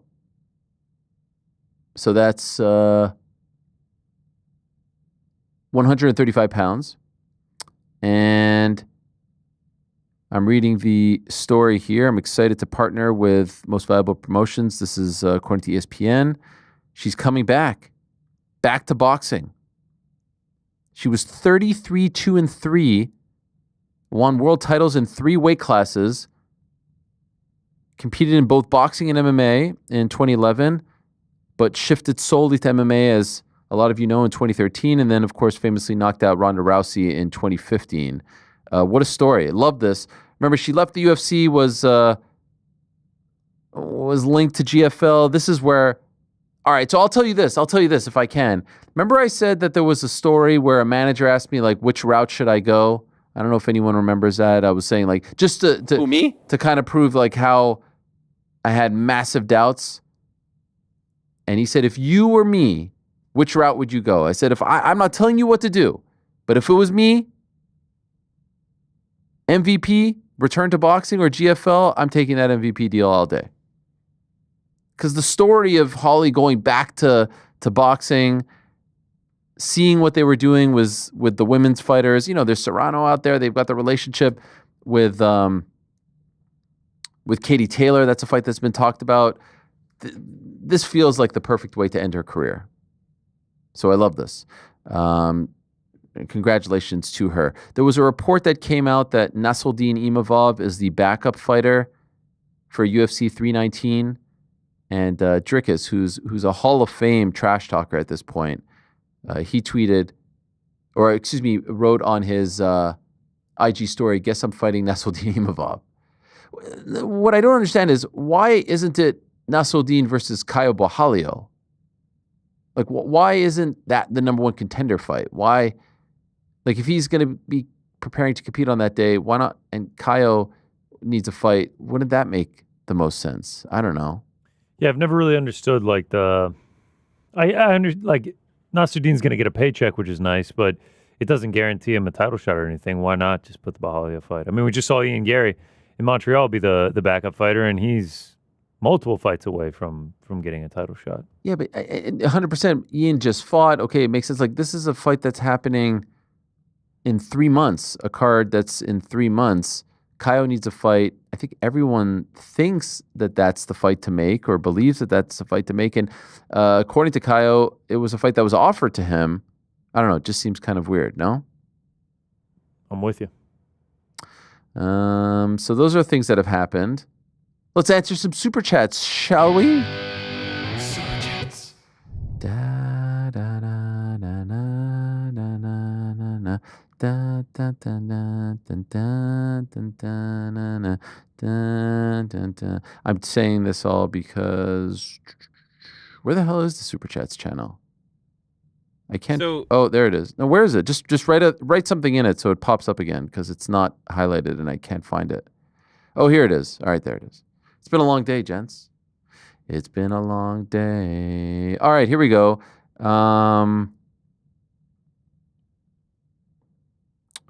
Jake from the Windy City. When are you getting the Stanley Cup in the studio?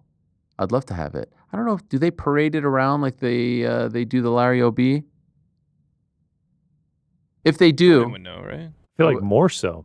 Do they? Do they bring it to people? Do they do like media stuff with it? I thought the team gets to hold it for a few weeks. Yeah, that's after the fact. Okay. But I don't know if they do like the media build-up like the NBA does. I don't think as much as the NBA has done, but it goes places, you know. It does? It was just at the UFC fight in Montreal. Well, no. It wasn't just there. They have their own version of it because Montreal's 124, so they've got the whole thing. Oh, they just have replicas, though. Yes. I don't think that was the real one.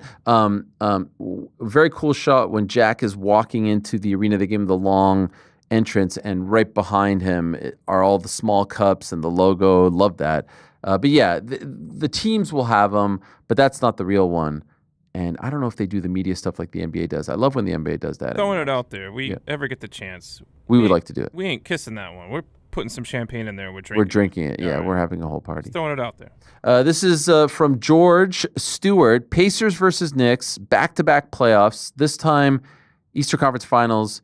You can officially call this a rivalry. Also, fraud check is a real thing. Prime example, Cleveland versus Indiana. Okay, there's a lot there, George. Number one, it ain't Pacers versus Knicks just yet because the Knicks have to beat the Celtics, and we are not looking past them. They are a wounded animal, but sometimes those are the most dangerous animals. We still have to win 5, 6, or 7. I pray it's tonight, and we can rest a little bit. If we do get by them, it would be Knicks versus Pacers. We'd be the higher seed. We'd get the home court advantage. What a turn of events. I have always felt throughout the year that the Pacers were a formidable foe and that they were underachieving, especially, remember, last year during the playoffs, they didn't have, and people call him Mathurin. It's not Mathurin, it's Bénédicte Mathurin, the pride of Montreal. They didn't have him during that playoff run last year. They're very good. They're very tough. They've got energy for days. They're essentially pressing you for 48 minutes. They're deep. They're athletic.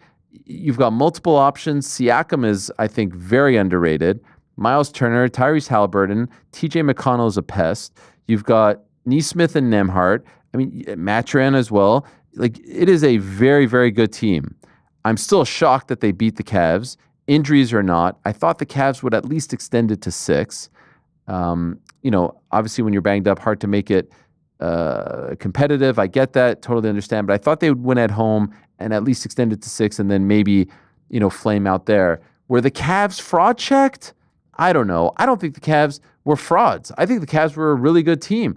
And I thought for the longest time it was going to be Cavs versus OKC. That's how it was trending. I mean, they had 13, 14, 15 game winning streaks, like multiple very long 10-plus game winning streaks. I think they just got super injured. Remember, last year, the same thing happened to the Knicks. No one cried for the Knicks last year when we lost Julius Randle, we lost OG Anunoby, we lost Mitchell Robinson, Jalen was banged up, Josh Hart was banged up. No one was crying for the Knicks back then. So this just happens. It's the luck of the draw, if you will. It's injuries in the playoffs. I feel for Cavs fans. I was asking Rick this. I mean, he's a massive Cavs fan. Do you feel like you were kind of like, taken for a ride? No, I know. I wasn't throwing it to him because I figured he would have stepped up. You got to put him in the bucket. I don't think they were fraud checked because of the injury. They were not fraud checked. They just lost to a very good and a very healthy team. The last thing George brings up though is like this. I'm not getting into of course it's a rivalry because guess what? What you're going to see over the next, if the Knicks advance, is not only parallels drawn to last year's Eastern Conference semis, where the Pacers beat the Knicks in 7 games and our heart was broken because there was a path there and we got injured. But oh, by the way, the last 3 times that the Knicks were in the conference finals was against the Pacers. We beat the Pacers in 94. We beat them in 99. We lost to them in 2000. There's a history there. There's a rivalry there. And you know what sucks? You know what drives me nuts? the conference finals are on TNT, and that means Reggie Miller is going to be the. You took the words out of my mouth. Yeah, it's gonna. Also, TJ McConnell. Not sure. I can't remember if you mentioned him. Thorn in Jalen Brunson's side last year. Oh yeah, no, I did God. mention him. I called him an annoying pest. Yeah, no, I see some people saying that the Knicks are the favorites now to win the Eastern Conference. First of all, I am not looking past the Celtics. I think they are going to come out firing today. And if they do, the Pacers are not going to roll over. That's a 7-game series, in my opinion, and a tough one. Derek the Dad, who would win in a fatal 4-way, PT, Ariel, GC, or Rick? I think the fans would win. Why are people so interested in these questions? MJ Anderson asks, I respect Francis. It would seem that his signing was the last piece of good news to come out of the PFL. I mean, I don't know about that. The Paul Hughes fight was in January against Usman, and it was a great fight. But yes, last big splash. If you signing Paul Hughes was a pretty big splash. Anyway, was it the first step in their financial mismanagement and inevitable bankruptcy? Bellator was the final nail in the coffin. No, he fought once for them. This idea that Francis bankrupted the PFL, he fought once for them. They made a ton of mistakes leading up to Francis and a ton of mistakes after Francis as well. And by the way, I urge you all to listen to the Ringer MMA show that we did, the breaking news one on a Tuesday when Francis signed with the PFL. I didn't applaud it that day. What I said was, let's see how the whole story plays out. Once he got the Tyson Fury fight, then I said, all right, the gamble paid off. But if the decision to leave the UFC led to just signing with the PFL, it wouldn't have been a success. He needed that other part. That's the one that got him the money. Fury fight, AJ fight. That's the one where he got the massive bucks. Go back. Don't listen to the revisionist historians out there. Charger Casti 21. The difference, John Jones is the greatest to ever fight in the UFC, and for you casuals, Valentina is higher on the GOAT list than Ilya and Islam. I mean, is anyone refuting that? Of course she's higher. She's been around much longer. Ilya has 1 title defense. Islam, I believe it's 5. So, yeah, she's been around. She's been around for sure. All right, that does it for our super chats. I'm just looking very quickly here. Any other news happened since wow,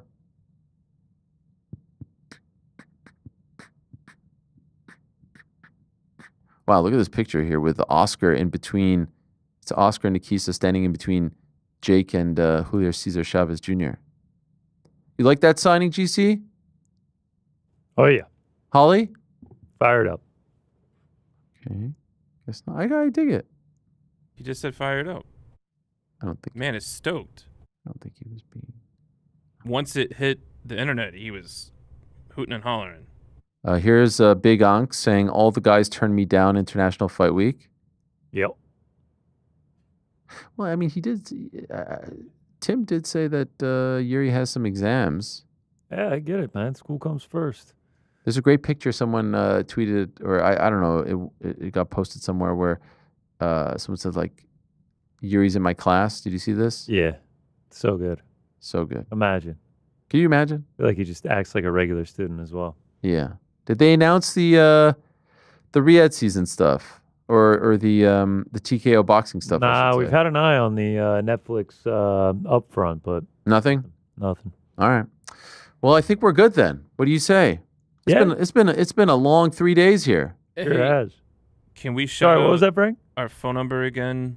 Oh yeah. Yeah, leave us a message for the boys in the back tomorrow. 415-SUP-BITB. 415-787-2482. Yeah. Frank's been begging Jordan to put that graphic up. Also, by the way, we put it up earlier in the show. I think he just wanted to read it for. I just like the to voice. remind people of the phone number. Can you imagine, like, professor emailing Yuri being like, "Hey, are you coming to class this Thursday?" And he's like, "I'm coming." And they're like, "Whoa, it's a little aggressive, Yuri." Like, that's a good one. You think when he puts his hand up in class, he just puts up the he just puts up the fist. Like, I just like that Frank is now teeing himself up. Yeah, it's good shit. Yeah. It's good shit. What do we got? What is going on, bro? What do we got tomorrow on the Boys in the Back? A clinical, a deep breakdown of UFC Apex 106. Gilbert Burns, Michael Morales. Good fight, by the way. Pretty good fight. Important fight. Important fight. Especially for, Gilbert Burns loses. Michael Morales wins. You got another guy right in that heap of welterweight contenders. It's a good one. Maybe not the deepest card. No, certainly not. I'm not saying that, but there are some people out there saying that, it might not be the deepest card ever. We'll talk about that. Who's the lightweight GOAT? Okay. If Islam's done, is he the lightweight GOAT? Pound for pound rankings. Because the UFC is returning to Chicago, pound for pound Chicago stuff. Just we're doing this 3 months in advance? We're high on Chicago right now. Chicago's so high. I don't know if you know this, but when you break down the demographics, most of our audience is from Chicago. I do kind of feel weird. Like, we didn't get any Montreal Fight Feast. We're not getting any Montreal pound for pound. Like, there was nothing. Like, Montreal was just like a blip on the radar. What was the gate like in Montreal? 6 milli. What is the gate going to be like in Chicago? 20. I rest my case.